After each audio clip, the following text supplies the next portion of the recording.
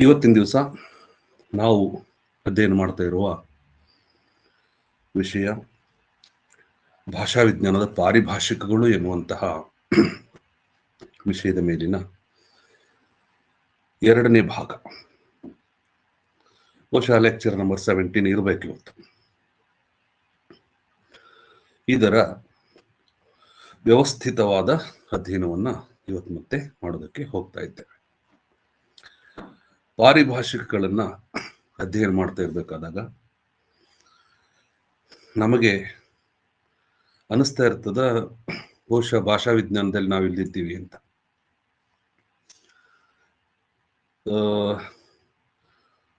ಭಾಷಾ ವಿಜ್ಞಾನದ ವಿಷಯವನ್ನ ಒಂದು ಚಾಪ್ಟರ್ ಆಗಿ ನೋಡಿದಾಗ ಅದು ತಿಳಿಯೋದು ಬೇರೆ. ಈ ಭಾಷೆಯ ಲಕ್ಷಣಗಳು ನೀವು ಓದ್ಬಿಡ್ತೀರಿ. ಮನಸ್ಸಿರುವ ಯಾವುದೇ ಪ್ರಾಣಿಗಳ ಅನುಭವದ ಅಭಿವ್ಯಕ್ತಿಯ ಭಾಷೆ, ಆಮೇಲೆ ಮನುಷ್ಯನಿಗೆ ಮಾತ್ರ ಲಭಿಸಿರುವ ವಿಶಿಷ್ಟ ಸಂಸ್ಕೃತಿಯಲ್ಲ ಸಾಂಸ್ಕೃತಿಕ ಯಾರೋ ಒಬ್ಬೊಬ್ರು ಬರೀತಾರೆ. ಅವು ಈಸಿ. ಅವು ಎಷ್ಟೋ ಜನರಿಗೆ ಆ ಡೆಫಿನೇಷನ್ಸ್ ಗಳನ್ನ ಕಲಿಸುವಲ್ಲಿನೇ ಅಡೆತಡೆಗಳಿವೆ. ಮತ್ತೆ ಅದು ಮುಗಿದ ಮೇಲೆ ನಾವು ಅದೂ ಕಲಿಸ್ಕೊಂಡು ಮತ್ತೆ ಹೋಗ್ತಾ ಇರೋದು ಅಡ್ವಾನ್ಸ್ಡ್ ಲೆವೆಲ್. ಅದಕ್ಕೆ ಮೊನ್ನೆ ಹೇಳಿದೆ ನಾನು, ಇದು ಅಡ್ವಾನ್ಸ್ಡ್ ಲೆವೆಲ್. ಮತ್ತೆ ಇದು ಅಡ್ವಾನ್ಸ್ಡ್ ಲೆವೆಲ್ ಯಾಕೆ ಅಂತಂದ್ರೆ, ಪ್ರಶ್ನೆ ಪತ್ರಿಕೆ ತೆಗೆಯುವವರ ಅಂತರಂಗವನ್ನು ಹೊಕ್ಕು ಹೊರಗೆ ಬರುವಂಥದ್ದು. It is mind reading. ನಾನು ಅದಕ್ಕೆ ಹೇಳಿದೆ, ಸುಮ್ಮನೆ ಒಂದು ಸೂಚನೆ ಕೊಟ್ಟೋ ರೀತಿಯಲ್ಲಿ ನಾವೊಂದು ಪಾಠವನ್ನು ಮಾಡಿದ್ದೆ. ಪ್ರಶ್ನೆ ಪತ್ರಿಕೆಗಳು ಹೇಳುವ ಓದಿನ ಹಾದಿಗೆ ಚಾವಡಿಯ ಸೂತ್ರಗಳು ಅಂತ. ಅದಕ್ಕೆ ಪ್ರಶ್ನೆ ಪತ್ರಿಕೆಗಳು ಓದಿನ ಹಾದಿಯನ್ನು ಹೇಳ್ತಾವೆ, ನೀ ಹೀಗೆ ಓದು ಅಂತ. ಅದು ಎಲ್ಲರಿಗೂ ತಿಳಿಯಲ್ಲ. ನಿತ್ಯ ಓದುವ ವ್ಯಕ್ತಿಗೆ ಹಾದಿ ತಿಳಿತದ. ನನಗನಿಸ್ತು, ನೋಟ್ಸ್ ಅನ್ನು ಬಿಟ್ಟು ಬರೀ ನಾನು ಪಾರಿಭಾಷಿಕಗಳು ಕೊಟ್ಟರೆ ಸಾಕು, ಪಾರಿಭಾಷಿಕಗಳ ಮೇಲೆ 100% ಸೆಲೆಕ್ಷನ್ ಆಗ್ತದೆ ಜನ. ಹಾಗನಿಸ್ತು ನನಗೆ. ಅದಕ್ಕೆ ಮಾಡ್ತಾ ಹೋದೆ. ಇವುಗಳನ್ನ ನೋಡ್ರಿ, ರೆಗ್ಯುಲರ್ ಕ್ಲಾಸ್ಗೆ ಅಟೆಂಡ್ ಮಾಡ್ರಿ, ವಿಡಿಯೋಗಳನ್ನ ಪುನಃ ಪುನಃ ಕೇಳ್ರಿ, ಕ್ವಶನ್ಸ್ ತಿಳಿದೇ ಹೋದಾಗ ಕಾಲ್ ಮಾಡ್ರಿ, ಕ್ಲಿಯರ್ ಮಾಡ್ಕೊ. ಈಗಿದು ಸ್ವಲ್ಪ ಇನ್ನೂ 8 ದಿವಸ 10 ದಿವಸ 15 ದಿವಸ ಹೋಗ್ಬಿಟ್ರೆ ಈಗ ಪಹಾಡ್ ಕಿ ನಿರ್ಮಿತಿ ಹೋ ಜಾತಿ ಹೈ. ದೊಡ್ಡದೊಂದು ಗುಡ್ಡ ತಯಾರಾಗ್ತದೆ. ತಿಂಗಳು ಹೋದ್ರೆ ಏನಾದೀತು. ಅದಕ್ಕೆ ಅವತ್ತಿಂದ ಅವತ್ತೇ ಕ್ಲಿಯರ್ ಮಾಡ್ಕೋಬೇಕು. ಈಗ ಬರೀ ಭಾಷಾ ವಿಜ್ಞಾನದಲ್ಲಿ ಇದ್ದೀವಿ, ಬೇರೆ ಕಡೆ ಹೋಗಿಲ್ಲ. ಜೊತೆಗೆ ಬೇರೆ ವಿಡಿಯೋಗಳನ್ನು ಕೊಟ್ಟಿದ್ದೀನಿ ನಿಮಗೆ, ಕಾವ್ಯಮೀಮಾಂಸೆಯ ಅವೆಲ್ಲ ಪರ್ಸನಲ್ ಕ್ಲಾಸ್ನಲ್ಲಿ ಮಾಡಿರ್ತಕ್ಕಂಥ ವಿಡಿಯೋಗಳು. ಮತ್ತೆ ಅವುಗಳನ್ನು ನೋಡ್ತಾ ಹೋಗ್ರಿ, ನೋಟ್ಸ್ ಮಾಡ್ತಾ ಹೋಗ್ರಿ. 2 ತರಗತಿಗಳನ್ನು 3 ತರಗತಿಗಳನ್ನು ಒಟ್ಟಿಗೆ ತೆಗೆದುಕೊಂಡು ಹೋಗುವಂತ ಪದ್ಧತಿ ಇದು. ಹಿಂಗಿದ್ರೆ ನಿಮ್ಗೆ ಇನ್ ಟೈಮ್ನಲ್ಲಿ ಕವರ್ ಆಗುತ್ತೆ ಸಿಲೆಬಸ್. ಓಕೆ, ನೇರವಾಗಿ ಈಗ ನೋಟ್ಸ್ ಅನ್ನು ಶೇರ್ ಮಾಡಿಕೊಂಡು ಹೋಗೋಣ. ಅದಕ್ಕಿಂತ ಮುಂಚೆ ಕೆಲವ್ರಿಗೆ ಪುಟ್ಟರಾಜು ಕೇಳಿದ್ರು ಮೋಸ್ಟ್ಲಿ ಜ್ಞಾತಿ ಭಾಷೆ ಅಂದ್ರೆ ಏನಂತ. ಜ್ಞಾತಿ ಪದಗಳು. ಜ್ಞಾತಿ ಪದಗಳು ಅಂದ್ರೆ ಒಂದು ಭಾಷೆಯಿಂದ ಇನ್ನೊಂದು ಭಾಷೆಗೆ ಹೋಗಿರುವ ಪದಗಳು. ಒಂದು ಭಾಷೆಯಿಂದ ಇನ್ನೊಂದು ಭಾಷೆಗೆ ಹೋಗಿರುವ ಪದಗಳು ಆ ಭಾಷೆಯ ಜ್ಞಾತಿ ಪದಗಳು. ಈಗ ಬಸ್ ಇಂಗ್ಲಿಷ್ ಇಂದು ಕನ್ನಡಕ್ಕೆ ಬಂದೈತೆ. ಬಸ್ ಅನ್ನುವಂಥ ಪದ ಕನ್ನಡಕ್ಕೆ ಜ್ಞಾತಿ ಪದ, ಅದು ಇಂಗ್ಲಿಷ್ಗೆ ಮೂಲ ಪದ, ಅದು ಇಂಗ್ಲಿಷಿನ ಪದ. ನಮ್ಮ ಭಾಷೆಗೆ ಬಂದ್ರೆ ಜ್ಞಾತಿ ಪದ. ಇದು ಜ್ಞಾತಿ ಪದಕೋಶ ಅಂತ ಬರ್ತದೆ. ಜ್ಞಾತಿ ಪದಕೋಶ ಅಂದ್ರೆ ಏನಂದ್ರೆ, ನಾವೇನ್ ಮಾಡಿದೀವಿ, ಇಂಗ್ಲಿಷು, ಉರ್ದು, ತಮಿಳು, ತೆಲುಗು, ಗುಜರಾತಿ, ಸಂಸ್ಕೃತ, ಪ್ರಾಕೃತ, ಬೇರೆ ಬೇರೆ ಭಾಷೆಯ ಬೇರೆ ಬೇರೆ ಭಾಷೆಗಳ ಹಲವಾರು ಪದಗಳನ್ನ ನಾವು ತಗೊಂಡ್ವಿ. ಹಂಗ ಬೇರೆ ಬೇರೆ ಭಾಷೆಗಳಿಂದ ತೆಗೆದುಕೊಂಡಿರ್ತಕ್ಕಂತಹ ಪದಗಳೆಲ್ಲವನ್ನು ಸೇರಿ ಒಂದು ಶಬ್ದಕೋಶ ಮಾಡಿಕೊಂಡ್ರೆ ಜ್ಞಾತಿ ಪದಕೋಶ ಅಷ್ಟೆ. ಜ್ಞಾತಿ ಅಂದ್ರೆ ಹೋಗಿದ್ದು ಅಥವಾ ಸ್ವೀಕರಿಸಿದ್ದು. ಹೌದಾ? ಸ್ವೀಕರಿಸಿದ ನಮ್ಮ ಭಾಷೆಯಲ್ಲಿರುವ ಪದಗಳು ನಮಗ್ ಜ್ಞಾತಿ ಪದಗಳು. ಹಂಗ ಬೇರೆ ಬೇರೆ ಭಾಷೆ ಬೇರೆ ಬೇರೆ ಭಾಷೆಗಳಿಂದ ಏನು ಸ್ವೀಕರಿಸಿರ್ತದ ಅದು ಆ ಭಾಷೆಯ ಜ್ಞಾತಿ ಪದಗಳು. ಆ ಎಲ್ಲ ಸೇರಿಸಿ ಒಂದ್ ಕಡೆ ಮಾಡಿದ್ರೆ ಅದು ಜ್ಞಾತಿ ಪದಕೋಶ. ಬಟ್ ನಿಮಗೆ ಕನ್ಫ್ಯೂಷನ್ ಆಗ್ತಿದೆ ನನಗೆ ಗೊತ್ತಿದೆ. ಜ್ಞಾತಿ ಪದಕೋಶದಲ್ಲಿ ಕನ್ಫ್ಯೂಷನ್ ಏನು ಅಂದ್ರೆ, ಕನ್ನಡಕ್ಕೆ ಕನ್ನಡ ಜ್ಞಾತಿ ಪದಕೋಶ ಬೇರೆ. ಪ್ರಶ್ನೆ ಪತ್ರಿಕೆ ನನ್ನ ಕಡೆ ಸಿಕ್ಕಾಗ ನಾನೇನ್ ಮಾಡ್ತೀನಿ, ಕನ್ನಡಕ್ಕೆ ಬಂದ ಬೇರೆ ಭಾಷೆಯ ಪದಗಳು, ಇಂಗ್ಲಿಷ್ಗೆ ಬಂದ ಬೇರೆ ಭಾಷೆಯ ಪದಗಳು, ಸಂಸ್ಕೃತಕ್ಕೆ ಹೋದ ಬೇರೆ ಭಾಷೆಯ ಪದಗಳು ಎಲ್ಲವೂ ಸೇರಿ ಒಂದು ಪುಸ್ತಕ ಮಾಡಿದ್ರೆ ಜ್ಞಾತಿ ಪದಕೋಶ ಅನ್ಬಹುದಾ? ಇಲ್ಲ. ನಮ್ಮ ಭಾಷೆಗೆ ಬಂದಿದ್ದು ನಮ್ಮ ಜ್ಞಾತಿ ಪದ, ಅವ್ರ ಭಾಷೆಗೆ ಹೋಗಿದ್ದು ಅವ್ರ ಜ್ಞಾತಿ ಪದ, ಇದು ಗೊತ್ತಿರಬೇಕು. ಹೌದಾ? ಕೆಲವೊಮ್ಮೆ ಇಲ್ಲೂ ಕನ್ಫ್ಯೂಷನ್ ಕ್ರಿಯೇಟ್ ಆಗುತ್ತೆ.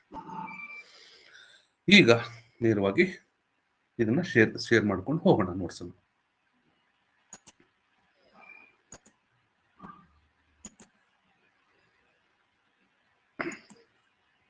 ಶೇರ್.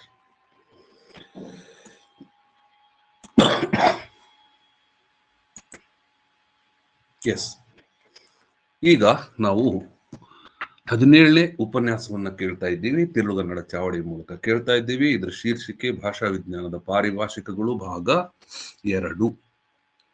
ಓಹೋ, ಕ್ಯಾ ಹುವಾ ಯಾರ್ ಯೇ? ಇದು 2 ಮಾಡ್ಕೊಂಡ್ಬಿಡೋಣ, ಯಾಕಂದ್ರೆ ಎಷ್ಟನೇದು ಏನು ಮತ್ತೆ ಪ್ರಾಬ್ಲಮ್ ಆಗೋದು ಬೇಡ. ಭಾಷಾ ವಿಜ್ಞಾನದ ಪಾರಿಭಾಷಿಕಗಳ 2ನೇ ಭಾಗ 17ನೇ ಉಪನ್ಯಾಸ. ಎಸ್, ಇವತ್ತು ನಾವು ನೋಡ್ತಾ ಇರೋದು ಸಾಮಾನ್ಯ ನವಸೃಷ್ಟಿ ಎನ್ನುವ ಪದವನ್ನು. ಸಾಮಾನ್ಯ ನವಸೃಷ್ಟಿ ಹಿಂಗಂದ್ರೆ ಏನು? ಭಾಷೆಯ ಮೂಲ ಸ್ವರೂಪವನ್ನ ಪುನರ್ ವಿರಚಿಸುವಾಗ ಅನುಸರಿಸುವ ವಿಧಾನ. ಹಿಂಗಂದ್ರೆ ಏನು? ಈಗ ಒಂದು ಭಾಷೆ ಸತ್ತು ಹೋಗಿದೆ, ಆ ಭಾಷೆ ಇಲ್ಲ. ಆ ಭಾಷೆಯಿಂದ ಹುಟ್ಟಿದ ಬೇರೆ ಭಾಷೆಗಳು ಇವೆ. ಈಗ ಜೀವಂತ ಇರುವ ಭಾಷೆಗಳನ್ನ ನೋಡುತ್ತಾ ಅದರ ಮೂಲ ಭಾಷೆಯನ್ನ ಪುನರ್ರಚಿಸುವುದು. ನೋಡ್ರಿ, ಇದಕ್ಕೆ ಸಾಮಾನ್ಯ ನವಸೃಷ್ಟಿ ಅಂತ ಕರೀತಾರೆ.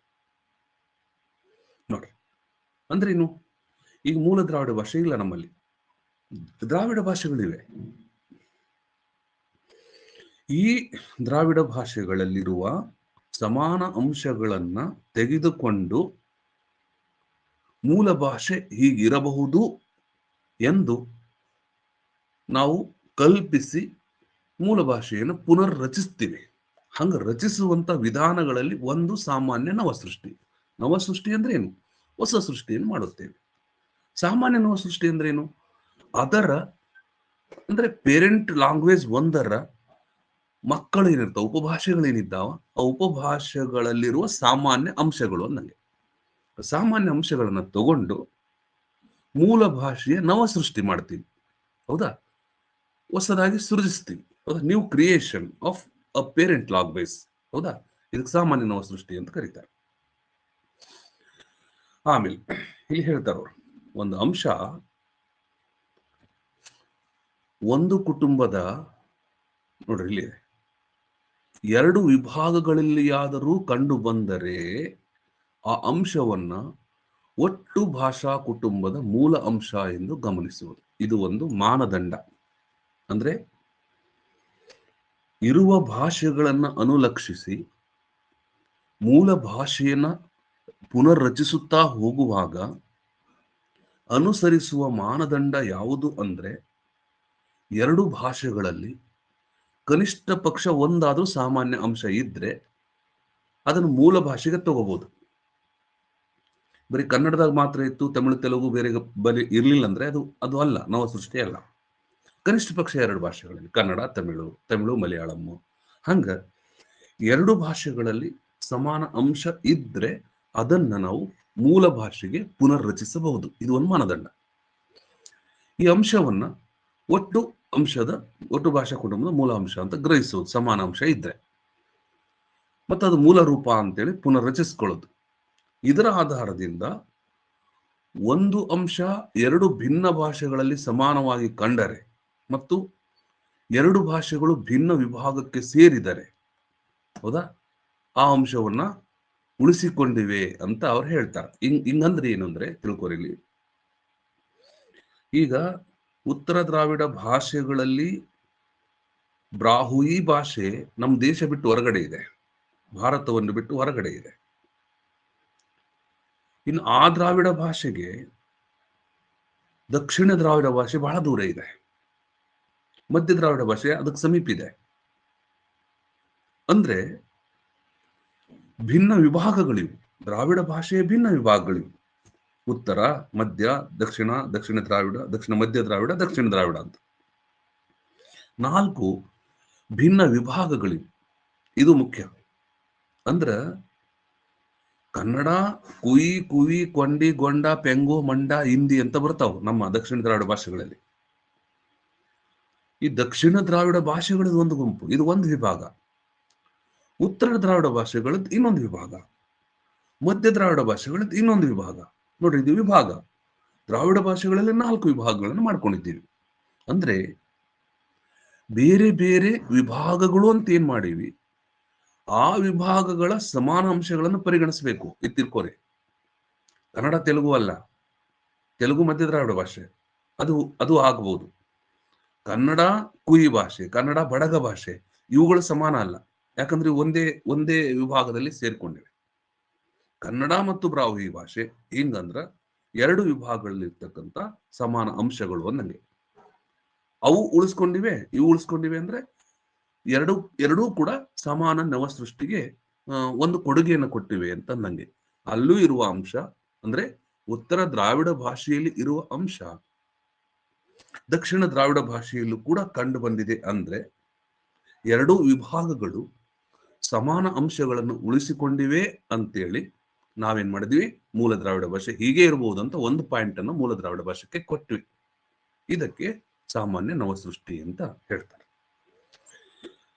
ಆಮೇಲೆ ಇದು ಇನ್ನು ಒಂದು ಪಾಯಿಂಟ್ ಹೇಳ್ತಾರೆ ಅವರು, 2 ಭಾಷೆಗಳು ಒಂದೇ ಕುಟುಂಬದ ಒಂದೇ ಶಾಖೆಗೆ ಸೇರಿದ್ದರ ನಿದರ್ಶನ. ಇದು ಇಂಪಾರ್ಟೆಂಟ್ ಐತೆ. ಇಂಗ್ಲಿಷ್ನಾಗಿರೋ ಪದ ಕನ್ನಡದಾಗ ಇದ್ರೆ ಇದು ಸಾಮಾನ್ಯ ನವಸೃಷ್ಟಿ ಆಗೋದಿಲ್ಲ. ಅದಕ್ಕೆ ಒಂದೇ ಶಾಖೆಗೆ ಸೇರಿರಬೇಕು, ಒಂದೇ ಮೂಲ ಭಾಷೆಯಿಂದ ಹುಟ್ಟಿರುವ ಪದಗಳಲ್ಲಿ ಸಮಾನತೆ ಕಂಡು ಬರಬೇಕು. ಇದಕ್ಕೆ ಕಾಮನ್ ಇನೋವೇಷನ್, ಸಾಮಾನ್ಯ ನವಸೃಷ್ಟಿ ಅಂತ ಕರೀತಾರೆ. ಎಸ್, ನೆಕ್ಸ್ಟ್ ಬರೋಣ. 28ನೇ ಪಾಯಿಂಟ್ ಇದು, ಭಾಷೆಯ ಅನುವಂಶಿಕ ಸಂಬಂಧ ಅಂತ. ಭಾಷೆಯ ಅನುವಂಶಿಕ ಸಂಬಂಧವನ್ನ ಗುರುತಿಸಬೇಕು ಅಂದ್ರೆ 2 ಮುಖ್ಯ ಆಧಾರಗಳು. ಅಂದ್ರೆ ಇವು ದ್ರಾವಿಡ ಭಾಷೆಗಳೇ ಅಂತ ಹೇಳೋದಕ್ಕೆ, ಇವು ಆರ್ಯ ಭಾಷೆಗಳೇ ಅಂತ ಹೇಳೋದಕ್ಕೆ ಆಧಾರ ಏನು ನೋಡ್ರಿ. ಇದು ಜೆನೆಟಿಕ್ ಥಿಯರಿ ಅಲ್ಲ, ಆನುವಂಶಿಕ ಸಂಬಂಧ. ಇವು 2 ಒಂದೇ ತಾಯಿಯ ಮಕ್ಕಳು ಅಂತ ಹೇಳಬೇಕಾದ್ರೆ ಮಾನದಂಡ ಯಾವುದು ನೋಡ್ರಿ. ಇದಕ್ಕ ಭಾಷೆಯ ಆನುವಂಶಿಕ ಸಂಬಂಧ ಅಂತ ಕರೀತಾರೆ. ಹಾಗಿದ್ರೆ 2 ಭಾಷೆಗಳು ಒಂದೇ ಪೇರೆಂಟ್ ಲ್ಯಾಂಗ್ವೇಜ್ ದಿಂದ ಉದಿಸಿವೆ ಅಂತ ಹೇಳೋದಕ್ಕೆ ಮಾನದಂಡಗಳು 2, ಒಂದು ಶಬ್ದ ಸಾಮ್ಯ, ಇನ್ನೊಂದು ವ್ಯಾಕರಣ ಸಾಮ್ಯ. ಇಷ್ಟಕ್ಕೆ ಮುಗಿಯಲ್ಲ. ಸ್ಮಾರ್ಟ್ ಥಿಂಕಿಂಗ್ ಮಾಡುವಾಗ ಕೆಲವರಿಗೆ ಇದು ಅನ್ಸ್ಬೋದು ಶಬ್ದ ಸಾಮ್ಯ, 2 ಪದಗಳು ಸೇಮ್ ಬಂದ್ಬಿಟ್ರೆ ಆನುವಂಶಿಕ ಸಂಬಂಧ ಅನ್ಕೋಬಹುದು. ಅಷ್ಟಕ್ಕೆ ಮುಗಿಯಲ್ಲ. 2 ಪದಗಳಲ್ಲಿ, 2 ಭಾಷೆಗಳಲ್ಲಿ ಬಳಸಲ್ಪಡುವ ಶಬ್ದಗಳಲ್ಲಿ ಸಾಮ್ಯತೆ ಇದ್ದರೆ, ಹೊಂದಾಣಿಕೆ ಇದ್ದರೆ ಅದು ಆನುವಂಶಿಕ ಸಂಬಂಧವನ್ನ ಗುರುತಿಸುವ ಮೊದಲ ಮಾನದಂಡ. ಆದ್ರೆ ಆ ಶಬ್ದಗಳಲ್ಲಿ ಏನು ಇರಬೇಕು ಅಂದ್ರೆ ಧಾತು ರೂಪ ಬಹಳ ಮುಖ್ಯ. ಇದು ತಿಳ್ಕೊರಿ, ಎಲ್ಲ ಪದಗಳಲ್ಲ, ಧಾತು ರೂಪ. 2ನೇದು ಧ್ವನಿ ಅರ್ಥಗಳಲ್ಲಿಯ ಸಾಮ್ಯತೆ ನೋಡ್ರಿ. ಆಮೇಲೆ ಸ್ವತಂತ್ರ ಶಬ್ದಗಳಲ್ಲಿಯ ಸಾಮ್ಯತೆ, ಇದು ಇಂಪಾರ್ಟೆಂಟ್. ಸುಮ್ಮನೆ ಎಲ್ಲವೂ ಅಲ್ಲ. ಅಂದ್ರೆ ಒಂದು ಭಾಷೆಯಲ್ಲಿರುವ ಧಾತು ರೂಪಗಳು ಇನ್ನೊಂದು ಭಾಷೆಯಲ್ಲಿ ಬಂದಿರಬೇಕು, 2 ಸೇಮ್ ಅನಿಸ್ಬೇಕು. ಧ್ವನಿ ಅರ್ಥಗಳಲ್ಲಿ ಸಾಮ್ಯತೆ, ಅಲ್ಲಿಯ ಉಚ್ಚಾರಣೆ ನಮ್ಮಲ್ಲಿಯ ಉಚ್ಚಾರಣೆ. ಅಲ್ಲಿ ಕೊಡುವ ಪದದ ಅರ್ಥ ನಮ್ಮಲ್ಲಿ ಕೊಡುವ ಪದದ ಅರ್ಥ. ನೋಡ್ರಿ, ಇದು ಅರ್ಥ ಸಾಮ್ಯತೆ ಅಂತ ಕರೀತಾರೆ. ಧ್ವನಿ ಸಾಮ್ಯತೆ ಅಂತಲೂ ಕೂಡ ಕರೀತಾರೆ. ಹೌದಾ? ಅಲ್ಲಿರುವ ಧ್ವನಿಗಳು ನಮ್ಮಲ್ಲಿರಬೇಕು, ಅಲ್ಲಿರುವಂತ ಧಾತು ರೂಪಗಳು ನಮ್ಮಲ್ಲಿರಬೇಕು. ಅದು ಕೊಡುವ ಅರ್ಥಕ್ಕೂ ನಮ್ಮ ಧಾತು ಕೊಡುವ ಅರ್ಥಕ್ಕೂ ಒಂದೇ ಸಾಮ್ಯತೆ ಇರಬೇಕು. ಜೊತೆಗೆ ಸ್ವತಂತ್ರ ಶಬ್ದಗಳು ಅಂತ ಏನು ಕರೆದಿವಲ್ಲ, ಅಂದ್ರೇನು, ದೇಹದ ಅಂಗಾಂಗಗಳು, ಧಾತು ರೂಪಗಳು, ಇವೆಲ್ಲ ಹೇಳಿದ್ವಲ್ಲ, ಇವುಗಳಲ್ಲಿ ಸಾಮ್ಯತೆ ಇರಬೇಕು.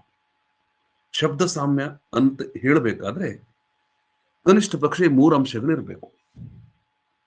ಈ 3 ಅಂಶಗಳಲ್ಲಿ ಒಂದೇ ಬಂದ್ರೆ ಶಬ್ದ ಸಾಮ್ಯದ ಮೇಲೆ ಈ ಭಾಷೆ ಒಂದೇ ಕುಟುಂಬಕ್ಕೆ ಸೇರಿದೆ ಅಂತ ಗುರುತಿಸಬಹುದು. ಒಂದೇ ಪಾಯಿಂಟ್. ಇದ್ರ ಮೇಲೆ ಕ್ವಶನ್ ಏನು ಅಂದ್ರೆ, ನಾ ಹೇಳ್ತೀನಿ, ಭಾಷೆಯ ಆನುವಂಶಿಕ ಸಂಬಂಧವನ್ನ ಗುರುತಿಸುವಲ್ಲಿ ಶಬ್ದ ಸಾಮ್ಯ ಎನ್ನುವುದು ಒಂದು ಲಕ್ಷಣ.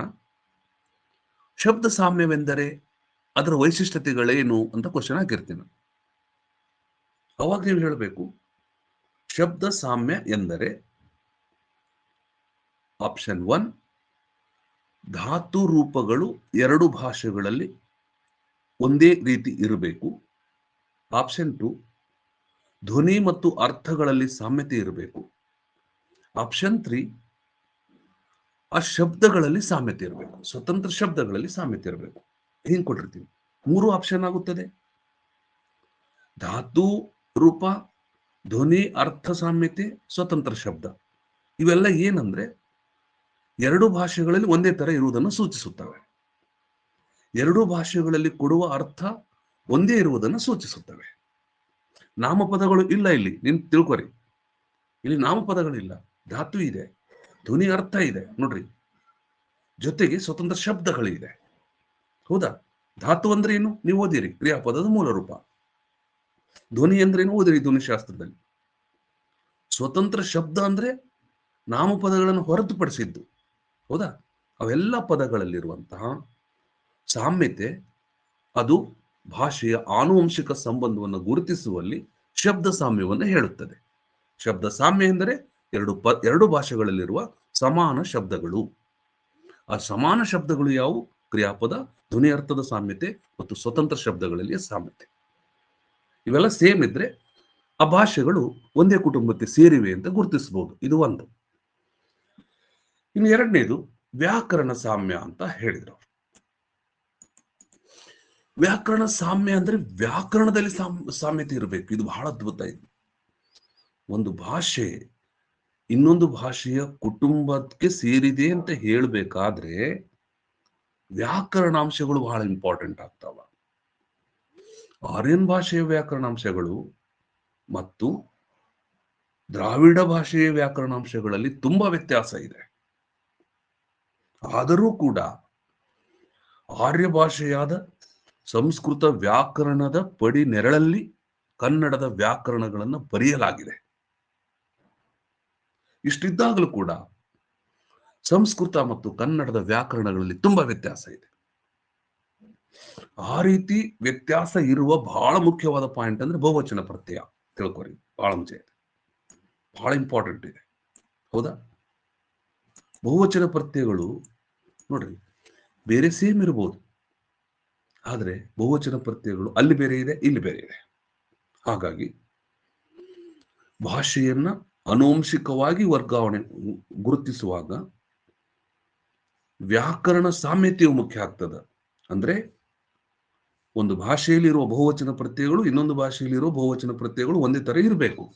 ಆವಾಗ 2 ಭಾಷೆಗಳು ಕೂಡ ಒಂದೇ ಪೇರೆಂಟ್ ಲ್ಯಾಂಗ್ವೇಜ್ ಇಂದ ಉತ್ಪತ್ತಿಯಾಗಿರುವ ಭಾಷೆಗಳು ಅಂತೇಳಿ ಗುರುತಿಸಲ್ಪಡ್ತಾವೆ. ನೋಡಿ, ಈ 2 ಅಂಶಗಳು ಭಾಷೆಯ ಆನುವಂಶಿಕ ಸಂಬಂಧವನ್ನು ಆಧರಿಸಿ ಒಂದೇ ತಾಯಿಯ ಮಕ್ಕಳು ಎಂದು ಹೇಳುವುದಕ್ಕೆ ಇರುವಂತಹ ಮಾನದಂಡಗಳು. ಇವೆರಡು ಪಾಯಿಂಟ್ ಬಹಳ ಚೆನ್ನಾಗಿ ತಿಳ್ಕೋಬೇಕು. ಶಬ್ದ ಸಾಮ್ಯ, ವ್ಯಾಕರಣ ಸಾಮ್ಯ. ಶಬ್ದ ಸಾಮ್ಯ ಅಂದ್ರೆ ಯಾವ ತರದ ಶಬ್ದಗಳು, ವ್ಯಾಕರಣ ಸಾಮ್ಯ ಅಂದ್ರೆ ಏನ್ ಅಂಶಗಳು. ಹೌದಾ? ವಿಶೇಷವಾಗಿ ಬಹುವಚನ ಪ್ರತ್ಯಯಗಳು. Next question number 29. ಧ್ವನಿ ಮತ್ತು ಅರ್ಥಗಳಲ್ಲಿರುವಂತಹ ಸಾಮ್ಯಗಳು ಯಾವ ಯಾವ ಬಹಳ ಇಂಪಾರ್ಟೆಂಟ್ ಇದು. ನಾವು ಹೇಳಿದ್ವಲ್ಲ ಧ್ವನಿ ಸಾಮ್ಯ ಮತ್ತು ಅರ್ಥ ಸಾಮ್ಯ ಅಂತ. ಧ್ವನಿ ಸಾಮ್ಯ ಅಂದ್ರೇನು, ಅರ್ಥ ಸಾಮ್ಯ ಅಂದ್ರೇನು? ಸಾಮ್ಯ ಅಂದ್ರೆ ಹೊಂದಾಣಿಕೆ ರೀ, ಒಂದೇ ತರ ಇರುವುದು ಅಷ್ಟೇ, ಹೌದಾ? ಅಲ್ಲಿ ಕೊಡುವ ಅರ್ಥ ಇಲ್ಲಿ ಕೊಡುವ ಅರ್ಥ ಸೇಮ್ ಇರಬೇಕು. ಎರಡು ಭಾಷೆಗಳಲ್ಲಿ, ಕನಿಷ್ಠ ಎರಡು ಭಾಷೆಗಳಲ್ಲಿ ಒಂದು ಶಬ್ದ ಕೊಡುವ ಅರ್ಥ ಸೇಮ್ ಇರಬೇಕು. ಮತ್ತೆ ಒಂದು ಭಾಷೆಯಲ್ಲಿ ಬಳಸುವ ಧ್ವನಿ ಇನ್ನೊಂದು ಭಾಷೆಯಲ್ಲಿ ಬಳಸ್ತಾ ಇರಬೇಕು. ಇದು ಶಬ್ದ ಮತ್ತು ಅರ್ಥ ಸಾಮ್ಯ. ಆ ಧ್ವನಿ ಸಾಮ್ಯದಲ್ಲಿ ಆಕಸ್ಮಿಕ ಇರ್ತದೆ, ಕೆಲವೊಮ್ಮೆ ಗೊತ್ತಿರಲ್ಲ ನಮಗೆ, ಗೊತ್ತಿಲ್ಲದೆ ಅದು ಸಾಮ್ಯತೆ ಆಗ್ತದೆ. ಸಾಂಕೇತಿಕ, ಸ್ವೀಕರಣ, ಆನುವಂಶಿಕತೆ ಇಷ್ಟ ತಿಳ್ಕೊರಿ, ಮತ್ತಿದ್ರ ಬಹಳ ಡೆಪ್ ಹೋಗ್ತದೆ. ಧ್ವನಿ ಮತ್ತು ಅರ್ಥಗಳಲ್ಲಿರುವ 4 ಮುಖ್ಯ ಸಾಮ್ಯಗಳಂದ್ರೆ ಇಷ್ಟು: ಆಕಸ್ಮಿಕ, ಸಾಂಕೇತಿಕ, ಸ್ವೀಕರಣ, ಆನುವಂಶಿಕ. ಸ್ವೀಕರಣ ಅಂದ್ರೇನು? ಕನ್ನಡ ಭಾಷೆ ಸ್ವೀಕೃತ ಪದನೂ ಒಂದೇ ತರ ಐತೆ, ತಮಿಳಿನವರು ಸ್ವೀಕರಿಸತಕ್ಕಂಥ ಪದನೂ ಒಂದೇ ತರ ಇದೆ. ಇದು ಸ್ವೀಕರಣ. ಸ್ವೀಕರಣದಲ್ಲೂ ಕೂಡ ಸಮಾನತೆ ಇರ್ತದೆ. ಮೂಲ ದ್ರಾವಿಡ ಭಾಷೆಯಿಂದ ತೆಗೆದುಕೊಂಡ ಅಂಶನೂ ತಮಿಳಿನಲ್ಲಿ ಹಾಗೆ ಇರ್ತೈತೆ, ಕನ್ನಡದಲ್ಲೂ ಕೂಡ ಹಾಗೆ ಇರ್ತದೆ. ಇದು ಆನುವಂಶಿಕ ಸಂಬಂಧ ಅಂತ ಕರೀತಾರೆ. ಇನ್ನು ಸಾಂಕೇತಿಕ ಸಂಬಂಧಗಳು ಅಂತ, ಅವು ಕೊಡುವ ಸಂಕೇತಗಳು ಸಮಾನವಾಗಿರುವುದನ್ನು ಸೂಚಿಸುತ್ತವೆ, ಹೌದಾ? ಆಮೇಲೆ ಭಾಷೆಯ ಪದಗಳ ಪುನಃಸೃಷ್ಟಿ ಆಗುವಾಗ ತಮಿಳನು ಅದೇ ತರ ಸೃಷ್ಟಿ ಮಾಡ್ಕೊಂಡಿರ್ತದೆ, ಕನ್ನಡನು ಕೂಡ ಅದೇ ತರ ಸೃಷ್ಟಿ ಮಾಡಿಕೊಂಡಿರುತ್ತದೆ. ಇದು ಆಕಸ್ಮಿಕ. ಅಂದ್ರೆ ತಮಿಳಿಗೆ ತಮಿಳಿನ ಪದ ಸೃಷ್ಟಿ, ಕನ್ನಡಕ್ಕೆ ಕನ್ನಡದ ಪದ ಸೃಷ್ಟಿ, ಆಕಸ್ಮಿಕವಾಗಿ ಇಬ್ಬರು ಒಂದೇ ತರ ಸೃಷ್ಟಿ ಮಾಡ್ಕೊಂಡಿರ್ತಾರೆ. ಇದಕ್ಕೆ ಆಕಸ್ಮಿಕ ಪದ ಸೃಷ್ಟಿ ಅಂತ ಕರೀತಾರೆ. ನೆಕ್ಸ್ಟ್ 30ನೇ ಕ್ವಶನ್. ಭಾಷೆಯ ಸ್ವೀಕರಣ ಹೇಳಿದ್ನಲ್ಲ, ಇಲ್ಲಲ್ಲ? ಭಾಷೆಯ ಆನುವಂಶಿಕ ಸಂಬಂಧವನ್ನು ಗುರುತಿಸಲು ಇರುವ 2 ಮುಖ್ಯ ಆಧಾರಗಳು. ಇಲ್ಲಿ ಕೂಡ ಹೇಳಿದೆ ನಾನು, ಇವು ಕೂಡ ಮುಖ್ಯ ಆಧಾರಗಳು: ಶಬ್ದ ಸಾಮ್ಯ ಮತ್ತು ವ್ಯಾಕರಣ ಸಾಮ್ಯ ಅಂತ. ಸ್ವೀಕರಣ ಮತ್ತು ಆನುವಂಶಿಕ ಸಂಬಂಧ, ಇವು ಎರಡೂ ಕೂಡ 2 ಮುಖ್ಯ ಆಧಾರಗಳೇ, ಹೌದಾ? ಸ್ವೀಕರಣ ಅಂದ್ರೆ ಇನ್ನೊಂದು ಭಾಷೆಯಿಂದ ಸ್ವೀಕರಿಸಿರ್ಬೇಕು, ಆನುವಂಶಿಕ ಅಂದ್ರೆ ಮೂಲ ದ್ರಾವಿಡ ಭಾಷೆಯಿಂದ ಬಂದಿರಬೇಕು ಅಷ್ಟೇ. ನೆಕ್ಸ್ಟ್ ಬರೋಣ, ಇಲ್ಲಿ ಬಂತು ನೋಡ್ರಿ, ತೌಲನಿಕ ಪದ್ಧತಿಗಳು ಅಂದ್ರೇನು? Comparative systems. ನೋಡ್ರಿ ಕ್ವಶನ್ ಕೇಳ್ತಾರೆ. ಇದು ತೌಲನಿಕ ಪದ್ಧತಿಯಲ್ಲಿ ಒಂದು ಆನುವಂಶಿಕ ಪದ್ಧತಿ, ಜೆನೆಟಿಕ್ ಮೆಥಡ್ ಅಂತ ಕರೀತಾರೆ. ಆನುವಂಶಿಕ ಪದ್ಧತಿಗೆ ತೌಲನಿಕ ಪದ್ಧತಿ ಅಂತೇಳಿ ಕರೀತಾರೆ. ಇದಕ್ಕೆ ಸ್ಪ್ಲಿಟ್ ಥಿಯರಿ ಅಂತಾನೂ ಕೂಡ ಕರೀತಾರೆ. ಐತಿಹಾಸಿಕ ಹಾಗೂ ತೌಲನಿಕ ಭಾಷಾ ವಿಜ್ಞಾನದ ಸಾಮಾನ್ಯ ಮೂಲವನ್ನು ಆಧರಿಸಿ ಈ ವರ್ಗೀಕರಣ ಮೂಲಭೂತವಾದುದು. ಬಹಳ ಬಹಳ ಬ್ಯೂಟಿಫುಲ್ ಪಾಯಿಂಟ್. ಈಗ ಸರಿಯಾಗಿ ತಿಳ್ಕೊರಿ, ನಿದ್ದಿಗಣ್ಣಾಗಿದ್ರೆ ತಿಳಿಯಲ್ಲ. ಜೆನೆಟಿಕ್ ಮೆಥಡ್, ಆನುವಂಶಿಕ ಪದ್ಧತಿ ಎಂದರೆ ಐತಿಹಾಸಿಕ ಪದ್ಧತಿ ಮತ್ತು ತೌಲನಿಕ ಪದ್ಧತಿ ಎರಡರಲ್ಲೂ ಕೂಡ ಹೋಲಿಕೆ ಇದೆ, ತುಲನೆ ಇದೆ ಎರಡರಲ್ಲೂ. ಐತಿಹಾಸಿಕದಲ್ಲೂ ಹೋಲಿಕೆ ಇದೆ, ತೌಲನಿಕದಲ್ಲೂ ಕೂಡ ಹೋಲಿಕೆ ಇದೆ. ಅದಕ್ಕೆ ಅವರು ಕಾಮನ್ ಒರಿಜಿನ್ ಅಂತ ಕರೀತಾರೆ, ಭಾಷಾ ವಿಜ್ಞಾನದ ಸಾಮಾನ್ಯ ಮೂಲ ಅಂತ ಕರೀತಾರೆ. ಹಿಂಗಂದ್ರೇನು? ಐತಿಹಾಸಿಕ ಭಾಷಾ ವಿಜ್ಞಾನ ಏನ್ ಮಾಡ್ತದ? ಒಂದೇ ಭಾಷೆಯ ಹಲವಾರು ಕಾಲಘಟ್ಟಗಳನ್ನ ಹೋಲಿಕೆ ಮಾಡಿ ಓದುತ್ತದೆ. ನೋಡಿ, ಒಂದೇ ಭಾಷೆ, ಕನ್ನಡ ಭಾಷೆ, ಹಳಗನ್ನಡ, ನಡುಗನ್ನಡ, ಹೊಸಗನ್ನಡದ ಪದಗಳನ್ನ ತೌಲನಿಕವಾಗಿ ಅಧ್ಯಯನ ಮಾಡ್ತೀವಿ, ಇದು ಐತಿಹಾಸಿಕ. ತೌಲನಿಕ ಎಂದರೆ ಭಾಷೆ ಬೇರೆ ಬೇರೆ, ಆದರೆ ಬೇರೆ ಬೇರೆ ಭಾಷೆಗಳು ಒಂದೇ ಮೂಲ ಭಾಷೆಯಿಂದ ಹೊರಟಿರುವಂತ ಭಾಷೆಗಳು ಇರಬೇಕು, ಅವುಗಳನ್ನ ಹೋಲಿಸಿ ನೋಡ್ತೀವಿ, ಇದು ತೌಲನಿಕ. ಆದರೆ ತೌಲನಿಕ ಭಾಷಾ ವಿಜ್ಞಾನದ ಉದ್ದೇಶ, ಪರಿಣಾಮ ಮೂಲ ಭಾಷೆಯ ಪುನರ್ರಚನೆ. ಅಂದ್ರೆ ಬೇರೆ ಬೇರೆ ದ್ರಾವಿಡ ಭಾಷೆಗಳನ್ನ ನಾವು ತೌಲನಿಕವಾಗಿ ಅಧ್ಯಯನ ಮಾಡುವಾಗ ಅದರದ್ದು ಪರಿಣಾಮ ಏನಂದ್ರೆ ಮೂಲ ದ್ರಾವಿಡ ಭಾಷೆಯನ್ನು ಪುನರ್ರಚಿಸುವುದು, ಕಳೆದು ಹೋಗಿರುವ ಮೂಲ ದ್ರಾವಿಡ ಭಾಷೆಯನ್ನು ಪುನರ್ರಚಿಸುವುದು. ಇದು ತೌಲನಿಕ ವಿಜ್ಞಾನ. ಸಾಮಾನ್ಯ ಮೂಲ ಅಂತ ಯಾಕೆ ಕರೀತಾರಂದ್ರೆ ಐತಿಹಾಸಿಕ ಭಾಷಾ ವಿಜ್ಞಾನದಲ್ಲೂ ಕೂಡ ಹೋಲಿಕೆ, ತೌಲನಿಕ ಅಂಶ ಇದೆ. ಪರಸ್ಪರ ಹೋಲಿಸಿನೇ ಐತಿಹಾಸಿಕ ಭಾಷಾ ವಿಜ್ಞಾನದಲ್ಲಿ ನಿರ್ಣಯ ತೆಗೆದುಕೊಳ್ತೀವಿ. ತೌಲನಿಕ ಭಾಷಾ ವಿಜ್ಞಾನದಲ್ಲೂ ಕೂಡ ಪರಸ್ಪರ ಹೋಲಿಕೆನೇ ಇರ್ತದೆ. ನೋಡಿ, ಇದು ಕಾಮನ್ ಮೂಲ. ಕ್ವಶನ್ ಹೀಗೆ ಕೇಳ್ತಾರೆ, ಐತಿಹಾಸಿಕ ಮತ್ತು ತೌಲನಿಕ ಭಾಷಾ ವಿಜ್ಞಾನಗಳಲ್ಲಿ ಸಾಮಾನ್ಯ ಮೂಲ ಏನಿದೆ, ಸಾಮಾನ್ಯ ಅಂಶ ಏನು ಅಂದ್ರೆ ತುಲನೆ, ಹೋಲಿಸುವಿಕೆ ಅಂತ. ಎರಡರಲ್ಲೂ ವ್ಯತ್ಯಾಸ ಏನು ಅಂದ್ರೆ ಐತಿಹಾಸಿಕ ಭಾಷಾ ವಿಜ್ಞಾನ ಒಂದೇ ಭಾಷೆಯನ್ನು ತೌಲನಿಕವಾಗಿ ಅಧ್ಯಯನ ಮಾಡುವುದನ್ನು ಸೂಚಿಸಿದರೆ, ತೌಲನಿಕ ಭಾಷಾ ವಿಜ್ಞಾನ ಒಂದೇ ಮೂಲ ಭಾಷೆಯ ಬೇರೆ ಬೇರೆ ಭಾಷೆಗಳನ್ನು ಪರಸ್ಪರ ಹೋಲಿಸುವುದನ್ನು ಸೂಚಿಸುತ್ತದೆ. ಎರಡರಲ್ಲಿರುವ ವ್ಯತ್ಯಾಸ. ಐತಿಹಾಸಿಕ ಭಾಷಾ ವಿಜ್ಞಾನ ಒಂದು ಭಾಷೆಯನ್ನು ಪುನರ್ರಚಿಸುವ ಕೆಲಸ ಮಾಡಲ್ಲ. ತೌಲನಿಕ ಭಾಷಾ ವಿಜ್ಞಾನ ಒಂದು ಭಾಷೆಯನ್ನು ಪುನರ್ರಚಿಸುವುದನ್ನ ಮಾಡುತ್ತದೆ, ಇರದೇ ಇರುವ ಭಾಷೆಯನ್ನು ಪುನರ್ರಚಿಸುವ ಕೆಲಸ ಮಾಡುತ್ತದೆ. ಇವೆರಡರಲ್ಲಿರುವ ವ್ಯತ್ಯಾಸ ಸರಿಯಾಗಿ ತಿಳ್ಕೊಳ್ಳಿ. ಹೌದಾ?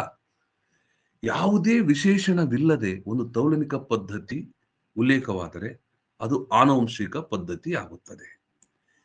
ಈ ವರ್ಗದ ಸದಸ್ಯ ಭಾಷೆಗಳೆಂದರೆ ಒಂದೇ, ಇಲ್ಲಿ ಹೇಳ್ಯಾರ ನೋಡಿ, ಈ ವರ್ಗದ ಸದಸ್ಯ ಭಾಷೆಗಳು ಎಂದರೆ ಒಂದೇ ಮೂಲದಿಂದ ಹೊರಟ ಸಂಬಂಧಿತ ಭಾಷೆಗಳು, ತೌಲನಿಕ ಭಾಷೆ. ಹೌದಾ? ಇದು ಗೊತ್ತಿರಬೇಕು.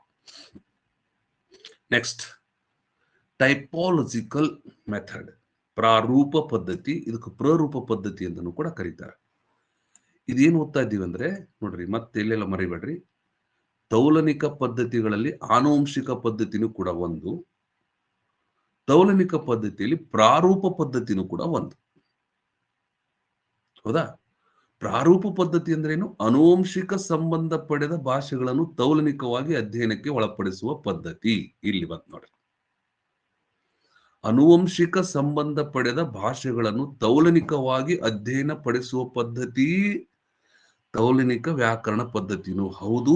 ಅದಕ್ಕೆ ಇನ್ನೊಂದು ಹೆಸರು ಪ್ರಾರೂಪ ಪದ್ಧತಿ ಅಂತಾನು ಕೂಡ ಕರೀತಾರೆ. ಇಷ್ಟೇ.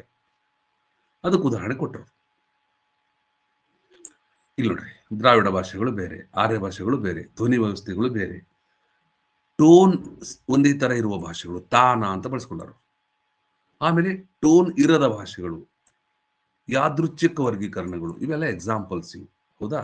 ಇದು ಏನಂದ್ರೆ ಪ್ರಾರೂಪ ಪದ್ಧತಿಗೆ ಇರುವಂತಹ ಒಂದು ಉದಾಹರಣೆ. Next, aerial method. ನೋಡ್ರಿ, ಮತ್ತೆ ಮೂಲಕ್ಕೆ ಬರ್ರಿ. ಏನಿವು ಮೂರು? ತೌಲನಿಕ ಪದ್ಧತಿಯಲ್ಲಿ ಒಂದನೇದು ಆನುವಂಶಿಕ ಪದ್ಧತಿ, ಎರಡನೇದು ಪ್ರಾರೂಪ ಪದ್ಧತಿ, ಮೂರನೇದು ಕ್ಷೇತ್ರೀಯ ಪದ್ಧತಿ. ಕ್ಷೇತ್ರೀಯ ಪದ್ಧತಿ ಏನ್ ಮಾಡ್ತದ ಅಂದ್ರೆ ಸಂಬಂಧಿತ ಅಥವಾ ಸಂಬಂಧವಿಲ್ಲದ ಭಾಷೆಗಳ ಪರಸ್ಪರ ಪರಿಣಾಮದ ಮೇಲೆ ಕ್ಷೇತ್ರೀಯ ಪದ್ಧತಿ ಆಧಾರಿತವಾಗಿದೆ. ಬಹಳ ಬ್ಯೂಟಿಫುಲ್ ಪಾಯಿಂಟ್. ಅಂದ್ರೇನು? ಸಂಬಂಧಿತ ಅಥವಾ ಸಂಬಂಧವಿಲ್ಲದ ಭಾಷೆಗಳ ಪರಸ್ಪರ ಪರಿಣಾಮ. ಕನ್ನಡಕ್ಕೂ ಇಂಗ್ಲಿಷು ಸಂಬಂಧ ಇಲ್ಲ, ಆದ್ರೆ ಇಂಗ್ಲಿಶಿನ ಪ್ರಭಾವ ಕನ್ನಡದ ಮೇಲೆ ಆಗಿದೆ. ಸಂಸ್ಕೃತಕ್ಕೂ ಕನ್ನಡಕ್ಕೂ ಸಂಬಂಧ ಇಲ್ಲ, ಸಂಸ್ಕೃತದ ಪ್ರಭಾವ ಕನ್ನಡದ ಮೇಲಾಗಿದೆ, ಕನ್ನಡದ ಪ್ರಭಾವ ಸಂಸ್ಕೃತದ ಮೇಲಾಗಿದೆ. ನೋಡ್ರಿ, ಸಂಬಂಧವಿಲ್ಲದ ಭಾಷೆಗಳ ಪರಸ್ಪರ ಪರಿಣಾಮವನ್ನು ಅಧ್ಯಯನ ಮಾಡುವ ಪದ್ಧತಿ ಕ್ಷೇತ್ರೀಯ ಪದ್ಧತಿ. ಈಗ ಕನ್ನಡ ಭಾಷೆಯ ವ್ಯಾಕರಣಗಳ ಮೇಲೆ ಸಂಸ್ಕೃತ ಭಾಷೆಯ ವ್ಯಾಕರಣಗಳ ಪರಿಣಾಮವನ್ನು ನಾವು ಅಧ್ಯಯನ ಮಾಡ್ತಾ ಇದ್ರೆ ಯಾವ ಪದ್ಧತಿಯನ್ನು ಅನುಸರಿಸಬೇಕು? ಏರಿಯಲ್ ಮೆಥಡ್, ಕ್ಷೇತ್ರೀಯ ಪದ್ಧತಿ. ನೋಡ್ರಿ, ಇದು ಎರಡು ಭಾಷೆಗಳು ಒಂದಕ್ಕೊಂದು ಸಮೀಪವಿದ್ದಾಗ ಒಂದರ ಪ್ರಭಾವ ಇನ್ನೊಂದರ ಮೇಲೆ ಅವಶ್ಯವಾಗಿ ಆಗ್ತದೆ. ಇದು ಏನು ಕಾಮನ್ ಇದು. ಹೌದಾ? ಎರಡು ಭಾಷೆಗಳು ಒಂದಕ್ಕೊಂದು ಸಮೀಪ ಇದ್ದಾಗ ಒಂದರ ಪ್ರಭಾವ ಇನ್ನೊಂದರ ಮೇಲೆ ಆಗ್ತದ. ಸಮೀಪ ಅಂದ್ರೆ ಏನು? ಹೌದಾ? ಈ ಕನ್ನಡ ಮರಾಠಿ ಗಡಿ ಭಾಗದಲ್ಲಿ ಈಗ ನಾವು ಇದಕ್ಕೆ ಹೋಗ್ಬಿಟ್ರೆ, ಬೆಳಗಾವಕ್ಕೆ ಹೋದ್ರೆ ಬೆಳಗಾವ್ ಮಂದಿ ಮರಾಠಿನ ಮಾತಾಡ್ತಾವ, ಕನ್ನಡನು ಮಾತಾಡ್ತಾವ. ಕಾರಣ ಏನು? ಎರಡು ಭಾಷೆಗಳು ಸಮೀಪ ಇದೆ. ಗಡಿನಾಡುಗಳಲ್ಲಿ ಉಭಯ ಭಾಷಿಕ ಕುಟುಂಬಗಳು ಇವೆ. ಹೌದಾ? ಒಂದ್ರ ಪ್ರಭಾವ ಇನ್ನೊಂದ್ರ ಮೇಲೆ ಆಗುತ್ತಾ? ಹೌದಾ? ಅದಕ್ಕೆ ಈ ಪರಸ್ಪರ ಪರಿಣಾಮಗಳೇ ಈ ಪದ್ಧತಿಗೆ ಆಧಾರ. ಇಲ್ಲಿ ಬರ್ತದ ಕ್ಷೇತ್ರೀಯ ಪದ್ಧತಿಯ ಸಾಮಗ್ರಿ ಯಾವುದು? ನೋಡ್ರಿ, ಇವೆಲ್ಲ ಕೇಳ್ತಾರೆ ಪ್ರಶ್ನೆ. ಅದಕ್ಕೆ ನಾನು ಹಾಕಿರೋ ಪಾಯಿಂಟ್ಸ್ಗಳೆಲ್ಲವೂ ಅಷ್ಟೇ ಇಂಪಾರ್ಟೆಂಟ್ ಇರ್ತಾವ. ಕ್ಷೇತ್ರೀಯ ಪದ್ಧತಿಯಲ್ಲಿ ಸಾಮಗ್ರಿ ಏನು ಅಂದ್ರೆ ಎರಡು ಭಾಷೆಗಳ ಸ್ವೀಕರಣ. ಎಷ್ಟೋ ತಮಿಳು ಭಾಷೆಯ ಪದಗಳನ್ನು ಕನ್ನಡ ಸ್ವೀಕರಿಸಿರ್ತೈತಿ ಗಡಿ ಭಾಗದಲ್ಲಿ, ಎಷ್ಟೋ ಮರಾಠಿ ಭಾಷೆಯ ಪದಗಳನ್ನು ಕನ್ನಡ ಸ್ವೀಕರಿಸಿದೆ, ಕನ್ನಡದ ಎಷ್ಟೋ ಪದಗಳನ್ನು ಮರಾಠಿ ಸ್ವೀಕರಿಸಿದೆ. ಯಾಕಂದ್ರೆ ಎರಡೂ ಭಾಷೆಗಳ ಜನರಲ್ಲಿ ಪರಸ್ಪರ ಕೊಡುಕೊಳ್ಳುವಿಕೆ ನಡೆದಿರ್ತದೆ. ಹಾಗಾಗಿ ಕ್ಷೇತ್ರೀಯ ಪದ್ಧತಿಯಲ್ಲಿರುವ ಸಾಮಗ್ರಿ ಯಾವುದು? ಎರಡೂ ಭಾಷೆಗಳ ಸ್ವೀಕರಣ. ಅದು ಧ್ವನಿ ಮತ್ತು ಅರ್ಥ ಎರಡಕ್ಕೂ ಸಂಬಂಧಿಸಿದೆ. ಅಲ್ಲಿಯ ಧ್ವನಿ ಇವ್ರು ಸ್ವೀಕಾರ ಮಾಡ್ಯಾರ, ಅಲ್ಲಿಯ ಅರ್ಥ ಇವ್ರು ಸ್ವೀಕಾರ ಮಾಡ್ಯಾರ. ಈಗ ಹೈದರಾಬಾದ್ ಕರ್ನಾಟಕ ಭಾಗಕ್ಕೆ ಹೋದಾಗ ಉರ್ದುವಿನ ಪ್ರಭಾವ ಹೆಚ್ಚಿದೆ. ಬಿಜಾಪುರಕ್ಕೆ ಬಂದಾಗ ಉರ್ದುವಿನ ಪ್ರಭಾವ ಹೆಚ್ಚಿದೆ. ಅಲ್ಲಿ ಉರ್ದುದೊಳಗೆ ಮಹಾಪ್ರಾಣಗಳು ಅತಿ ಹೆಚ್ಚಿದಾವ. ಅಲ್ಲಿ ಧ್ವನಿ ಸ್ವೀಕಾರ ಮಾಡ್ದಂಗೆ ಮಹಾಪ್ರಾಣಗಳ ಬಳಕೆಯಿಂದಾಗಿ ಅರ್ಥ ಬೇರೆ ಬೇರೆ ಆಗ್ತದ. ಹಾಗಾಗಿ ಏರಿಯಲ್ ಮೆಥಡ್ ಹೆಚ್ಚು ಕಡಿಮೆ ಗಡಿ ಭಾಗದ ಭಾಷೆಗಳು ಅಂತ ತಿಳ್ಕೊಳ್ಳೋಣ. ಎರಡು ಭಾಷೆಗಳ ಪರಸ್ಪರ ಪರಿಣಾಮ ಎರಡು ಭಾಷೆಗಳ ಮೇಲೇನೂ ಆಗಿರ್ತದೆ. ಎರಡು ಭಾಷೆಯ ಪದಗಳು ಪರಸ್ಪರ ಕೊಡುಕೊಳ್ಳುವಿಕೆ ನಡೆದಾಗ ಪದ ಅಲ್ಲಿ ಹೋಯ್ತು, ಪದ ಇಲ್ಲಿ ಬಂತು, ಪದದೊಂದಿಗೆ ಅಂಟಿಕೊಂಡಿರ್ತಕ್ಕಂಥ ಧ್ವನಿಗಳು ಅಲ್ಲಿ ಹೋಗ್ತಾವ, ಈ ಕಡೆ ಬರ್ತಾವ. ಹೌದಾ? ಇದು ಪರಿಣಾಮ. ಕ್ಷೇತ್ರೀಯ ಪದದಲ್ಲಿ ಇದನ್ನ ನಾವು ಅಧ್ಯಯನ ಮಾಡ್ತೀವಿ. ಕೆಲವೊಮ್ಮೆ ಕೇವಲ ಧ್ವನಿ ಅಥವಾ ಕೇವಲ ಅರ್ಥದ ಪ್ರಭಾವನೂ ಇರ್ತದೆ. ಕೆಲವು ಧ್ವನಿ ಸ್ವೀಕರಿಸಿರ್ತೀವಿ, ಶಬ್ದ ನಮ್ದು, ಆದ್ರೆ ಅವ್ರ ಧ್ವನಿ ಸ್ವೀಕಾರ ಮಾಡಿ ಅವ್ರ ತರದ ಟೋನ್ನಲ್ಲಿ ಮಾತಾಡ್ತೀವಿ. ನಮ್ಮ ಬೆಳಗಾವಿನಲ್ಲಿ ಬೇಕಾದಷ್ಟು ಜನ ಫ್ರೆಂಡ್ಸ್ ಇದ್ದಾರೆ. ಅವ್ರ ಟೋನ್ ಎಲ್ಲ ಮರಾಠಿದಿರ್ತದ, ಭಾಷೆ ಕನ್ನಡ ಮಾತಾಡ್ತಿರ್ತಾರೆ. ಅದು ಒಂಥರ ವಿಚಿತ್ರ ಅನಿಸ್ತಿರ್ತದೆ ನನಗೆ ಕೇಳೋದಕ್ಕೆ ಅದು ಭಾಷೆ. ಈಗ ಬೆಂಗಳೂರಿಯನ್ಸ್ ಟೋನ್ ತಮಿಳಿಂದ ಇರ್ತದ ಬಹಳಷ್ಟು ಜನರದು. ಹೌದಾ? ಈಗ ಬೀದರ್ಗೆ ಹೋಗ್ಬಿಟ್ರ ವಿಚಿತ್ರ ಟೋನ್, ಅದು ಉರ್ದು ಪ್ರಭಾವ ಇರ್ತಕ್ಕಂಥ ಒಂಥರ ಭಾಷೆ. ಈಗ ಏನನ್ನ ಮಾತಾಡ್ತಾರ ನೋಡ್ರಿ. ಇದು ಏನಂದ್ರ ಅವ್ರ ಕಡೆ ಧ್ವನಿ ಸ್ವೀಕಾರ ಮಾಡಿವಿ, ಭಾಷೆ ನಮ್ದದ. ಹೌದಾ? ಕೇವಲ ಧ್ವನಿ ಸ್ವೀಕರಿಸಿದ್ರು ಕೂಡ ಕ್ಷೇತ್ರೀಯ ಪದ್ಧತಿ ಆಗಿರ್ತದೆ. ಅರ್ಥನೂ ಕೂಡ ಕೆಲವೊಮ್ಮೆ ಸ್ವೀಕರಿಸಿರ್ಬೋದು. ಆದ್ರೆ ಒಂದು ಸಮಸ್ಯೆ ಇದೆ, ಇದು ಪ್ರಶ್ನೆ ಆಗ್ಬೋದು. ಕ್ಷೇತ್ರೀಯ ಪದ್ಧತಿಯ ಸಮಸ್ಯೆ ಏನು ಅಂದ್ರೆ ಆನುವಂಶಿಕ ಸೀಮೆಗಳನ್ನು ದಾಟಿ ಭಾಷಿಕ ಅಂಶಗಳು ಹಬ್ಬುವುದು ಅಂತ. ಅಂದ್ರೇನು? ಕನ್ನಡ ಕೇವಲ ಬೆಳಗಾವಕ್ಕೆ ಮುಗಿಲಿಲ್ಲ, ಅಚ್ಚಕ್ಕೆ ದಾಟಿಕೊಂಡು ಹೋಗ್ಯದ. ಮರಾಠಿ ಅಲ್ಲಿಗೆ ಮುಗಿಲಿಲ್ಲ, ವಾಪಸ್ ನಮ್ಮ ಕಡೆ ಬಂದದ. ಅಂದ್ರೇನು? ಆನುವಂಶಿಕ ಸೀಮೆಯನ್ನು ದಾಟಿ ಭಾಷಿಕ ಅಂಶಗಳು ಹಬ್ತಾನೆ ಇರ್ತಾವ. ಹೌದಾ? ಇದು ಬಹಳ ಮುಖ್ಯವಾದ ಪಾಯಿಂಟ್. ಇದೇನು? ಕ್ಷೇತ್ರೀಯ ಪದ್ಧತಿ ಎರಡು ಭಾಷೆಗಳನ್ನು ಅಧ್ಯಯನ ಮಾಡ್ತದೆ. ಅದು ಒಂದೇ ಕುಟುಂಬಕ್ಕೆ ಇರಲ್ಲ, ಅವು ಬೇರೆ ಬೇರೆ ಕುಟುಂಬಕ್ಕೆ ಸೇರಿರ್ತಾವ. ಮರಾಠಿ ಆರ್ಯನ್ ಭಾಷೆ, north Indian language. Kannada south Indian language. ನಾವು ನಮ್ಮ ಬೀಗರು ಪೂನಾದಲ್ಲಿದ್ದಾಗ ನಾವು ಹೋಗ್ತಾ ಇರ್ತಿದ್ವಿ. ಇಲ್ಲಿ ಸೋಲಾಪುರ ಸಮೀಪ ಹೋದಂಗಿಲ್ಲ, ಅಲ್ಲಿ ಒಂದು ಬೋರ್ಡ್ ಹಾಕ್ಯಾರ, ವೆಲ್ಕಮ್ ಟು ನಾರ್ತ್ ಇಂಡಿಯಾ ಅಂತ. ನಾವು ದಕ್ಷಿಣ ಭಾರತದಿಂದ ಉತ್ತರದ ಭಾರತ ಕಡೆ ಅಲ್ಲಿ ಎಂಟ್ರಿ ಮಾಡ್ಕೊಂಡಿವಿ. ಬಹಳ ಹೊಸ ತರದ ಬೋರ್ಡ್ಸ್ಗಳನ್ನ ನಾನು ಇಲ್ಲಾದ್ರೂ ನೋಡ್ತಾ ಇರ್ತೀನಿ. ಅವಾಗ ನೋಡ್ರಿ, ಈ ತರದ ಕ್ಷೇತ್ರೀಯ ಪದ್ಧತಿ ನಮಗ ಕೆಲ್ಸಕ್ಕೆ ಬರ್ತದೆ. ಅಂದ್ರೆ ಈಗ ಬರ್ರಿ, ಒಂದೇದು ತೌಲನಿಕ ಪದ್ಧತಿಗಳು ಮೂರು ರೀತಿಯಲ್ಲಿವೆ. ಭಾಷೆಯನ್ನು ಹೋಲಿಸಿ ನೋಡುವುದು ಮೂರು ರೀತಿ ಇದೆ. ಒಂದು ಆನುವಂಶಿಕ ಪದ್ಧತಿ ಇದೆ, ಒಂದು ಪ್ರಾರೂಪಿಕ ಪದ್ಧತಿ ಇದೆ, ಇನ್ನೊಂದು ಏರಿಯಲ್ ಮೆಥಡ್ ಇದೆ, ಕ್ಷೇತ್ರೀಯ ಪದ್ಧತಿ ಇದೆ. ಮೂರು ಬೇರೆ ಬೇರೆ ರೀತಿಯಾಗಿ ಅಧ್ಯಯನ ಮಾಡುತ್ತದೆ. ಇದು ಗೊತ್ತಾಗ್ಬೇಕು ನಿಮಗೆ, ಅದಕ್ಕೆ ಹೇಳಿದೆ ನಾನು. ನೆಕ್ಸ್ಟ್, ಪ್ರಾರೂಪ ಪದ್ಧತಿಗೆ ಒಂದು ಇತಿಹಾಸ ಇದೆ. ಯಾಕೆ ಈ ಪದ್ಧತಿ ಬಂತು ನೋಡ್ರಿ. ನಾವ್ಯಾಕೆ ಓದ್ಬೇಕು ಮರಾಠಿನ? ನಾವ್ಯಾಕೆ ತಮಿಳು, ತೆಲುಗು, ಬೇರೆ ಭಾಷೆಗಳ ಪ್ರಭಾವ ಕನ್ನಡಕ್ಕೆ ನಾವು ಓದ್ಬೇಕು ನೋಡ್ರಿ? ಇದಕ್ಕೊಂದು ಇತಿಹಾಸ ಇದೆ. ಪ್ರಾರೂಪ ಪದ್ಧತಿಗೆ ಒಂದು ಇತಿಹಾಸ ಇದೆ. ಹೌದಾ? ಆಮೇಲೆ 19ನೇ ಶತಮಾನದಿಂದ ಈ ಪದ್ಧತಿ ಶುರುವಾಯಿತು. ಈ ಪದ್ಧತಿಯ ಮೂಲಕ ಮೂರು ರೀತಿಯ ಭಾಷೆಗಳನ್ನ ವರ್ಗೀಕರಣ ಮಾಡಿದ್ರು. ಇದು ಇಂಪಾರ್ಟೆಂಟ್ ಇದೆ, ತಿಳ್ಕೊರಿ. ಒಂದು ಐಸೋಲೇಟಿವ್ ಟೈಪ್, ಇನ್ನೊಂದು ಅಗ್ಲೂಟಿನೇಟಿವ್ ಟೈಪ್, ಇನ್ನೊಂದು ಇನ್ಫ್ಲೆಕ್ಷನ್ ಟೈಪ್ ಅಂತ ಮೂರು ಟೈಪ್ ಮಾಡಿದ್ರು. ಇದು ಬಹಳ ಚೆನ್ನಾಗಿ ತಿಳ್ಕೊಬೇಕು ನೀವು. ಭಾಷೆಯ ಪ್ರಾರೂಪಿಕ ವರ್ಗೀಕರಣ ನೀವು ಚಿದಾನಂದ ಮೂರ್ತಿ ಅವ್ರ ಪುಸ್ತಕ ಮತ್ತೆ ನಮ್ಮ ಯಾರು ಕೆಂಪೇಗೌಡರ ಪುಸ್ತಕ ನೀವು ಓದ್ತಾ ಇದ್ದಾಗ ಒಂದು ಸೆಂಟೆನ್ಸ್ ಕೊಟ್ಟಾರ, ಅವ್ರು 2-3 ವಾಕ್ಯ ಕೊಟ್ಟಾರ. ಅದು ನಿಮಗೆ ಅಲ್ಲಿ ಅರ್ಥ ಆಗಲ್ಲ, ನನಗೆ ಡೆಫಿನೆಟ್ಲಿ ಗೊತ್ತಿದೆ. ಭಾಷೆಯ ರಾಚನಿಕ ವರ್ಗೀಕರಣ, ಭಾಷೆಯ ಆನುವಂಶಿಕ ವರ್ಗೀಕರಣ, ಪ್ರಾದೇಶಿಕ ವರ್ಗೀಕರಣ, ಹಿಂಗೆ ಭಾಷೆಗಳನ್ನು ವರ್ಗೀಕರಣ ಮಾಡ್ಯಾರ. ಹೌದಾ? ಮತ್ತೆ ಭಾರತ ದೇಶಕ್ಕೆ ಅನ್ಯ ಭಾಷಿಕರು ಬಂದ ರೀತಿಯನ್ನ ಕಾಲಾನುಕ್ರಮದಲ್ಲಿ ಬರೆಯಿರಿ ಅಂತ ಒಂದ್ಸಲ 2-3 ಸರಿ ಕ್ವಶನ್ ಕೇಳ್ಯಾರ. ನಾನೇ ಕ್ರಿಯೇಟ್ ಮಾಡ್ಕೊಂಡಿದ್ದದು ಕ್ವಶನ್. ಅಲ್ಲೇನ್ ಮಾಡಿದ್ವಿ? ಫಸ್ಟ್ ಯಾರು ಬಂದ್ರು? ನಿಗ್ರೋ ಜನಾಂಗ, ಭಾರತದ ಮೂಲ ನಿವಾಸಿಗಳು ನಿಗ್ರೋ ಜನಾಂಗ. ಎರಡನೇದು ಆಸ್ಟ್ರಿಕ್ ನಿಗ್ರೋ ಜನಾಂಗ. ಆಸ್ಟ್ರಿಕ್ ಜನಾಂಗ, ದ್ರಾವಿಡ ಜನಾಂಗ, ಆರ್ಯ ಜನಾಂಗ, ಕೊನೆಯದು ಮಂಗೋಲಿಯನ್ ಜನಾಂಗ. ಈ 5 ಜನಾಂಗಗಳು ಅನುಕ್ರಮವಾಗಿ ಭಾರತ ದೇಶಕ್ಕೆ ಬಂದರು. ನಿಗ್ರೋ ಜನಾಂಗ, ಆಸ್ಟ್ರಿಕ್ ಜನಾಂಗ, ದ್ರಾವಿಡ, ಆರ್ಯ ಮತ್ತು ಕೊನೆಯದು ಮಂಗೋಲಿಯನ್ ಜನಾಂಗ. ಮತ್ತೆ ನಿಗ್ರೋ ಜನಾಂಗ ಇದ್ರು ಅಂದ್ರೆ ಅವ್ರ ಭಾಷೆ ಇತ್ತು. ಆಸ್ಟ್ರಿಕ್ ಜನಂದು ಅವ್ರದ್ದೊಂದು ಆಸ್ಟ್ರೋ ಏಷಿಯಾನ್ ಭಾಷೆಗಳು ಅಂತ ಕರೀತಾರೆ ಅವ್ರಿಗೆ. ದ್ರಾವಿಡ ಭಾಷೆಗಳು, ಆರ್ಯನ್ ಭಾಷೆಗಳು, ಕೊನೆ ಮಂಗೋಲಿಯನ್ ಭಾಷೆಗಳು. ನೋಡ್ರಿ, ಇವೇನು ಆನುವಂಶಿಕವಾಗಿರ್ತಕ್ಕಂಥ ಭಾಷೆಗಳನ್ನ ಭಾರತ ದೇಶಕ್ಕೆ ತಂದು, ಅವು ಬರೋದಂದ್ರೇನು ಅವರ ಸಾಂಸ್ಕೃತಿಕ ಅಂಶಗಳು, ಭಾಷಿಕ ಅಂಶಗಳು ನಮ್ಮ ಭಾರತ ದೇಶಕ್ಕೆ ಬಂದು. ಹಾಗಾಗಿ ಭಾಷೆಗಳನ್ನ ಆನುವಂಶಿಕವಾಗಿ ವರ್ಗೀಕರಣ ಮಾಡಿದ್ರು. ಹೌದಾ? ಆದ್ರೆ ಇವು ಏನದಾವಲ್ಲ, ಈಗ ನೋಡ್ತಾ ಇದಾರಲ್ಲ, ಇದಕ್ಕೆ ಪ್ರಾರೂಪ ವರ್ಗೀಕರಣ ಅಂತ ಕರೀತಾರೆ. ತಿಳ್ಕೊರಿ, ನಾವು ಇವನ್ ಓದ್ತೀವಿ, ಐಸೋಲೇಟಿವ್ ಓದ್ತೀವಿ. ಇದು ಯಾವ ಟೈಪ್ ವರ್ಗೀಕರಣ ಅಂದ್ರೆ ಪ್ರಾರೂಪ ವರ್ಗೀಕರಣ. ಪ್ರಾರೂಪ ವರ್ಗೀಕರಣದೊಳಗ ಒಂದನೇದು ಐಸೋಲೇಟಿವ್ ಟೈಪ್ ಲ್ಯಾಂಗ್ವೇಜ್, ಐಸೋಲೇಟಿವ್ ಲ್ಯಾಂಗ್ವೇಜಸ್ ಅಂತ. ಇದಕ್ಕೆ ವಿವಿಕ್ತ ಭಾಷಾ ವರ್ಗ ಅಂದ್ರು. ಇಂಗ್ಲಿಷ್ ಪದ ತಿಳ್ಕೊಂಡಿರ್ರಿ, ಐಸೋಲೇಟಿವೇ ಕೇಳಿದ್ದಾರೆ. ಕನ್ನಡದೊಳಗೆ ನಾವು ವಿವಿಕ್ತ ಅಂತ ಮಾಡ್ಕೊಂಡಿವಿ. ಹೌದಾ?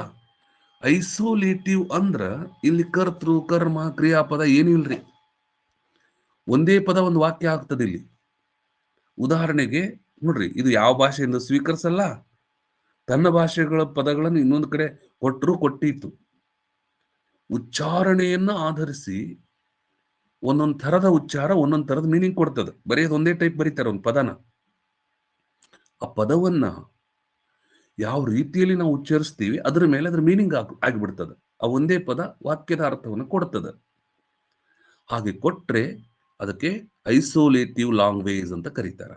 ಐಸೋಲೇಟಿವ್ ಅನ್ನೋದು, ಐಸೋಲೇಟ್ ಅಂದ್ರೆ ಏನರ್ಥ? ಒಂದು ಸುತ್ತಲೂ ನೀರಿದೆ, ನಡುವೆ ಒಂದು ನಡುಗಡ್ಡೆ ಇದೆ. ನಡುಗಡ್ಡೆ ಇದ್ದಂಗ ಅದಷ್ಟೇ. ಆ ಭಾಷೆ ತಿಳ್ಕೊಬೇಕಾದ್ರೆ ಆ ಭಾಷೆ ಪದಕೋಶನೇ ಓದ್ಬೇಕು ನಾವು ಅದನ್ನ ಚೈನೀಸ್ ಭಾಷೆನ ಕನ್ನಡಕ್ಕೆ ಹೊಲಿಸ್ಕೊಳ್ಳೋದು ಬಹಳ ಕಷ್ಟ. ಯಾಕಂದ್ರೆ ಅದರ ರಚನೆ ಬೇರೆ, ನಮ್ಮ ರಚನೆನೇ ಬೇರೆ. ಅದಕ್ಕೆ ಚೈನೀಸ್ ಭಾಷೆ ಕಷ್ಟ ಇದೆ. ಇದಕ್ಕೆ ಐಸೋಲೇಟಿವ್ ಲ್ಯಾಂಗ್ವೇಜ್ ಅಂತ ಕರೀತಾರೆ ಚೈನೀಸ್ ಭಾಷೆ. ಅಂದ್ರೆ ಒಂದೇ ಪದ, ಶಬ್ದನೂ ಹೌದು, ವಾಕ್ಯನೂ ಹೌದು, ಏನೇನೂ ಆಗ್ಬಿಡ್ತದೆ. ಉಚ್ಚಾರಣೆಯನ್ನು ಆಧರಿಸಿ ಪದಗಳ ಅರ್ಥಗಳು ಬೇರೆ ಬೇರೆ ಆಗುತ್ತವೆ. ಈ ರೀತಿ ಆಗುವ ಭಾಷೆಗಳಿಗೆ ಐಸೋಲೇಟಿವ್ ಲ್ಯಾಂಗ್ವೇಜ್, ವಿವಿಕ್ತ ಭಾಷಾ ವರ್ಗ ಅಂತ ಕರೀತಾರೆ. ಇದು ಯಾವ ವರ್ಗೀಕರಣ? ಇದು ಏನು ಪ್ರಾರೂಪ ವರ್ಗೀಕರಣದ ಒಂದು ಟೈಪ್. ಎರಡನೇದು ಅಗ್ಲೂಟಿನೇಟಿವ್ ಟೈಪ್ ಅಂತ ಬಂತು, ಅಂಟು ಭಾಷಾ ವರ್ಗ. ಇದು ನಮ್ಮ ಕನ್ನಡ ಭಾಷೆ, ದ್ರಾವಿಡ ಭಾಷೆಗಳ ನಮಗೆಲ್ಲ ಅಗ್ಲೂಟಿನೇಟಿವ್ ಭಾಷೆ. ಗ್ಲೂ ಅಂದ್ರೆ ಅಂಟು, ಅಂಟು ಭಾಷಾ ವರ್ಗ ಅಂದ್ರೇನು? ಈಗ ಒಂದು ವಾಕ್ಯ ಇದೆ, ವಾಕ್ಯಗಳಲ್ಲಿ ಆ ಪದಗಳನ್ನು ಜೋಡಿಸಲು ವಿಭಕ್ತಿ ಪ್ರತ್ಯಯಗಳು ಬರುತ್ತವೆ. ವಿಭಕ್ತಿ ಪ್ರತ್ಯಯಗಳು ಇದ್ದಿದ್ರಿಂದಾಗಿ ಪದಗಳು ಆಚೆ ಈಚೆ ಹೋದ್ರೂ ಕೂಡ ಅರ್ಥ ಒಂದೇ ಬರುತ್ತದೆ. ಯಾವ ಭಾಷೆಗಳಲ್ಲಿ ಪದಗಳು ವಿಭಕ್ತಿ ಪ್ರತ್ಯಯಗಳನ್ನು ಅಂಟಿಸಿಕೊಳ್ಳುತ್ತವೆ, ಆ ವಿಭಕ್ತಿ ಪ್ರತ್ಯಯಗಳನ್ನು ಬಿಡಿಸಿ ತೋರಿಸಲೂ ಬರುತ್ತದೆ, ಆ ಭಾಷಾ ವರ್ಗಕ್ಕೆ ಅಗ್ಲೂಟಿನೇಟಿವ್ ಲ್ಯಾಂಗ್ವೇಜಸ್ ಅಂತ ಕರೀತಾರೆ. ಹೌದಾ? ಅಂಟು ಭಾಷಾ ವರ್ಗ, ಅಗ್ಲೂಟಿನೇಟಿವ್. ಇದು ದ್ರಾವಿಡ ಭಾಷೆ ಅಂತ ತಿಳ್ಕೊರಿ, ಇದು ಅಗ್ಲೂಟಿನೇಟಿವ್. ಇನ್ನೊಂದು ಇನ್ಫ್ಲೆಕ್ಷನಲ್ ಅಂತ ಕರೀತಾರೆ. ಇದು ವಿಚಿತ್ರ ಐತಿ. ಇನ್ಫ್ಲೆಕ್ಷನಲ್ ಅಂದ್ರೆ ಏನಂದ್ರೆ, ಅಂತರ್ಗಮಕ ಅಂದ್ರೆ ಏನಂದ್ರೆ, ಇಲ್ಲೂ ಕೂಡ ಇದು ಅಂಟು ಭಾಷಾ ವರ್ಗನೇ. It is also agglutinative, but it is not agglutinative. Because ಇದು ಅಗ್ಲೂಟಿನೇಟಿವ್ ಯಾಕಲ್ಲ ಅಂದ್ರೆ, ಇಲ್ಲಿ ವಿಭಕ್ತಿ ಪ್ರತ್ಯಯಗಳು ಅಂಟ್ಕೊಂಡಿವೆ, ಬಿಡಿಸಿ ತೋರ್ಸೋದಕ್ಕೆ ಬರೋದಿಲ್ಲ. ಅಂತರ್ಗಮಕ ವರ್ಗ ಅಂತಾರೆ. ಅಂದ್ರೆ ಒಂದು ಕಾಲಘಟ್ಟದಲ್ಲಿ ಪದಗಳು ಮತ್ತು ವಿಭಕ್ತಿ ಪ್ರತ್ಯಯಗಳು ಪರಸ್ಪರ ಅಂಟಿಕೊಂಡು ಇರುವುದನ್ನು ಬಿಡಿಸಿ ತೋರಿಸುವುದಕ್ಕೆ ಬರ್ತಾ ಇದ್ವೋ ಏನೋ ಗೊತ್ತಿಲ್ಲ. ಆದರೆ ಈಗಿರುವ ರೀತಿಯಲ್ಲಿ ನಾವು ಅಲ್ಲಿರುವ ಪದಗಳು ಮತ್ತು ಪ್ರತ್ಯಯಗಳನ್ನ ಬಿಡಿಸಿ ತೋರಿಸುವುದಕ್ಕೆ ಬರುವುದಿಲ್ಲ. ಅದಕ್ಕೆ ಡೆಫಿನೇಷನ್ ಏನು? ಯಾವ ಭಾಷೆಗಳಲ್ಲಿ ಪ್ರತ್ಯಯಗಳು ಪದಗಳೊಂದಿಗೆ ಸೇರಿಕೊಂಡು ಬಿಡಿಸಲು ಬಾರದ ಸ್ಥಿತಿಯಲ್ಲಿ ಬಂಧ ಆಗಿದೆಯೋ ಆ ಭಾಷೆಗಳಿಗೆ ಅಂತರ್ಗಮಕ, ಇನ್ಫ್ಲೆಕ್ಟಿವ್ ಟೈಪ್ ಅಂತ ಕರೀತಾರೆ. ಈಗ ಬರೋಣ, ಅಗ್ಲೂಟಿನೇಟಿವ್ ಮತ್ತು ಇನ್ಫ್ಲೆಕ್ಟಿವ್. ನೋಡ್ರಿ, ಅಗ್ಲೂಟಿನೇಟಿವ್ ಮತ್ತು ಇನ್ಫ್ಲೆಕ್ಟಿವ್ ಈ ಎರಡೂ ಪದಗಳಲ್ಲಿರುವ ಸಾಮ್ಯತೆ ಏನು ಅಂದ್ರೆ, ಇಲ್ಲೂ ಅಂಟು ಭಾಷಾ ವರ್ಗದಲ್ಲೂ ಕೂಡ ಪ್ರತ್ಯಯಗಳಿವೆ, ಇಲ್ಲಿ ಕೂಡ ಪ್ರತ್ಯಯಗಳಿವೆ. ಪ್ರತ್ಯಯಗಳ ರೂಪವನ್ನು ನೋಡುವಾಗ ಎರಡು ಒಂದೇ. ಅಂಟು ಭಾಷಾ ವರ್ಗದಲ್ಲಿ ಪ್ರತ್ಯಯಗಳನ್ನು ಬಿಡಿಸಿ ತೋರಿಸಲು ಬರುತ್ತದೆ, ಇನ್ಫ್ಲೆಕ್ಷನಲ್ ಅಲ್ಲಿ ಬರುವುದಿಲ್ಲ. ಹೌದಾ? ಇವೆರಡರ ನಡುವೆ ಇರತಕ್ಕಂಥ ವ್ಯತ್ಯಾಸ. ಹಾಗಾಗಿ ಇದು ಸಪರೇಟ್ ಆಯ್ತು, ಅಂತರ್ಗಮಕ ಆಯ್ತು. ನೋಡಿ, ಪ್ರಾರೂಪ ವರ್ಗೀಕರಣದಲ್ಲಿ ಹೌದಾ ಮೂರು ರೀತಿಯಲ್ಲಿ ಏನ್ ಮಾಡಿದ್ರು, ವರ್ಗೀಕರಣ ಮಾಡಿದ್ರು. ಹೌದಾ? ಹೀಗೆ ವರ್ಗೀಕರಣ ಮಾಡುವ ಪದ್ಧತಿ ಶುರು ಆಗಿದ್ದೆ ಯಾವಾಗ? 19ನೇ ಶತಮಾನದಲ್ಲಿ. ತಿಳ್ಕೊರಿದು 19ನೇ ಶತಮಾನದಿಂದ ಭಾಷೆಗಳನ್ನ ಪ್ರಾರೂಪ ಪದ್ಧತಿಯ ಮೂಲಕ ಅಧ್ಯಯನ ಮಾಡೋದಕ್ಕೆ ಶುರು ಮಾಡಿದ್ರು. ಇದೇನ್ ಹಿಂಗಂದ್ರೆ, ಸ್ಟೆನ್ಕೋನೋ ಮತ್ತೆ ರಾಸ್ಮಸ್ ರಾಸ್ಕ್ ಮೊದಲಾಗಿರ್ತಕ್ಕಂಥ ವ್ಯಕ್ತಿಗಳು ಏನ್ ಮಾಡಿದ್ರು, ಭಾರತ ದೇಶದಲ್ಲಿ ಸುತ್ತಾಡ್ತಾ ಇದ್ರು. ಸುತ್ತಾಡ್ತಾ ಇರುವಾಗ ಅವ್ರಿಗೆ ನಾರ್ತ್ ಇಂಡಿಯನ್ ಭಾಷೆ ಒಂದ್ ಟೈಪ್ ಅನಿಸ್ತಿತ್ತು, ಸೌತ್ ಇಂಡಿಯನ್ ಭಾಷೆ ಇನ್ನೊಂದು ಟೈಪ್ ಅನಿಸ್ತಿತ್ತು. ಅವಾಗ ರಾಸ್ಮಸ್ ರಾಸ್ಕ್ ಮೊಟ್ಟ ಮೊದಲು ಬಹಳ ಅದ್ಭುತ ಮಾತು ಹೇಳ್ತಾನೆ, ನೆನಪಿಟ್ಕೋರಿ. ದ್ರಾವಿಡ ಭಾಷೆಗಳು ಸಂಸ್ಕೃತ ಜನ್ಯವಲ್ಲ ಎಂದು ಹೇಳಿರುವ ವಿದ್ವಾಂಸ ರಾಸ್ಮಸ್ ರಾಸ್ಕ್. ನೆನಪಿಟ್ಕೋರಿ, ಇದು ಬಹಳ ಇಂಪಾರ್ಟೆಂಟ್. ಕಳೆದ ಬಾರಿ ಒಂದು 100ಕ್ಕಿಂತ 150 200ಕ್ಕಿಂತ ಹೆಚ್ಚು ಫೋನ್ಗಳು ನನಗೆ ಇದೇ ಒಂದ್ ಕ್ವಶನ್ಗೋಸ್ಕರ ಫೋನ್ ಮಾಡ್ಯಾರ ಎಲ್ಲರೂ, ಇಡೀ ರಾಜ್ಯಾದ್ಯಂತ 1000ಕ್ಕಿಂತ ಹೆಚ್ಚು ಅಂತ ತಿಳ್ಕೊರಿ. ಎಲ್ಲರೂ ಇದೇ ಕಾಲ್ ಮಾಡ್ಯಾರ, ಸರ್ ದ್ರಾವಿಡ ಭಾಷೆಗಳು ಸಂಸ್ಕೃತ ಜನ್ಯವಲ್ಲ ಎಂದು ಹೇಳಿದ ಮೊಟ್ಟ ಮೊದಲ ವಿದ್ವಾಂಸ ಯಾರು ಹಿಂಗ್ ಕೇಳ್ಯಾರ. ರಾಸ್ಮಸ್ ರಾಸ್ಕ್. ಇವರೆಲ್ಲ ಏನು 19ನೇ ಶತಮಾನದಲ್ಲಿ ಭಾರತ ದೇಶಕ್ಕೆ ಬಂದು ದಕ್ಷಿಣ ಭಾರತದ ಕಡೆ ಸುತ್ತಾಡಿ ಇಲ್ಲಿರುವ ಭಾಷೆಗಳು ನಾರ್ತ್ ಇಂಡಿಯನ್ ಭಾಷೆಗಳು ಮತ್ತು ಆರ್ಯನ್ ಭಾಷೆಗಳಿಗಿಂತ ಬೇರೆ ಟೈಪ್ ಇದೆಯಲ್ಲ ಅಂತೇಳಿ ಗುರುತಿಸಿ ಕಡಾಖಂಡಿತವಾಗಿ ಹೇಳಿರುವ ಮೊಟ್ಟ ಮೊದಲ ವ್ಯಕ್ತಿ ರಾಸ್ಮಸ್ ರಾಸ್ಕ್. ಅವನು ಹೇಳ್ತಾನೆ ದ್ರಾವಿಡ ಭಾಷೆಗಳು ಸಂಸ್ಕೃತ ಜನ್ಯ ಅಲ್ಲ ಅಂತ. ನೋಡ್ರಿ, ಹಾಗಾಗಿ ಭಾಷೆಗಳನ್ನು ಪ್ರಾರೂಪ ಪದ್ಧತಿಯ ಮೂಲಕ ನೋಡುವ ಒಂದು ಸಿಸ್ಟಮ್ ಶುರುವಾಗಿದ್ದು 19ನೇ ಶತಮಾನದಿಂದ. ಕಾರಣ ಏನು? ಇಲ್ಲಿಗೆ ಬಹಳಷ್ಟು ಜನ ವಿದ್ವಾಂಸರು ಬಂದ್ರು, ಅಧಿಕಾರಿಗಳಾಗಿ ಬಂದ್ರು, ಅಧಿಕಾರ ನಡೆಸಲು ಬಂದರು. ಬರುವಾಗ ಅವರ ಹವ್ಯಾಸ ಇತ್ತು ಇಲ್ಲಿ ಭಾಷೆಗಳನ್ನ, ಇಲ್ಲಿ ಸಂಸ್ಕೃತಿಯನ್ನು ತಿಳ್ಕೊಳ್ಳೋದು. ಹಾಗೆ ತಿಳಿದುಕೊಳ್ಳುತ್ತಿರುವಾಗ ಅವ್ರಿಗನಿಸ್ತು, ಓಹೋ ಇದು ಬೇರೆ ಭಾಷೆ ಇದೆ ಅಂತ ತಿಳ್ಕೊಂಡು ಪ್ರಾರೂಪ ಪದ್ಧತಿನ ಶುರು ಮಾಡಿದ್ರು. ಇದು ಅದರ ಇತಿಹಾಸ. ಹೌದಾ? ಇದು ಬಹಳ ಮುಖ್ಯವಾಗಿರ್ತಕ್ಕಂಥ ಪಾಯಿಂಟ್, ಬಹಳ ಪ್ರಯೋಜನಯುಕ್ತವಾದ ಪಾಯಿಂಟ್ ಇದು. ನೋಡಿ, ಹಾಗಾಗಿ ಚೈನೀಸ್ ಭಾಷೆ ಬೇರೆ ಕಾಣಿಸ್ತು, ಅಗ್ಲೂಟಿನೇಟಿವ್ ಬೇರೆ ಕಾಣಿಸ್ತು. ಜೊತೆಗೆ ಹೊಂದಿಸುವಾಗ ಅವ್ರಿಗನಿಸ್ತು ಕನ್ನಡ ಸಂಸ್ಕೃತ ಓದಿಸಿ ನೋಡೋಣ ಅಂತ. ಅವ್ರಂದ್ರು Sanskrit is the richest language. ಅವ್ರು ಹೇಳ್ತಾರೆ ಇದು ಎಷ್ಟು ರಿಚ್ ಅಂದ್ರೆ, ಲ್ಯಾಟಿನ್ನು, ಗ್ರೀಕು, ಇಂಗ್ಲಿಷು ಇವೆಲ್ಲ ನೀವು ಭಾರಿ ಭಾರಿ ಭಾರಿ ಅಂತಿರಲ್ಲ, ಇವೆಲ್ಲವಕ್ಕೂ ಕೂಡ ತಾಯಿ ಸ್ಥಾನದಲ್ಲಿ, ಗುರು ಸ್ಥಾನದಲ್ಲಿ ನಿಲ್ಲುವಂತ ಅದ್ಭುತವಾದ ಗಟ್ಟಿತನ ಸಂಸ್ಕೃತಕ್ಕಿದೆ ಅಂತ ಇಲ್ಲಿ ಬಹಳಷ್ಟು ಜನ ವಿದ್ವಾಂಸರು ಹೇಳಿದ್ರು. ಅವಾಗ ಅವರೆಲ್ಲ ವಿಮರ್ಶೆಗೆ ಗುರಿ ಆದ್ರು. ಏನ್ರಿ, ಬ್ಲೂಮ್ಫೀಲ್ಡ್ ಅವರೆಲ್ಲ ಬರ್ತಾರೆ ಮುಂದೆ. ಅವರೆಲ್ಲ ಬಹಳಷ್ಟು ಜನ ಬೈತಾರೆ, ಹೇ ಮೂರ್ಖರೇ ನಡ್ರಿ ಆ ಕಡೆ ಅಂತ. ಯಾಕಂದ್ರೆ ಅವ್ರೇನ್ ತಿಳ್ಕೊಂಡಿದ್ರು, ದೇವರಿಂದ ಸೃಷ್ಟಿ ಮಾಡಲ್ ಭಾಷೆ ತಮ್ಮೆಲ್ಲ ಗ್ರೀಕು, ಇಬ್ರು ಇವೆಲ್ಲ. ಯಾವಾಗ ಸಂಸ್ಕೃತ ಅದಕ್ಕಿಂತ ಬಹಳ ರಿಚ್ ಕಂಡುಬಿಡುತ್ತೋ, ಎಷ್ಟೋ ಜನ ಒಪ್ಪಿಕೊಳ್ಳೋಕೆ ಹಿಂದು ಮುಂದೆ ಮಾಡಿದ್ರು, ಬಹಳಷ್ಟು ಜನ ಒಪ್ಕೊಂಡ್ರು. ಒಪ್ಕೊಂಡ ಮೇಲೆ ಅವ್ರಿಗೆ ಅನಿಸ್ತು ಸಂಸ್ಕೃತ ಹೀಗಿದೆ, ಇನ್ಫ್ಲೆಕ್ಟಿವ್ ಇದೆ, ಇನ್ ಬಿಡಿಸಿ ತೋರ್ಸಕ್ ಬರವಲ್ದು. ಹೌದಾ? ಕನ್ನಡ ಭಾಷೆ ಅಗ್ಲೂಟಿನೇಟಿವ್ ಇದೆ, ಇದು ಬಿಡಿಸಿ ತೋರಿಸೋದಕ್ಕೆ ಬರುತ್ತದೆ. ಅವರೇ ಮಾಡಿದ್ದಿದೆಯಲ್ಲ. ಹೀಗೆ ಪ್ರಾರೂಪ ವರ್ಗೀಕರಣದಲ್ಲಿ 3 ರೀತಿಗಳು ಇವೆ. ಹೌದಾ? ಆಮೇಲೆ ಕೆಲವು ದೋಷಗಳು ಕೂಡ ಇವೆ ಇದರಲ್ಲಿ. ಆದ್ರೆ ಈ ದೋಷಗಳ ಕಾರಣದಿಂದ ಇದು ಈ ಪದ್ಧತಿನೇ ಕಡೆಗಣಿಸಲ್ಪಡ್ತು. ಬಟ್ ಭಾಷೆಯ ಅಧ್ಯಯನಕ್ಕೆ ಬಹಳ ಮುಂದೆ ಹೋಯ್ತು ಇದೆಯಲ್ಲ. ಹೌದಾ? ಆಮೇಲೆ ಈ ಪ್ರಾರೂಪ ಪದ್ಧತಿ ಅಭ್ಯಾಸ ಬಹುಕಾಲ ಮರೆಯಾಗಿ ಮತ್ತೆ ಎಡ್ವರ್ಡ್ ಸಫೀರ್, ನೆನಪಿಟ್ಕೋರಿ, ಬಹಳ ಇಂಪಾರ್ಟೆಂಟ್ ಪಾಯಿಂಟ್.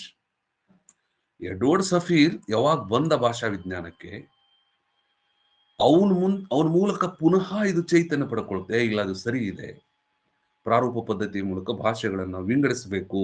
ನೋಡ್ರಿ, ಪುನಃ ಕೈಗೆತ್ತಿಕೊಂಡಿರ್ತಕ್ಕಂಥ ವ್ಯಕ್ತಿ ಎಡ್ವರ್ಡ್ ಸಫೀರ್. ಹೌದಾ? ಜೋಸೆಫ್ ಗ್ರೀನ್ಬರ್ಗ್, ಎಲ್ ಕ್ರೋಬರ್ ಇವ್ರ ಮೂಲಕ ಮತ್ತೆ ಪುನರ್ಜೀವಿತಗೊಂಡಿತು. ನೆನ್ಪಿಟ್ಕೋರಿ, ಇವರೆಲ್ಲ ಹೆಸರುಗಳು. ಇದನ್ನ ಹೀಗೂ ಕೇಳ್ಬೋದು, ಪ್ರಾರೂಪ ಪದ್ಧತಿಯನ್ನು ಒಪ್ಪಿಕೊಂಡು ಮುನ್ನಡೆಸಿದ ಭಾಷಾ ವಿಜ್ಞಾನಿಗಳು Edward Safeer, Joseph Greenberg, L Kroeber. ಹೌದಾ? ಈ ತರ ಕೇಳಬಹುದು. ಎಸ್, ಹಾಗಿದ್ರೆ ಈ ಟೈಪಾಲಜಿಕಲ್ ಅಥವಾ ಪ್ರಾರೂಪಿಕ ವರ್ಗೀಕರಣವನ್ನ ಮಾಡಿದವರು ಯಾರು? ಮೊಟ್ಟ ಮೊದಲು ಫ್ರೆಡರಿಕ್ ವಾನ್ ಸ್ಲೆಗಲ್. ಇಬ್ರು ಬರ್ತಾರೆ, ಸ್ಲೆಗಲ್ ಅಂಡ್ ಸ್ಲೆಗಲ್ ಅಂತ ಕರೀತಾರೆ, ನೆನ್ಪಿಡ್ಕೋರಿ. ಅದಕ್ಕ ಪೂರ ತಿಳ್ಕೋಬೇಕು. ಎಫ್ ವಿ ಸ್ಲೆಗಲ್, ಫ್ರೆಡರಿಕ್ ವಾನ್ ಸ್ಲೆಗಲ್ ಇವನ ಹೆಸರು, ನೆನ್ಪಿಡ್ಕೋರಿ. ಇವನ್ ಏನ್ ಮಾಡ್ದ? ಪ್ರಾರೂಪ ವರ್ಗೀಕರಣ ಮಾಡಿರ್ತಕ್ಕಂಥ ಪಿತಾಮಹ, ಕಾರಣಿಕ. ಹೌದಾ? Friedrich von Schlegel. ಇದು ಪ್ರಬಂಧ ಊಬರ್ ಡೈ ಸ್ಪ್ರೇಚ್ ವಿಸಿಯಸ್ ಡೇರ್ ಇಂಡರ್.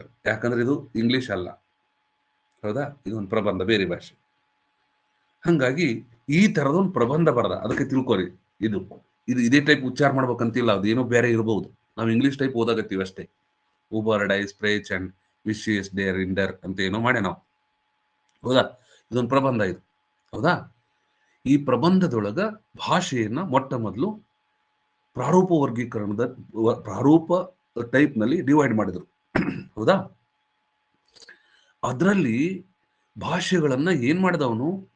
ಅಫಿಕ್ಸ್, ನೋಡ್ರಿ, ಪ್ರತ್ಯಯ ಉಳ್ಳ ಭಾಷೆಗಳು ಅಫಿಕ್ಸ್, ನೋಡ್ರಿ ಅವ ಹಿಂಗ್ ಕರೀತಾನೆ. ಮತ್ತೆ ಇನ್ಫ್ಲೆಕ್ಷನಲ್, ಅಂತರ್ಗಮಕ ಭಾಷೆಗಳು ಅಂತ ದ್ವಿಭಾಗ ವರ್ಗೀಕರಣ ಮಾಡ್ದ. ನೋಡ್ರಿ ಎಷ್ಟು ಅದ್ಭುತ ಇತಿಹಾಸ ಇದೆ. ಭಾಷೆಗಳನ್ನ ಪ್ರಾರೂಪ ಮಾದರಿಯಲ್ಲಿ ವರ್ಗೀಕರಿಸಿದ ವಿದ್ವಾಂಸ ಸ್ಲೆಗಲ್. ಆ ಪ್ರಬಂಧದ ಹೆಸರು ಉಬರ್ ಡೈ ಸ್ಪ್ರೇಚೆ ಅಂಡ್ ವಿಸಿಯಸ್ ಇಂಡರ್, ಹೌದಾ? ಹೀಗೆ ಹೇಳ್ದ.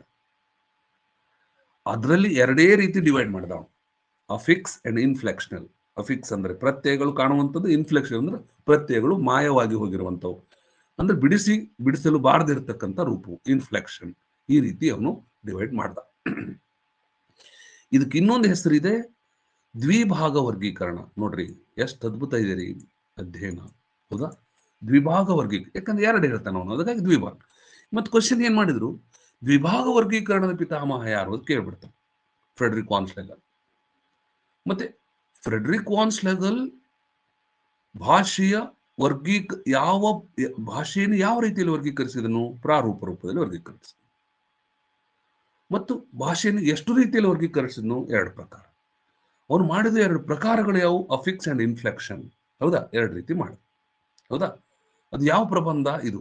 ಕೆಲವೊಮ್ಮೆ ಇಷ್ಟು ಜಾಣರದಾರಲ್ಲ ನಮ್ಮವರು, ಕ್ವಶನ್ ತೆಗಿಯೋರು, ಉಬರ್ ಡೈ ಸ್ಪ್ರೇಚ್ ಅಂಡ್ ವಿಸಿಯಸ್ ಅಂಡ್ ಲೆಂಡರ್ ಎನ್ನುವುದು ಪುಸ್ತಕ, ಪ್ರಬಂಧ, ಕತೆ, ಪತ್ರ ಹಿಂಗ್ ಕೇಳ್ತಾರೆ, ಹೌದಾ?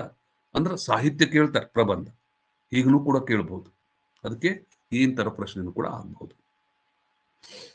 ನೆಕ್ಸ್ಟ್, ಭಾಷೆಯ, ಇಲ್ಲಿ ನೋಡ್ರಿ ಎಷ್ಟು ವಿಚಿತ್ರದ ನೋಡ್ರಿ, ಭಾಷೆಯ ವಿಭಾಗ ವರ್ಗೀಕರಣ ಪಿತಾಮಹ ಅಂತ ಇದು ಬೇರೆ.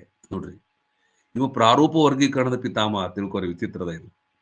ಪ್ರಾರೂಪ ವರ್ಗೀಕರಣದ ಪಿತಾಮಹ ಫ್ರೆಡರಿಕ್ ವಾನ್ ಸ್ಲೆಗಲ್, ಹೌದಾ? ಇವ. ಆದ್ರೆ ಭಾಷೆಯ ವರ್ಗೀಕರಣದ ಪಿತಾಮಹ ಆಗಸ್ಟ್ ವಾನ್ ಸ್ಲೆಗಲ್. ಹೆಂಗೈತ್ ನೋಡ್ರಿ,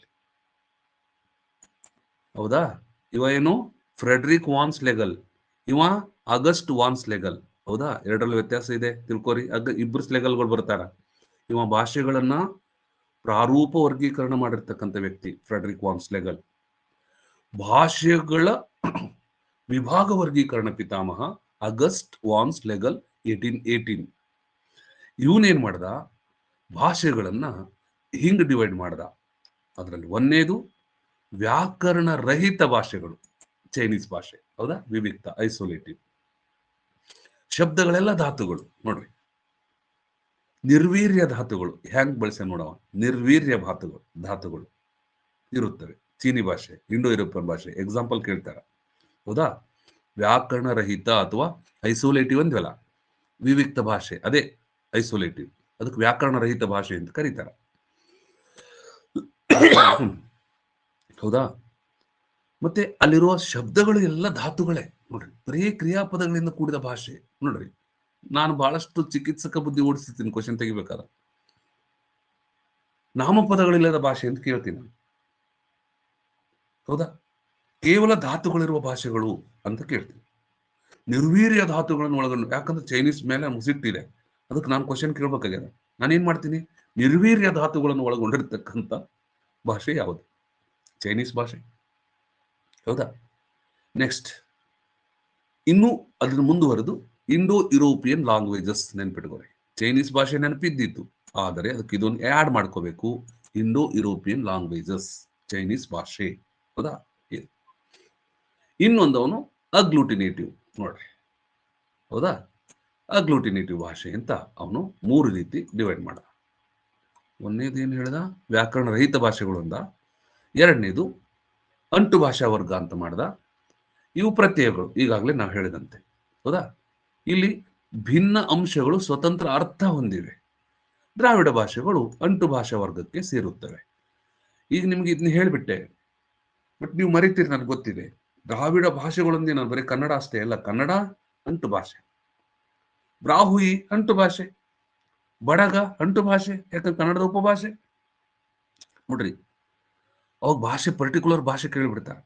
ಪರ್ಜಿ, ಗದಬ, ನಾಯಕಿ, ಕುಲಾಮಿ ಅಂತ ದಕ್ಷಿಣ ಮಧ್ಯ ದ್ರಾವಿಡ ಭಾಷೆಗಳು ಅಂತ ಬರ್ತಾವೆ 4. ಪರ್ಜಿ, ಗದಬ, ನಾಯಕಿ, ಕುಲಾಮಿ ಅಂತ 4 ಇದೆ. ಕೊಲಾಮಿ ಭಾಷೆ ಅಂತ ಕೇಳ್ಬಿಡ್ತಾರೆ. ಅವಾಗ ಅದು ದ್ರಾವಿಡ ಭಾಷೆಗಳು ಓದ್ಕೊಂಡಿದ್ರೆ ನಿಮಗೆ ಗೊತ್ತಾದೀತು. ಅದಕ್ಕೆ ದ್ರಾವಿಡ ಭಾಷೆಗಳು ಅಂಟು ಭಾಷಾ ವರ್ಗಕ್ಕೆ ಸೇರಿವೆ.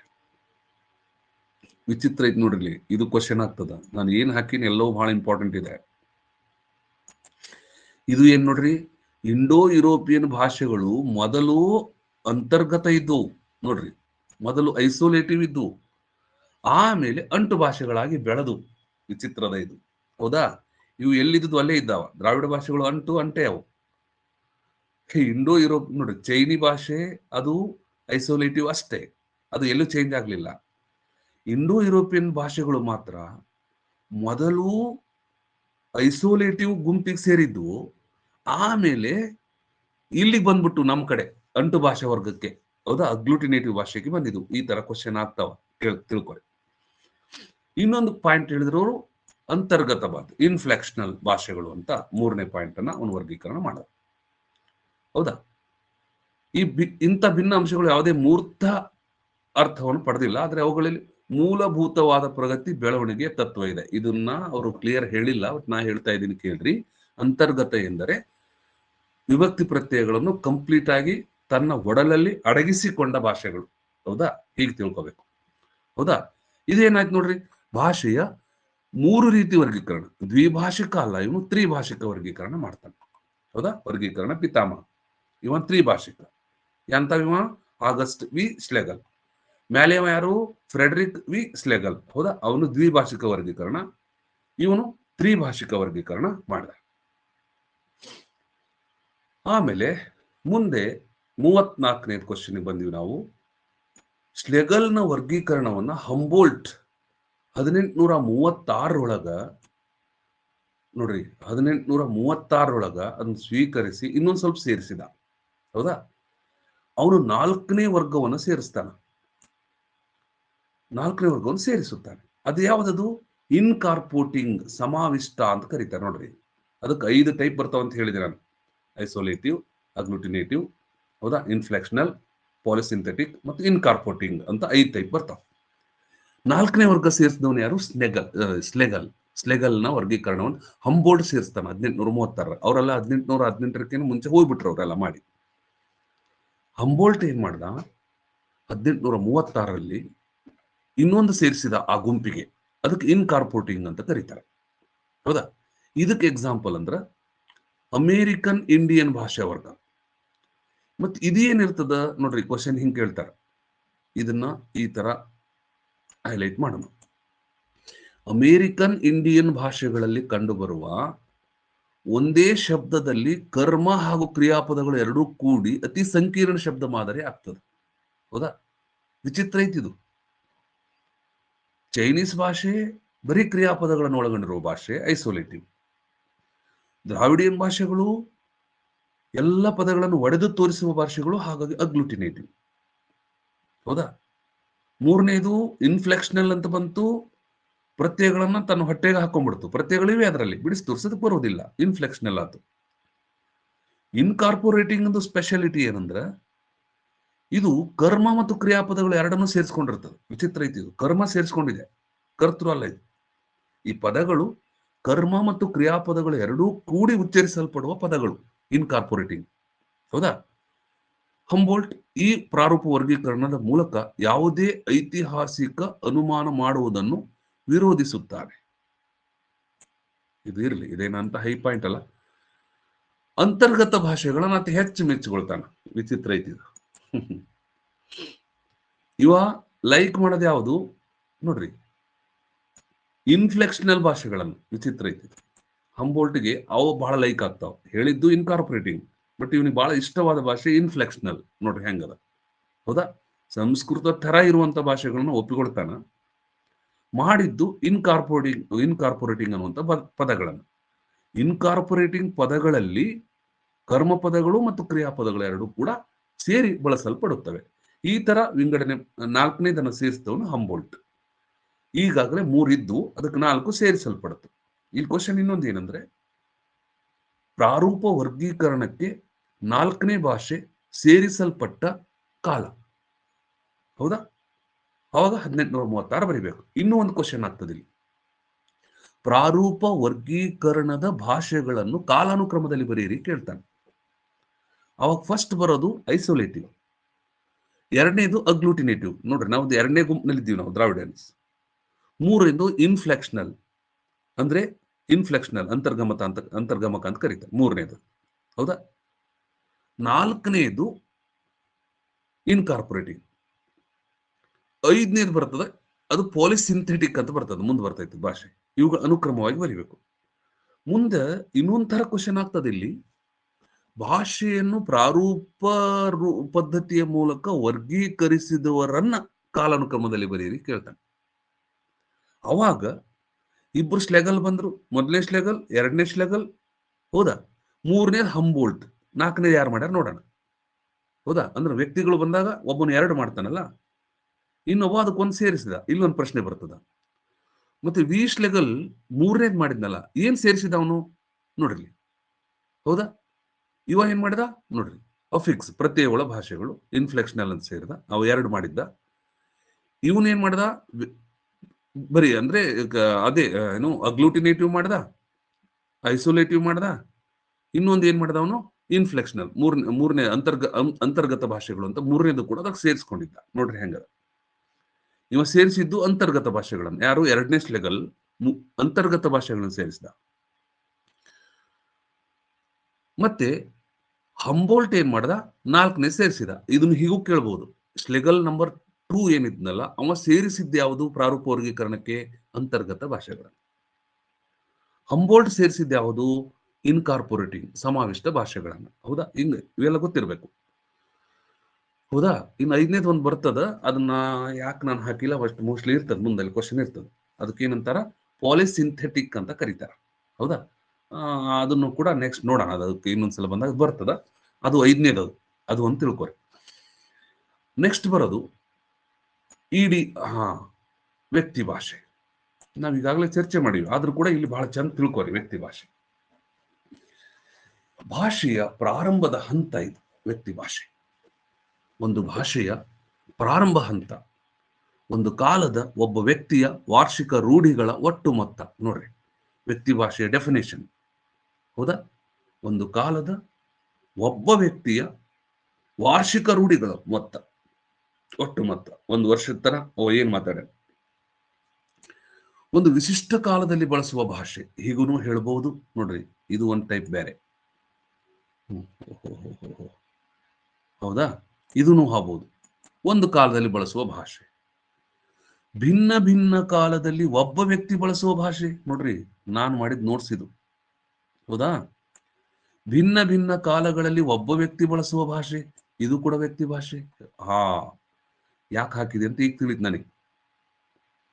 ಭಾಷೆಯ ಪ್ರಾರಂಭಿಕ ಹಂತ ಯಾವುದು ಅಂತ ಕೇಳಿದ್ರೆ ಧ್ವನಿ ಬರಿಬೇಡ್ರಿ, ಸ್ವರ ವ್ಯಂಜನ ಅವು ಎಲ್ಲ ಬರಲ್ಲ. ಭಾಷಾ ವಿಜ್ಞಾನ ಓದ್ತಾ ಇದ್ದೀರಿ ನೀವು, ಅಲ್ಲಿ ವ್ಯಕ್ತಿ ಭಾಷೆ ಬರಿಬೇಕು, ತಿಳ್ಕೊರಿ. ಭಾಷೆಯ ಪ್ರಾರಂಭಿಕ ಹಂತ ಯಾವುದು? ವ್ಯಕ್ತಿ ಭಾಷೆ. ಒಂದು ಭಾಷೆಯ ಪ್ರಾರಂಭಿಕ ಹಂತ ವ್ಯಕ್ತಿ ಭಾಷೆ, ತಿಳ್ಕೊರಿ. ಬಹಳ ಚೆನ್ನಾಗಿದೆ ಇದು ಪಾಯಿಂಟ್. ಒಂದು ಕಾಲದ ಒಬ್ಬ ವ್ಯಕ್ತಿಯ, ಇದು ವಾರ್ಷಿಕ ಮಾಡ್ಕೋಬೇಡ್ರಿ, ವಾರ್ಷಿಕ ರೂಢಿ ಅನ್ಬಾರ್ದು, ಇದು ಇಷ್ಟೇ ಇರಲಿ, ಒಬ್ಬ ವ್ಯಕ್ತಿಯ ಭಾಷೆ ಅಷ್ಟೇ. ಹೌದಾ? ವ್ಯಕ್ತಿ ಭಾಷೆ ಒಂದು ವಿಶಿಷ್ಟ ಕಾಲದಲ್ಲಿ ಬಳಸುವ ಭಾಷೆ ಹಿಂಗದ. ವಿಶಿಷ್ಟ ಕಾಲ ಅಂದ್ರೆ ಏನು? ಈಗ ನಾ ಮಾತಾಡ್ತಾ ಇದ್ದೀನಿ, ಇದು ನನ್ನ ವ್ಯಕ್ತಿ ಭಾಷೆ. ಹೌದಾ? ನೀವು ಕ್ವಶನ್ ಕೇಳ್ತಾ ಇದ್ದೀರಿ, ನಿಮ್ಮ ವ್ಯಕ್ತಿ ಭಾಷೆಯಲ್ಲಿ ಕೇಳ್ತಾ ಇದ್ದೀರಿ. ಹೌದಾ? ಒಂದು ವಿಶಿಷ್ಟ ಕಾಲ. ಆಮೇಲೆ ಭಿನ್ನ ಭಿನ್ನ ಕಾಲ ಐತೆ.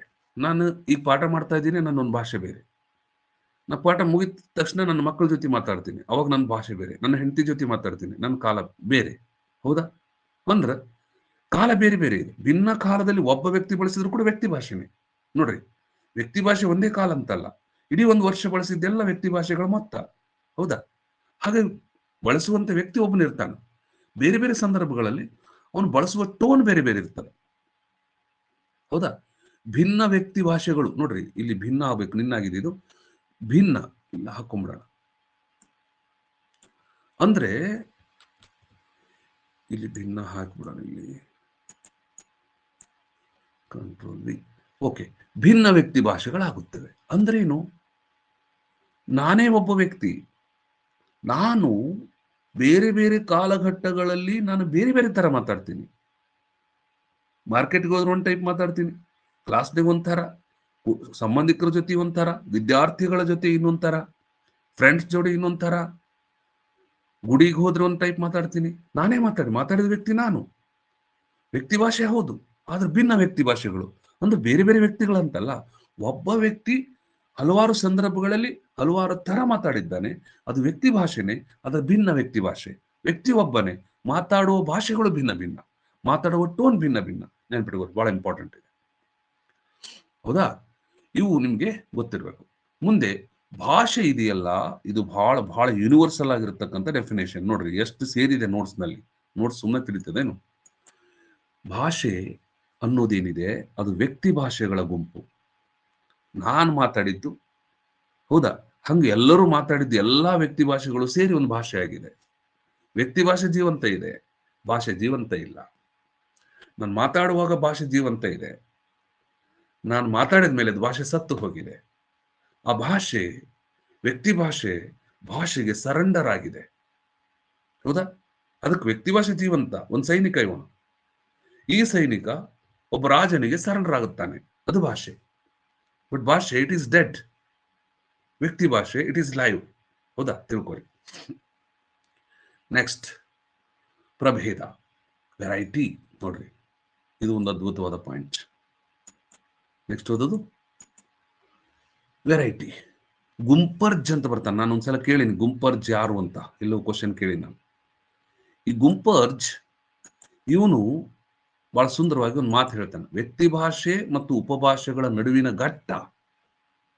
ಇಲ್ಲಿ ತಿಳ್ಕೋರಿ, ವಾಟ್ ಈಸ್ ವೆರೈಟಿ? ವೆರೈಟಿ ಅಂದ್ರೆ ಏನು? ವೆರೈಟಿ ಕ್ಯಾ ಹೋತಾ ಹೈ? ಹೌದಿಲ್ಲ? ವೆರೈಟಿ ಏನು ಅಂದ್ರೆ ವ್ಯಕ್ತಿ ಭಾಷೆ ಮತ್ತು ಉಪಭಾಷೆಗಳ ನಡುವಿನ ಘಟ್ಟ. ವಿಚಿತ್ರದ ಇದು. ಉಪಭಾಷೆ ಅಂದ್ರೆ ಏನು? ಒಂದು ಊರ್ನಾಗ ಆಡುವ ಭಾಷೆ, ಹಲವಾರು ವ್ಯಕ್ತಿಗಳು ಪರಸ್ಪರ ಒಪ್ಪಿಕೊಂಡ ಭಾಷೆ ಉಪಭಾಷೆ. ಈಗ ಹೈದರಾಬಾದ್ ಕರ್ನಾಟಕ ಕನ್ನಡ, ಇದು ಉಪಭಾಷೆ. ಗದಗಿನ ಕನ್ನಡ ಉಪಭಾಷೆ, ಕೊಪ್ಪಳದ ಕನ್ನಡ ಉಪಭಾಷೆ. ನೋಡ್ರಿ, ಕೊಪ್ಪಳ ಕನ್ನಡದಲ್ಲಿ ವ್ಯಕ್ತಿ ಭಾಷೆ ಬೇರೆ ಇದೆ, ಉಪಭಾಷೆ ಬೇರೆ ಇದೆ. ಇಡೀ ಕೊಪ್ಪಳದ ಭಾಷೆ ಬಂದಾಗ ಉಪಭಾಷೆ ಆಗ್ತದೆ, ನಂದೊಬ್ಬ ಒಂದೇ ವ್ಯಕ್ತಿ ಭಾಷೆ ಆಗ್ತದೆ. ವಿಚಿತ್ರ ಏನ್ ಗೊತ್ತೇನು? ವ್ಯಕ್ತಿ ಭಾಷೆ ಮತ್ತು ಉಪಭಾಷೆಗಳ ನಡುವೆ ಒಂದು ಘಟ್ಟ ಇದೆ. ಆ ಘಟ್ಟಕ್ಕೆ ಪ್ರಭೇದ ಅಂತ ಕರೀತಾರೆ. ತಿಳ್ಕೊರಿ, ಬಹಳ ಇಂಪಾರ್ಟೆಂಟ್ ಪಾಯಿಂಟು. ಇವನ್ನೆಲ್ಲ ನಾನು ಕಾಮನ್ ಕ್ಲಾಸ್ ನಲ್ಲಿ ಹೇಳಿರಲ್ಲ, ಪ್ರೈವೇಟ್ ಕ್ಲಾಸ್ ನಲ್ಲಿ ಹೇಳಿರ್ತೀನಿ. ಇದನ್ನ ಯಾರಿಗಾರ ಹಂಚ್ಬಿಟ್ರೆ ಅವು ಕಲಿತಾವ್. ಅವ್ರಿಗೇನು, ಫ್ರೆಂಡ್ ಯು ಆರ್ ಗ್ರೇಟ್ ಯಾರ್ ಅಂದ್ಬಿಡ್ತಾರ. ಅವ್ರು ಎಲ್ಲರೂ ಕರ್ಕೊಂಡೋಗಿ ಒಂದಿಷ್ಟು ಏನಾರ ಪಿಜ್ಜಾ ಬರ್ಗರ್ ತಿನ್ನಿಸ್ಬಿಡ್ತಾವ, ಚಾ ಕುಡಿಸ್ಬಿಡ್ತಾವ, ಇವೆಲ್ಲ ಹೇಳ್ಬಿಡ್ತಾವ ಅಷ್ಟೇ. ನೀವು ಹೇಳ್ತೀರಿ, ನೀವು ಮರಿತೀರಿ, ಅವ್ರು ಹೇಳಿದ್ದನ್ನು ಮರೆಯಲ್ಲ, ಯಾಕಂದ್ರೆ ಅವ್ರಿಗೆ ಅದು ಸಿಗಲ್ಲ. ಅವ್ರು ಗೆಲ್ತಾರ, ನೀವು ಸೋಲ್ತೀರಿ. ಇದೇ ವ್ಯತ್ಯಾಸ. ತಿಳ್ಕೊಳ್ಳಿ. ಪ್ರಭೇದ, ವೆರೈಟಿ. ವೆರೈಟಿ ಎಂದರೆ ವ್ಯಕ್ತಿ ಭಾಷೆ ಮತ್ತು ಉಪಭಾಷೆಗಳ ನಡುವಿನ ಘಟ್ಟ. ಹೌದಾ? ಎಷ್ಟು ಅದ್ಭುತ ಇದೆ ತಿಳ್ಕೊರಿಲಿ. ಆಮೇಲೆ ಇಲ್ಲಿ ಸಮಾನ ಅಂಶಗಳುಳ್ಳ ವ್ಯಕ್ತಿ ಭಾಷೆಗಳಿರುತ್ತವೆ. ಬಹಳ ಇಂಪಾರ್ಟೆಂಟ್ ಇದು. ಪ್ರಭೇದ ಅಂತೇಳಿ ಒಂದು ಭಾಷೆಯನ್ನು ಕರಿಬೇಕಾದ್ರೆ ಅದರ ಲಕ್ಷಣ ಏನು ಅಂದ್ರೆ ವ್ಯಕ್ತಿ ಭಾಷೆಗಳಲ್ಲಿರುವ ಸಮಾನ ಅಂಶಗಳು ಸೇರಿ ಒಂದು ಉಪಭಾಷೆ ಆಗಿರ್ತದ. ಈಗ ನಮ್ಮ ಊರಿನಲ್ಲಿ ಹಲವಾರು ಜಾತಿಗಳಿವೆ, ಹಲವಾರು ಸಾಂಸ್ಕೃತಿಕ ವ್ಯಕ್ತಿಗಳಿದ್ದಾರೆ. ಎಲ್ಲರೂ ಕನ್ನಡ ಮಾತಾಡ್ತೀವಿ. ಆದ್ರೆ ಒಬ್ಬೊಬ್ರು ಒಂದ್ ಪುರೋಹಿತ ವರ್ಗ ಇದೆ, ಅವ್ರು ಒಂದ್ ಟೈಪ್ ಮಾತಾಡ್ತಾರೆ. ಕೃಷಿಕ ವರ್ಗ ಇದೆ, ಅವ್ರು ಒಂಥರ ಮಾತಾಡ್ತಾರೆ. ಕೆಳವರ್ಗ ಇದೆ, ಅದು ಒಂಥರ ಮಾತಾಡ್ತದ. ಬ್ರಾಹ್ಮಣರಿದ್ದಾರೆ, ಅವ್ರು ಒಂದ್ ಟೈಪ್ ಮಾತಾಡ್ತಾರೆ. ಎಲ್ಲರೂ ಒಂದೇ ಭಾಷೆ, ಆದ್ರೆ ಒಂದೇ ಕನ್ನಡ, ಆದ್ರೆ ಟೋನ್ ಬೇರೆ ಇದೆ. ಎಲ್ಲರಿಗೂ ತಿಳಿಯುವುದು ಒಂದು ಭಾಷೆ, ಅದು ಉಪಭಾಷೆ. ಎಲ್ಲರೂ ಹೊರಗೆ ಬಂದಾಗ ನಮ್ಮ ಭಾಷೆ, ನಮ್ಮ ಊರು ಭಾಷೆ ಮಾತಾಡ್ತೀವಿ ನಾವು. ಗೆಣಿಗೇರಿ ಭಾಷೆ, ಕೊಪ್ಪಳದ ಭಾಷೆ ಮಾತಾಡ್ತೀವಿ, ಹೌದಾ? ಹಾಗಾಗಿ ಪ್ರಭೇದದಲ್ಲಿ ಏನಿರ್ತದ ಅಂದ್ರೆ ವ್ಯಕ್ತಿ ಭಾಷೆಗಳು, ಹಲವಾರು ವ್ಯಕ್ತಿಗಳು ಮಾತಾಡಿರ್ತಕ್ಕಂಥ ಭಾಷೆಗಳಲ್ಲಿರುವ ಸಮಾನ ಅಂಶಗಳು ಅದರಲ್ಲಿ ಇರ್ತಾವ. ಹಾಗಾಗಿ ಇದಕ್ಕೆ ಪ್ರಭೇದ ಅಂತ ಕರೀತಾರೆ, ವೆರೈಟಿ ಅಂತ ಕರೀತಾರೆ. ಗುಂಪು ಸಾಪೇಕ್ಷವಾಗಿರುತ್ತದೆ, ಸಣ್ಣದಿರುತ್ತದೆ. ನೆನಪಿಡುವರು, ಎಷ್ಟು ಇಂಪಾರ್ಟೆಂಟ್ ಪಾಯಿಂಟ್ ಇದೆ ಇದು, ಹೌದಾ? ಗುಂಪು ಸಣ್ಣದಿರ್ತದ ನೋಡ್ರಿ. ಪ್ರಭೇದಗಳನ್ನ ಹಿಂಗಾಯ್ತಾನೆ, ಒಂದು ನಿಮಿಷ ತೆಗೆದುಬಿಡೋಣ. No colour. ಓಕೆ, ಇಲ್ಲಿ ನೋಡ್ರಿ, ಗುಂಪು ಸಾಪೇಕ್ಷವಾಗಿರುತ್ತದೆ ಮತ್ತೆ ಅದು ಚಿಕ್ಕದಿರುತ್ತದೆ. ಎಷ್ಟು ವಿಚಿತ್ರದ ನೋಡ್ರಿ. ಸಾಪೇಕ್ಷ ಅಂದ್ರೆ ಏನು? ಏನಾರು ಹೊಸದೈತೇನಪ್ಪ, ಸ್ವೀಕಾರ ಮಾಡುವುದು, ಅದು ಸಾಪೇಕ್ಷ. ಮತ್ತೆ ಗುಂಪು ಚಿಕ್ಕದಿರ್ತದ. ನಮ್ಮೂರು ಎಷ್ಟು, ನಮ್ಮ ಕೊಪ್ಪಳ ಎಷ್ಟು, ಇಡೀ ಕರ್ನಾಟಕ ಹೋಲಿಸಿ ಕೊಪ್ಪಳ ಸಣ್ಣದು, ಇಡೀ ಕೊಪ್ಪಳ ಹೋಲಿಸಿದ್ರೆ ನಮ್ಮೂರು ಸಣ್ಣದು ನೋಡ್ರಿ. ಹಾಗಾಗಿ ಪ್ರಭೇದ ಅಂತ ಕರೆಯುವಂತ ಭಾಷೆ ಏನಿದೆಯಲ್ಲ, ಅದು ಸಾಪೇಕ್ಷವಾಗಿ ಚಿಕ್ಕದಿರ್ತದೆ. ಈ ಗಂಗಾವತಿ ಅಂತ ಬರ್ತದೆ ಕೊಪ್ಪಳದ ಪಕ್ಕಕ್ಕೆ, ಅಲ್ಲಿ ಇದು ಕನ್ನಡನೇ, ಅದು ಒಂದು ಟೈಪ್ ಬೇರೆ ಇದೆ, ಟೋನ್ ಬೇರೆ ಇದೆ, ಹೌದಾ? ನೋಡ್ರಿ, ಇದು ಸಾಪೇಕ್ಷ, ಹೊಸದನ್ನು ಸ್ವೀಕರಿಸುವ ಮನೋಭಾವ ಅನ್ನಂಗೆ, ಚಿಕ್ಕ ಭಾವ. ಆಮೇಲೆ ಒಂದು ಹಳ್ಳಿಯಿಂದ ಹಿಡಿದು ತಾಲೂಕಾ ಮಟ್ಟದವರೆಗೆ ಇರುವ ಸೀಮೆ ಇರುತ್ತದೆ ನೋಡ್ರಿ. ಇದನ್ನ ಹೇಳ್ಬೇಕಾದ್ರೆ ಹಳ್ಳಿಯಿಂದ ತಾಲೂಕಿನವರೆಗೆ ಇದ್ರ ಸೀಮೆ ಇರ್ತದೆ. ಬಹಳಷ್ಟು ದೊಡ್ಡದಲ್ಲ, ಬಹಳಷ್ಟು ಚಿಕ್ಕದಲ್ಲ. ಆಮೇಲೆ ಇದು ಹಲವು ವ್ಯಕ್ತಿ ಭಾಷೆಗಳ ಮೊತ್ತ ಪ್ರಭೇದ. ಹೀಗೂ ಕೂಡ ಕೇಳಬಹುದು, ಹಲವು ವ್ಯಕ್ತಿ ಭಾಷೆಗಳ ಮೊತ್ತ ಪ್ರಭೇದ ಆಗುತ್ತದೆ ಅಂತ ಹೇಳಿದಲ್ಲಿ. ಪ್ರಭೇದ ಅಂದ್ರೆ ಏನು? ಹಲವು ವ್ಯಕ್ತಿ ಭಾಷೆಗಳ ಮೊತ್ತ, ಹೌದಾ? ಮತ್ತೆ ಇದು ಒಂದು ಉಪಭಾಷೆ ಮತ್ತು ವ್ಯಕ್ತಿ ಭಾಷೆಗಳ ನಡುವಿನ ಒಂದು ಘಟ್ಟ. ಇದು ಸಾಪೇಕ್ಷತೆಯಿಂದ ಕೂಡಿದೆ. ಈ ಗುಂಪು ಚಿಕ್ಕದಿರುತ್ತದೆ. ಇದ್ರದ್ದು ವಿಸ್ತಾರ ಎಲ್ಲಿತನ? ಒಂದು ಹಳ್ಳಿಯಿಂದ ಹಿಡ್ಕೊಂಡು ಒಂದು ತಾಲೂಕಿನವರೆಗೆ, ಜಿಲ್ಲಾ ಅನ್ನಂಗಿಲ್ಲ, ಹೌದಾ? ಅಷ್ಟಿರ್ತದೆ. ಇದೊಂದು ಪ್ರಭೇದ, ಹೌದಾ? ಮತ್ತೆ ಇಲ್ಲಿ ಹಲವು ವ್ಯಕ್ತಿ ಭಾಷೆಗಳ ಮೊತ್ತ ಇರ್ತದೆ. ಹೀಗೆ ಇದಕ್ಕೆ ಪ್ರಭೇದ ಅಂತ ಕರೀತಾರೆ. ನೀವು ಒಂದು ವೇಳೆ university professors, degree college professors ಆಗಿ ಅಪಾಯಿಂಟ್ಮೆಂಟ್ ಆದ್ರೆ, ನೀವು ಆಗಬೇಕು, ಅದು ಸೆಕೆಂಡ್ರಿ. ನೀವು ಆದ್ಮೇಲೆ ನೀವು ಅಲ್ಲಿ ಭರಿಸಬೇಕು ಪ್ರಭೇದ ಅಂದ್ರೆ ಏನು ಅಂತ. ಇದು ನೋಟ್ಸ್, ಇದು ಶಾರ್ಟ್ ನೋಟ್ಸ್, 4 ಮಾರ್ಕ್ಸ್ ಬಂದ್ಬಿಡ್ತದೆ ಇದರಲ್ಲಿ. ಇದು ಬಿಟ್ಟರೆ ಏನು ಇಲ್ರಿ, ಇಟ್ ಈಸ್ ವೆರೈಟಿ. ಎಸ್, ಈಗ ಬರ್ರಿ, ಉಪಭಾಷೆ ಅಂದ್ರೆ ನೋಡ್ರಿ. ವ್ಯಕ್ತಿ ಭಾಷೆ ನೋಡಿದ್ವಿ ನಾವು, ಪ್ರಭೇದ ಅಂದ್ರೆ ಏನಂತ ನೋಡಿದ್ವಿ. ಉಪಭಾಷೆ ಅಂದ್ರೆ ಏನು ಹಾಗಿದ್ರೆ ನೋಡ್ರಿ, ಇದು ಡೈರೆಕ್ಟ್ ಅಂತ ಕರೀತಾರೆ. ಇದನ್ನು ನೋಡ್ಬೇಕು ಇಂಗ್ಲಿಷ್ನಲ್ಲಿ. ಇದಕ್ಕೇನಂದ್ರು ಇಡಿಯೋಲೆಕ್ಟ್ ಏನೋ ಅಂದಿದ್ರು ಅವರು, ಹೌದಾ? ಇಡಿಯೋಲೆಕ್ಟ್, ಐಡಿಯೋಲೆಕ್ಟ್ ಅಂತಲೂ ಕೂಡ ಕರೀತಾರೆ. ಇಂಡಿವಿಜುವಲ್ ಲ್ಯಾಂಗ್ವೇಜ್, ಇಂಡಿಯಾ, ಇಂಡಿವಿಜುವಲ್ ವ್ಯಕ್ತಿ ಭಾಷೆ. ಇದು ವೆರೈಟಿ, ಇದು ಡೈಲೆಕ್ಟ್ ಉಪಭಾಷೆ, ಹೌದಾ? ಹಲವು ಪ್ರಭೇದಗಳ ಮೊತ್ತ ಉಪಭಾಷೆ. ಎಷ್ಟು ಅದ್ಭುತ ಹೇಳ್ತಾರೆ ನೋಡ್ರಿ. ಇದು ಬೇಕ್ರಿ ಡೆಫಿನೇಷನ್ ಯಾವಾಗಲೂ, ಹೌದಾ? ಉಪಭಾಷೆ ಎನ್ನುವುದು ವ್ಯಕ್ತಿ ಭಾಷೆಗಳ ಮೊತ್ತ ಅಲ್ಲ, ಇದು ಪ್ರಭೇದಗಳ ಮೊತ್ತ. ಎಷ್ಟು ಬ್ಯೂಟಿ ಐತ್ ನೋಡ್ರಿ. ಹಾಗಿದ್ರೆ ಇಲ್ಲಿ ವ್ಯಕ್ತಿ ಭಾಷೆಗಳಿಲ್ಲವೇ? ಇದೆ, ಹೌದಾ? ಹಲವಾರು ವ್ಯಕ್ತಿ ಭಾಷೆಗಳು ಇವೆ, ಹೌದಾ? ಆದ್ರ ಉಪಭಾಷೆಗೆ ಎಕ್ಸಾಕ್ಟ್ ಡೆಫಿನೇಷನ್ ಏನಪ್ಪ ಅಂದ್ರೆ ಹಲವು ಪ್ರಭೇದಗಳ ಮೊತ್ತ ಉಪಭಾಷೆ. ಇದರ ಅರ್ಥ ವ್ಯಕ್ತಿ ಭಾಷೆಗಳ ಮೊತ್ತ ಉಪಭಾಷೆ, ಆದ್ರೆ ಎಕ್ಸಾಕ್ಟ್ ಹೇಳ್ಬೇಕಾದ್ರೆ ಹಲವು ಪ್ರಭೇದಗಳ ಮೊತ್ತ ಉಪಭಾಷೆ ಆಗುತ್ತದೆ. ಇಲ್ಲಿ ಬಂತು ನೋಡ್ರಿ, ಪ್ರಭೇದ ಕೆಲವು ವ್ಯಕ್ತಿ ಭಾಷೆಗಳ ಸಣ್ಣ ಗುಂಪು ಆದರೆ ಉಪಭಾಷೆ ಅದಕ್ಕೂ ಹೆಚ್ಚಿನ ಸಂಖ್ಯೆಯ ವ್ಯಕ್ತಿ ಭಾಷೆಗಳ ಗುಂಪು. ಅದಕ್ಕೆ ಪ್ರಭೇದ ಅಂತೇಳಿ ಕರೆದ್ರು, ವೆರೈಟಿ ಅಂತ ಕರೆದ್ರು. ವಿಚಿತ್ರ ಏನಂದ್ರೆ ಇದ್ರ ಲಕ್ಷಣ ಏನಪ್ಪಾ ನೋಡ್ರಿ. ಇದ್ರ ಲಕ್ಷಣ ಏನು ಅಂದ್ರೆ ನೋಡ್ರಿ, ಇಲ್ಲಿ ಬಂತು ಬಹಳ ಇಂಪಾರ್ಟೆಂಟ್ ಪಾಯಿಂಟ್. ಇಲ್ಲಿ ಒಂದು ಬಂತು, ಪ್ರಭೇದದಲ್ಲಿ ಕಾಣೋಕ್ಕಿಂತ ಸಮಾನತೆಯ ಪ್ರಮಾಣ ಇಲ್ಲಿ ಕಡಿಮೆ ಇರ್ತದ. ತಿಳ್ಕೊರಿ, ಬಹಳ ವಿಚಿತ್ರ, ನೆಗೆಟಿವ್ ಸೆನ್ಸಿನ ಸೆಂಟೆನ್ಸ್ ಇದು, ಹೌದಾ? ಅಂದ್ರೆ ಪ್ರಭೇದ ಭಾಷೆಗೆ ಹೋಲಿಸಿದ್ರೆ ಉಪಭಾಷೆಯಲ್ಲಿ ಸಮಾನತೆಯ ಪ್ರಮಾಣ ಕಡಿಮೆ ಇರ್ತದೆ. ಕಾರಣ ಏನು? ಇದ್ರ ವಿಸ್ತಾರ ಸ್ವಲ್ಪ ದೊಡ್ಡದಾಗ್ತದೆ, ಅವಾಗ ಸಮಾನಾಂಶಗಳು ಕಡಿಮೆ ಆಗ್ತಾವ. ಹೌದಾ? ಇದು ಉಪಭಾಷೆ. ಹೌದಾ? ನೆಕ್ಸ್ಟ್, ಇಲ್ಲಿ ಕನ್ನಡದಲ್ಲಿ ಧಾರವಾಡ, ಮೈಸೂರು, ಗುಲ್ಬರ್ಗ, ಮಂಗಳೂರು ಈ ತರ ಉಪಭಾಷಾ ವರ್ಗೀಕರಣ ಮಾಡ್ತೀವಿ. ಇದು ಕೂಡ ಗೊತ್ತಿರ್ಬೇಕು ನಿಮಗೆ. ಆಕ್ಚುಲಿ ಧಾರವಾಡ ಉಪಭಾಷೆ ಅನ್ನಂಗಿಲ್ಲ, ಈಗ ಮಾಡ್ಕೊಂಡಿವಿ ಹೊಸಾವು. ಇದ್ದಿದ್ದು ಮೂರೇ: ಮೈಸೂರು ಕನ್ನಡ, ಮಂಗಳೂರು ಕನ್ನಡ ಮತ್ತು ಮೈಸೂರು ಕನ್ನಡ, ಮಂಗಳೂರು ಕನ್ನಡ, ಮತ್ತು ಈ ಕಡೆ ಕಲಬುರಗಿ ಕನ್ನಡ, ಇಲ್ಲ ವಿಜಾಪುರ ಕನ್ನಡ ಅಂತ ಮಾಡ್ತಿದ್ರು. ಮುಂದೆ ಅದು ಕಲಬುರಗಿ ಕನ್ನಡ ಅಂತ ಮಾಡ್ಕೊಂಡ್ರು, 4ನೇದಾಗ ಸೇರಿಸ್ಕೊಂಡ್ರು. ಆಮೇಲೆ ಧಾರವಾಡ, ಹಿಂಗ್ ಬೇರೆ ಬೇರೆ ಬಂದು ಮತ್ತೆ ಹಾಸನ ಕನ್ನಡ, ಶಿವಳ್ಳಿ ಕನ್ನಡ, ಮಂಗಳೂರು ಕನ್ನಡ, ಮತ್ತೆ ಡಿವೈಡ್ ನೆಕ್ಸ್ಟ್ ನಾವು ನೋಡ್ತೀನಿ. ಇವೆಲ್ಲ ಏನಂದ್ರೆ ಉಪಭಾಷೆಗಳು. ಇಲ್ಲಿ ನೋಡ್ರಿ, ವಿಜಾಪುರ ಉಪಭಾಷೆ, ಬೆಳಗಾವಿ ಉಪಭಾಷೆ, ಮತ್ತೆ ಇವು ಸಪರೇಟ್. ಅದಕ್ಕೆ ಬೇರೆ ಬೇರೆ ಕಡೆ ಎಲ್ಲ ಪ್ರಿಯಾ ಮೇಡಮ್ ಅವ್ರು ಮಾತಾಡ್ಸ್ತಿದೀವಲ್ಲ ನಾವು. ಯಾಕ್ರಿ ನೀವು ಹಂಗೆ ಮಾತಾಡಲ್ಲ ಅಂದಿವಿ. ಅವ್ರದ್ದೊಂದು ಲ್ಯಾಂಗ್ವೇಜ್ ಬೇರೆ ಇದೆ. ಹೌದಲ್ಲ? ವಿಜಾಪುರ ಉಪಭಾಷೆ, ಬೆಳಗಾವಿ ಉಪಭಾಷೆ ಬೇರೆನಿದೆ. ಈಗ ಬಿಜಾಪುರದಾಗೆ ತ್ರಿವೇಣಿ ಮೇಡಮ್ ಇರ್ತಾರ, ಅವ್ರದ್ದೊಂದು ಸ್ಟೈಲ್ ಬೇರೆ ಇದೆ. ಗುಲ್ಬರ್ಗದಾಗ, ಹೌದಾ, ಅಲ್ಲಿ ಒಬ್ರು ಬೇರೆನೇ ಇದ್ದಾರೆ, ಅವ್ರ ಭಾಷೆ ಬೇರೆ ಇದೆ. ಹೌದಾ? ಜಮಖಂಡಿ ಅಲ್ಲಿ ಬೇರೆ ಇದೆ, ಕೊಪ್ಪಳದ್ದು ಬೇರೆನೇ ಇದೆ. ಹೌದಾ? ಉಪಭಾಷೆಗಳಲ್ಲಿ ಬರುವಂಥದ್ದು. ಸಮಾಜದ ಒಳಪಂಗಡಗಳಿಗೆ ವಿಶಿಷ್ಟವಾದ ಉಪಭಾಷೆ ಇರ್ತದೆ, ಈಗಾಗಲೇ ಹೇಳಿದೆ ನಾನು. ಹೌದಾ?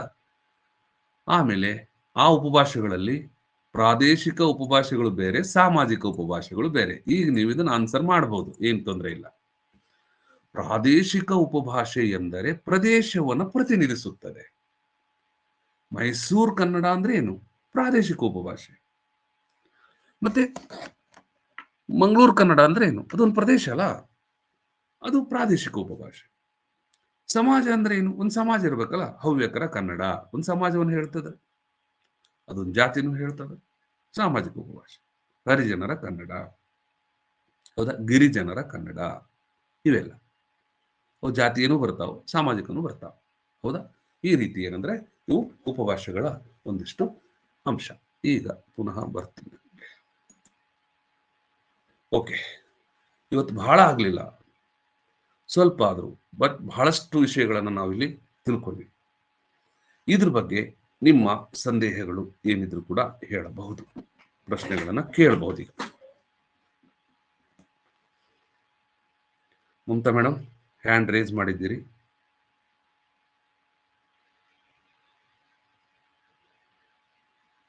हम जिंदा नहीं है, हम सो गए हैं. ಎಸ್, ಕ್ವಶನ್ ಹೇಳ್ಬೋದು. ಈಗ ನೀವು ಯಾರಾದ್ರೂ ಕ್ವಶನ್ ಕೇಳ್ಬೋದು. ಹೇಳ್ರಿ ಹೇಳ್ರಿ ಪುಟ್ಟರಾಜ್ ಸರ್. ಭಾಷೆಯ ಆನುವಂಶಿಕ ಸಂಬಂಧಗಳಿದೆಯಲ್ಲ ಸರ್? ಭಾಷೆಯ ಆನುವಂಶಿಕ ಸಂಬಂಧಗಳಿದೆಯಲ್ಲ ಸರ್, ಅದರಲ್ಲಿ ಶಬ್ದ ಸ್ವಾಮಿಗಳಲ್ಲಿ ಉದಾಹರಣೆ ಕೊಂಡ್ರೆ ಸರ್ ಸ್ವಲ್ಪ. ಹಾ, ಶಬ್ದ ಸಾಮ್ಯ ಒಂದನೇದು. ಆನುವಂಶಿಕ ಸಂಬಂಧ ನಿಮ್ಗೆ ಗೊತ್ತಾಯ್ತಾ?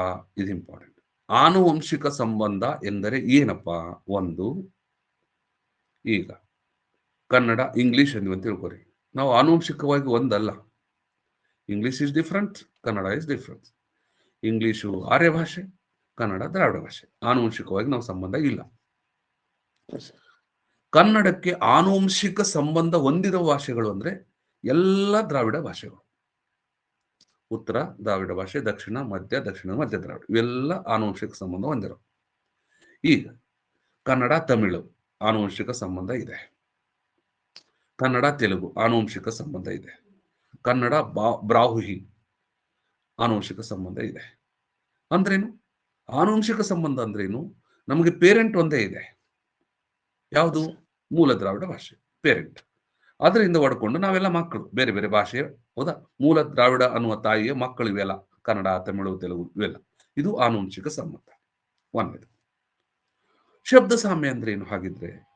ಕನ್ನಡ ಮತ್ತು ನಮ್ಮದೇ ಬ್ರದರ್ ಆಗಿರ್ತಕ್ಕಂಥ ಇನ್ನೊಂದು ಭಾಷೆ ಇದೆಯಲ್ಲ, ತಮಿಳು ತೆಲುಗು ಅವೆಲ್ಲ, ಆ ಭಾಷೆಗಳಲ್ಲಿರುವ ಪದ ಈ ಭಾಷೆಗಳಲ್ಲಿರುವ ಪದ ಒಂದೇ ಇರೋದು.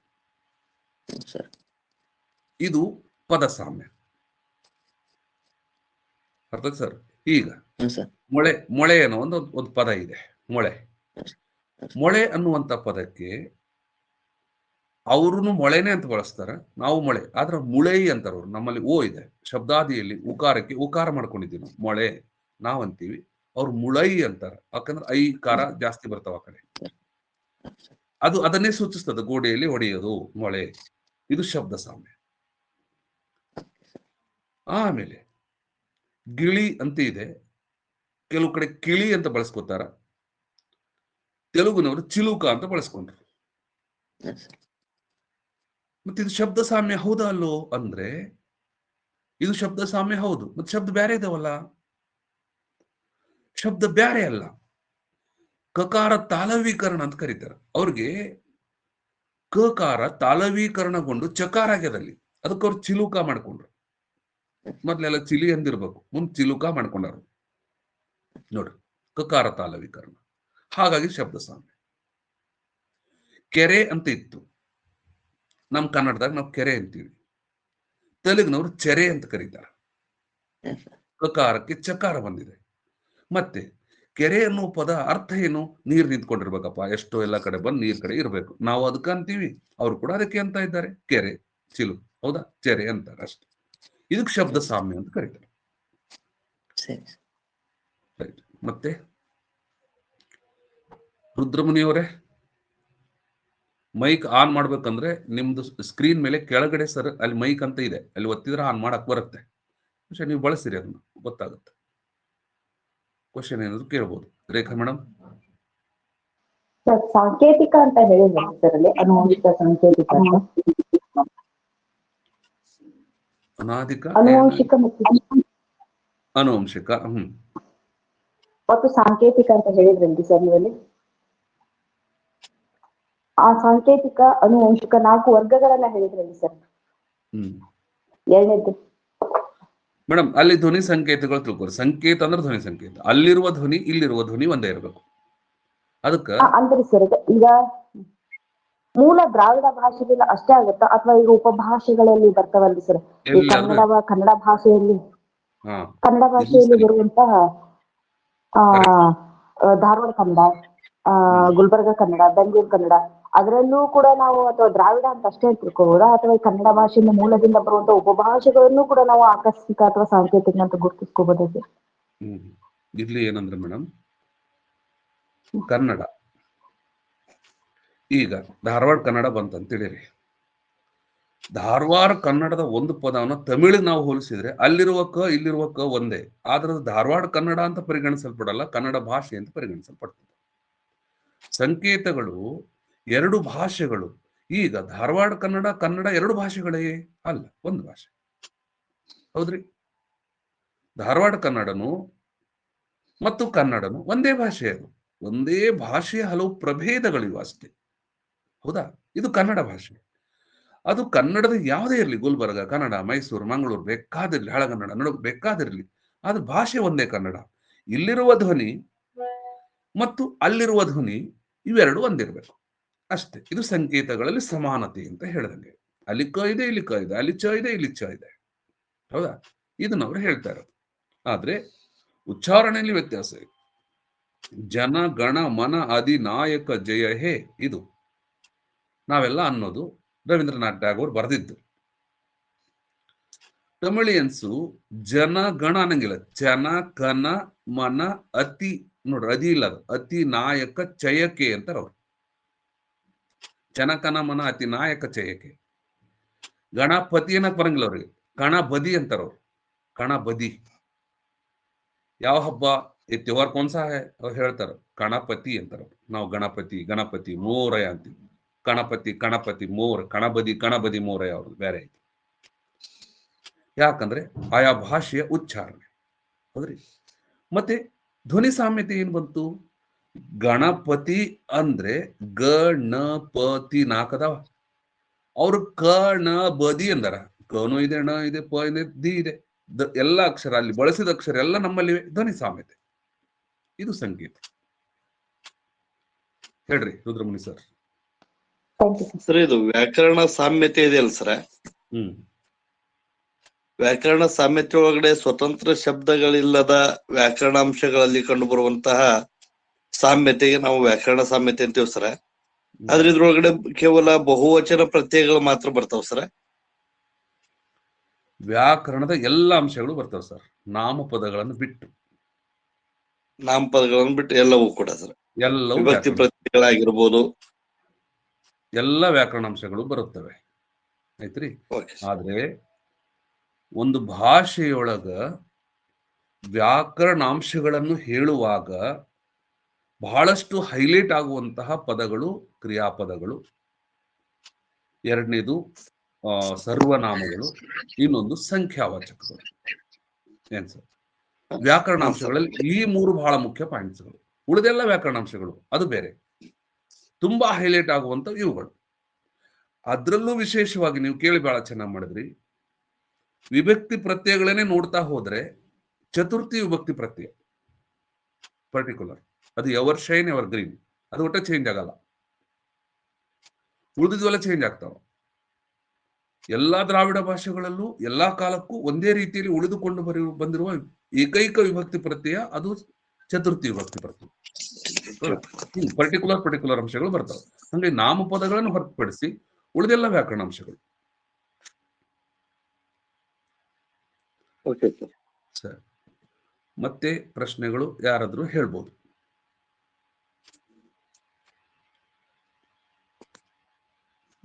ಮತ್ತೆ ಯಾರು ಉಳಿದ್ರಲ್ಲಿ? ಶ್ರೀದೇವಿ ಮೇಡಮ್. ಸರ್ ನಮಸ್ತೆ. ನಮಸ್ತೆ, ಹೇಳ್ರಿ. ಅರ್ಥ ಆಗೈತ್ ಸರ್, ಇನ್ನೊಂದ್ಸಲ ವಿಡಿಯೋ ನೋಡ್ತೇನ್ರಿ.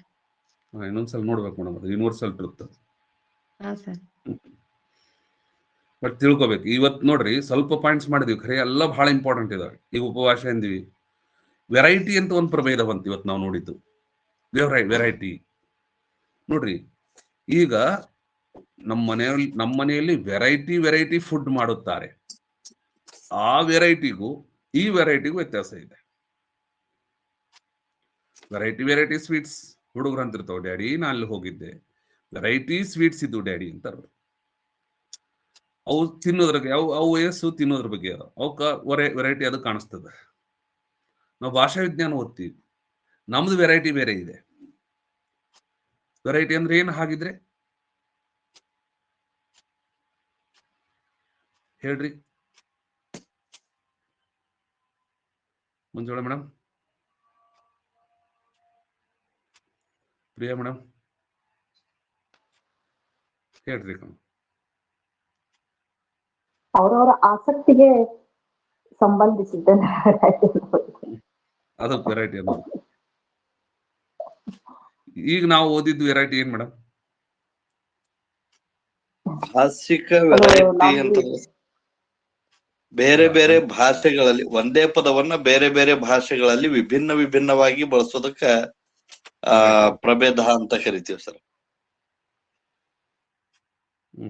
ರೇಖಾ ಮೇಡಮ್, ನೀವೇನ್ ಹೇಳ್ತೀರಿ?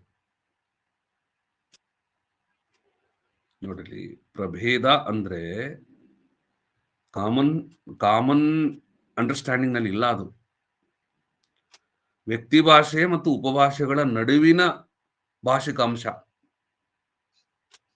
ಅದು ವೆರೈಟಿ. ಭಾಷಾ ವಿಜ್ಞಾನದಲ್ಲಿ ಅದನ್ನ ಹೇಳ್ಬೇಕು ನೀವು. ವ್ಯಕ್ತಿ ಭಾಷೆ ಅಂದ್ರೆ ಏನೋ ಡೆಫಿನೇಷನ್ ಕೊಟ್ರಿ, ಉಪಭಾಷೆ ಅಂದ್ರೆ ಏನು ಡೆಫಿನೇಷನ್ ಕೊಟ್ರಿ, ಭಾಷೆ ಕೊಟ್ರಿ. What is variety? ವೆರೈಟಿ ಅನ್ನೋದು it is not idiolect and it is not sub dialect. ಇದು ಉಪಭಾಷೆ ಅಲ್ಲ, ಇದು ವ್ಯಕ್ತಿ ಭಾಷೆ ಇಲ್ಲ. ವ್ಯಕ್ತಿ ಭಾಷೆ ಮತ್ತು ಉಪಭಾಷೆಗಳ ನಡುವಿನ ಅಂಶ ಇದು. ಇದರಲ್ಲಿ ವ್ಯಕ್ತಿ ಭಾಷೆಗಳ ಸರೆಂಡರ್ಡ್ ರೂಪ ಕಂಡು ಬರ್ತದೆ. ಆದ್ರೆ ಚಿಕ್ಕ ಸಮೂಹ ಇರ್ತದ, ಆಕಾಂಕ್ಷಿತ ಗುಣಗಳು ಇರ್ತಾವ. ಇಲ್ಲಿ ಏನಂದ್ರೆ ಎಲ್ಲರೂ ಸಮಾನವಾಗಿ ಒಪ್ಪುವ ಅಂಶಗಳು ಅಲ್ಲಿ ಇರ್ತಾವ. ಉಪಭಾಷೆ ಇದ್ದಂಗೆ ಇರ್ತದ, ಆದ್ರೆ ಉಪಭಾಷೆ ಸ್ವಲ್ಪ ದೊಡ್ಡದು ಏರಿಯಾ, ಇದು ಪ್ರಭೇದ ಇನ್ನೊಂದು ಏರಿಯಾ ಅಷ್ಟೇ. ಇದನ್ನ ಹೇಳ್ಬೇಕಲ್ಲಿ. ಪ್ರಭೇದ ಅಂದ್ರೆ ಆ ವೆರೈಟಿ ಹೇಳ್ಬೇಕು. ಬಹಳ ಟೆಕ್ನಿಕಲ್ ಪಾಯಿಂಟ್ ಅಲ್ಲಿ ಕೊಟ್ಟೆ ನಾನು. ಓಕೆ, ಮತ್ತೆ ಮಂಜುಳಾ ಮೇಡಮ್ ಹೇಳ್ರಿ, ಏನೇ ಹೇಳ್ತಾ ಇದ್ರಿ?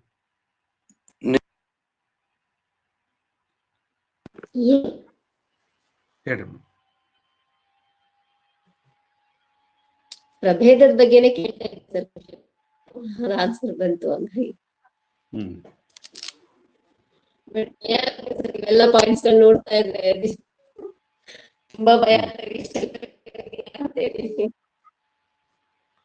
ಇದು ಮೇಡಮ್ ಭಯ ಯಾಕೆ ಅನ್ಸುತ್ತಂದ್ರೆ, ಒಂದು ಈಗ ನೀವೂ ಭಯ ಅನ್ಸ್ಬೇಕು, ಯಾಕಂದ್ರೆ ನೀವು ಮನುಷ್ಯರಿದ್ದೀರಿ, ನೀವು ದೇವ್ರಲ್ಲ.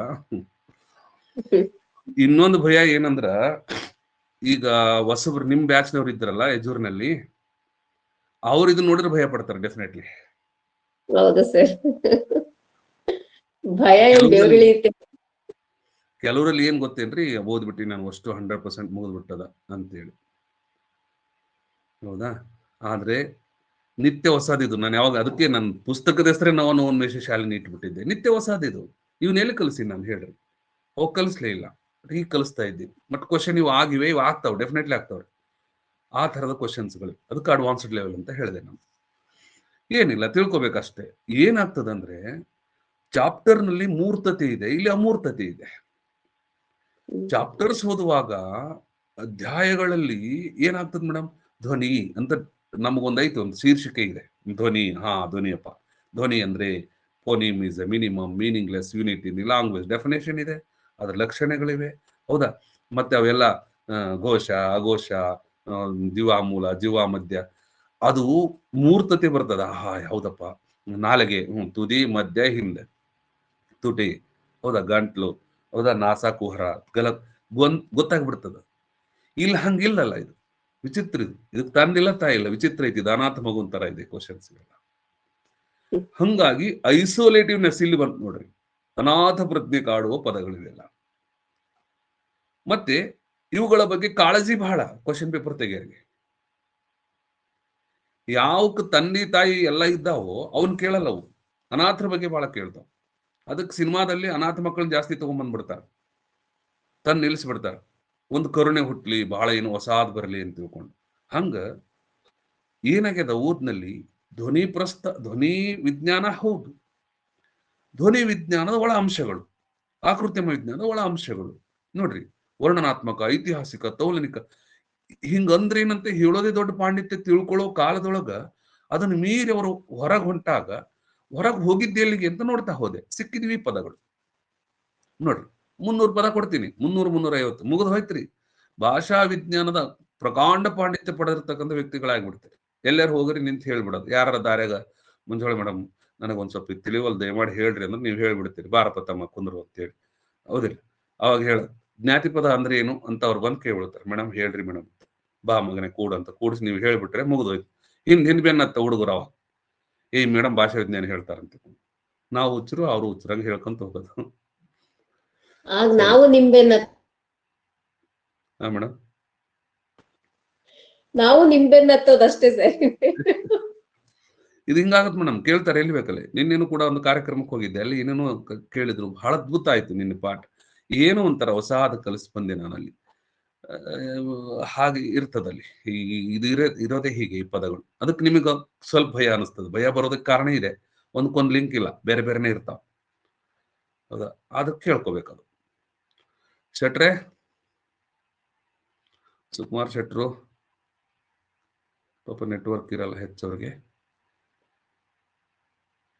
ಮತ್ತೆ ಯಾರಿದ್ದೀರಿ? ಸುನೀತಾ ಮೇಡಮ್ ಹೇಳ್ರಿ. ಸರ್ ಇನ್ನೊಂದು ಕನ್ಫ್ಯೂಷನ್ ಸರ್.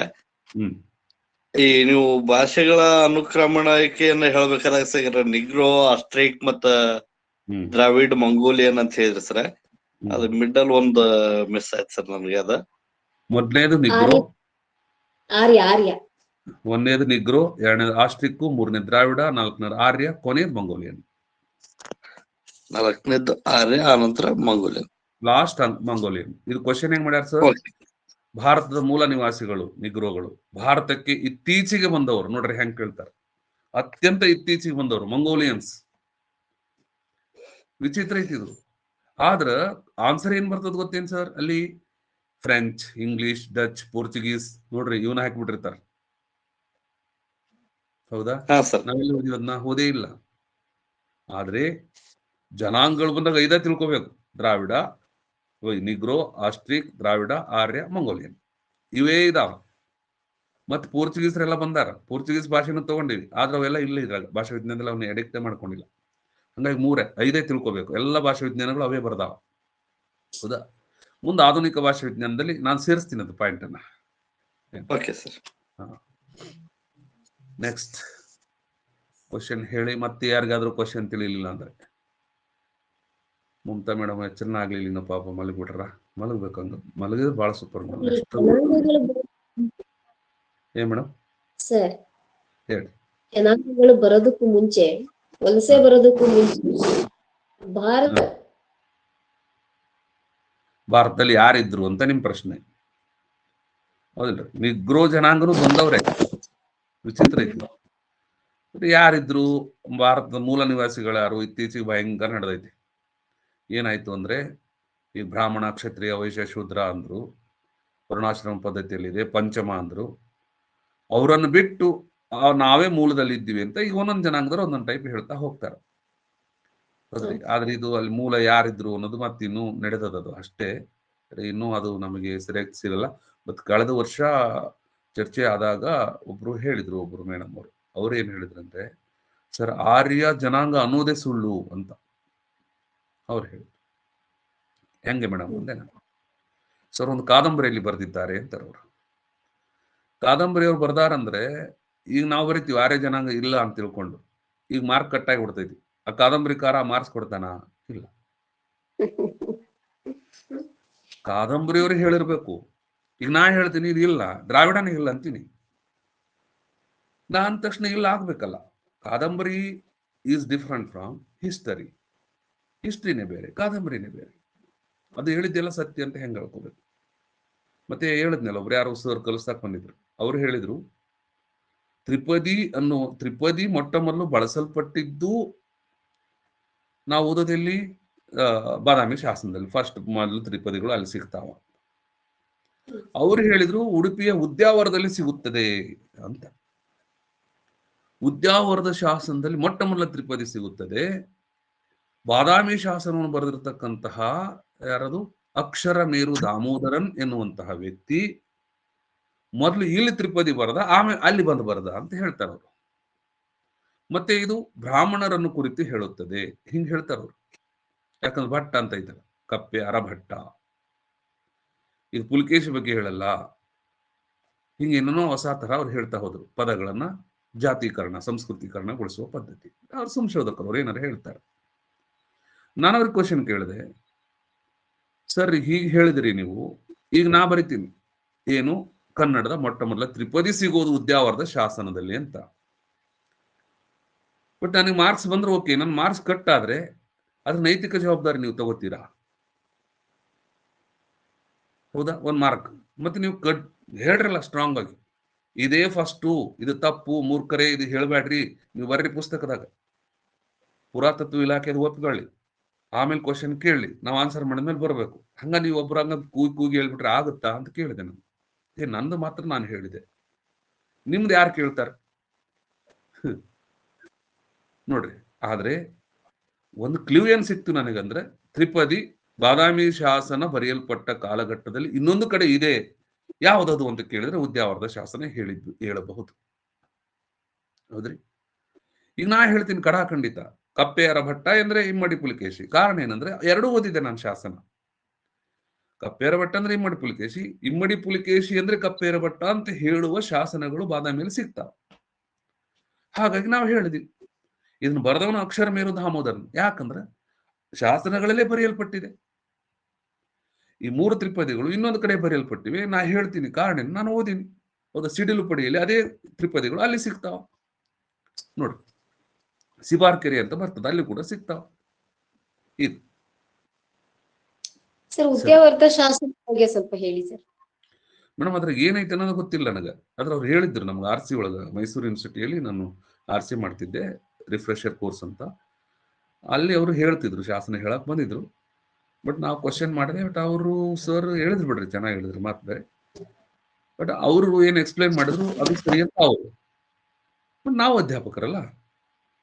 ನನ್ನ ಪ್ರಶ್ನೆ ಏನಂದ್ರೆ, ಸಾಧುವಿಗೆ ಸಾಧು, ಮಾಧುರ್ಯನಿಗೆ ಮಾಧುರ್ಯನ್, ಬಾದಿಪ್ಪ ಕಲಿಗೆ ಕಲಿ, ಯುಗ ವಿಪರೀತನ್ ನಂದಿದ್ರು. ಬಹಳಷ್ಟು ಜನ ಇದು ಒಪ್ಕೊಂಡ್ರು ಕೂಡ. ಅವ್ರು ಹೇಳ್ತಾರ ಬಾದಿಪ್ಪ ಕಲಿಗೆ ಕಲಿಯುಗ ವಿಪರೀತನ್. ಸರ್ ನೀವು ಹೇಳೋದೇ ಸರಿ ಅಂತ ಯಾಕೆ ಹೇಳ್ತೀರಿ ಅಂತ ನನ್ನ ಪ್ರಶ್ನೆ. ಸಾಧುಗೆ ಸಾಧು ಸೆಟ್ ಇದೆ. ಆ ಕಪ್ಪೆಯರ ಭಟ್ಟ ಸಾಧು ಸ್ವಭಾವದ ವ್ಯಕ್ತಿಗಳಿಗೆ ಸಾಧು ಸ್ವಭಾವದಂತಿದ್ದನು. ಸಾಧುಂಗೆ ಸಾಧು. ಮಾಧುರ್ಯಂಗೆ ಮಾಧುರ್ಯನ್. ಮತ್ತೆ ಸಾಧು ಬೇರೆ, ಮಾಧುರ್ಯ ಬೇರೆ. ಮಾಧುರ್ಯದೊಳಗೆ ಪ್ರೀತಿ ಬಂತು ಅಲ್ಲ. ಪ್ರೀತಿ ಹೆಂಗ? ಗೆಳೆತನಕ್ಕೆ ಬಂದವರಿಗೆ ಗೆಳೆತನ ಕೈ ಚಾಸ್ತಿದ್ದ, ಸ್ನೇಹ ಸಹಾಯ ಹಸ್ತ ಚಾಸ್ತಿದ್ದ. ಹೌದಾ? ಐ ಆಮ್ ಯುವರ್ ಫ್ರೆಂಡ್, ಹೌದಿಲ್ಲ? I am not your leader, please don't come behind me. ಹೌದಿಲ್ಲ? ನಾನು ನಿಮ್ಮ ನಾಯಕನಲ್ಲ, ನನ್ನ ಹಿಂದೆ ಬರಬೇಡ. ನಾನು ನಿನ್ನ ಹಿಂಬಾಲಕನಲ್ಲ, ನೀ ನನ್ನ ಮುಂದೆ ಹೋಗ್ಬೇಡ. ನಾ ಇಬ್ರು ಫ್ರೆಂಡ್ಸ್, ಬಾ ಜೊತೆಗೆ ಹೋಗೋಣ. ನೋಡ್ರಿ, ಇಂಗ್ಲಿಷ್ನಾಗ ಏನು ಬಹಳ ಚಂದ ಇತ್ತದು. ಹೌದಾ? ಹೀಗೆ ಏನಂದ್ರೆ ನಡೀತದು.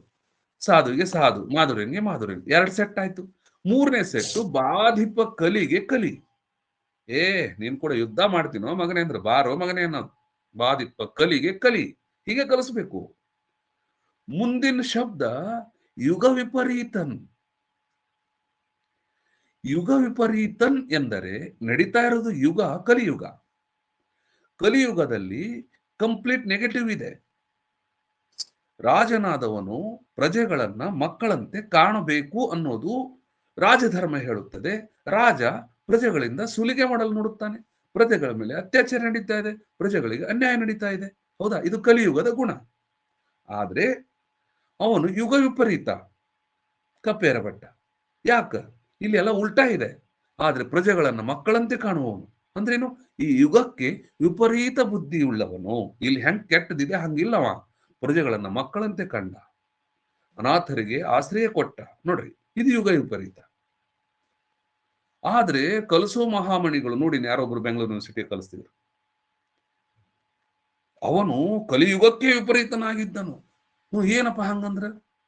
ಯುಗಕ್ಕೆ ವಿಪರೀತ ಕಲಿಸ್ರಮ್ಮ, ನೀ ಏನ್ ಕಲಿಸ್ತೀರಿ ಹೇಳ್ರಿ? ಯುಗ ವಿಪರೀತ ಏನ್ ಅರ್ಥ ಕೊಡ್ತೀರಿ ನೀವು? ಹೌದಾ? ಬಾಧಿಪ ಕಲಿಗೆ ಕಲಿಯುಗಕ್ಕೆ ವಿಪರೀತ ಆಗಿದ್ದ. ಭಯಂಕರ ಸಿಟ್ಟು ಬರ್ತಿತ್ತು ಅವನಿಗೆ. ಮೀನಿಂಗ್ಲೆಸ್. ಏನೇನಾಯ್ತಪ್ಪ ಅವನಿಗೆ? ಅದು ಚೆನ್ನಾಗಿ ಗೊತ್ತು. ಒಬ್ರು ಯಾರೋ ಮೇಡಮ್ ಕಲಿಸ್ತಿದ್ರು ಪಾಪ, ನೀಲಿ ಸೀರೆ. ಆ ಸೀರಿನ ಕಣ್ ಕುಕ್ಕತ್ತಿ ಬಿಡತ್ ನನಗೆ ಪೂರ. ಆ ಅಮ್ಮ ಹಾಕೊಂಡು, ಅವನಿಗೆ ಅದು ಚೆನ್ನಾಗಿ ಗೊತ್ತು, ಅದು ಚೆನ್ನಾಗಿ ಗೊತ್ತು, ಚೆನ್ನಾಗಿ ಗೊತ್ತು ಅಂತ ಹೇಳೋದಕ್ಕೆ ಶಾಸನ ಯಾಕೆ ಬೇಕಿತ್ತು? ಅದಕ್ಕೆ ಶಾಸನವನ್ನು ಜಾಳವಾಗಿ ಕಲಿಸುವುದಲ್ಲ. ಅದಕ್ಕೆ ಸಾಧುಗೆ ಸಾಧು, ಮಾಧುರ್ಯನ್ಗೆ ಮಾಧುರ್ಯನ್.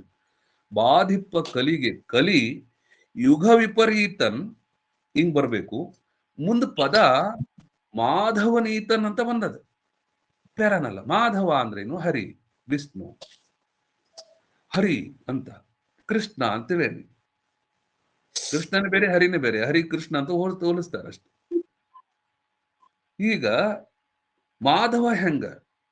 ಅವ ಯುದ್ಧ ಭೂಮಿಯೊಳಗ ಯುಗಕ್ಕೆ ವಿಪರೀತವಾಗಿರ್ತಕ್ಕಂಥ ವ್ಯಕ್ತಿಗಳನ್ನು ಕೊಲ್ತಾ ಹೊಂಟಾನ. ನೋಡ್ರಿ ಎಷ್ಟ್ ಚಂದದ ಅದು ಮೀನಿಂಗ್.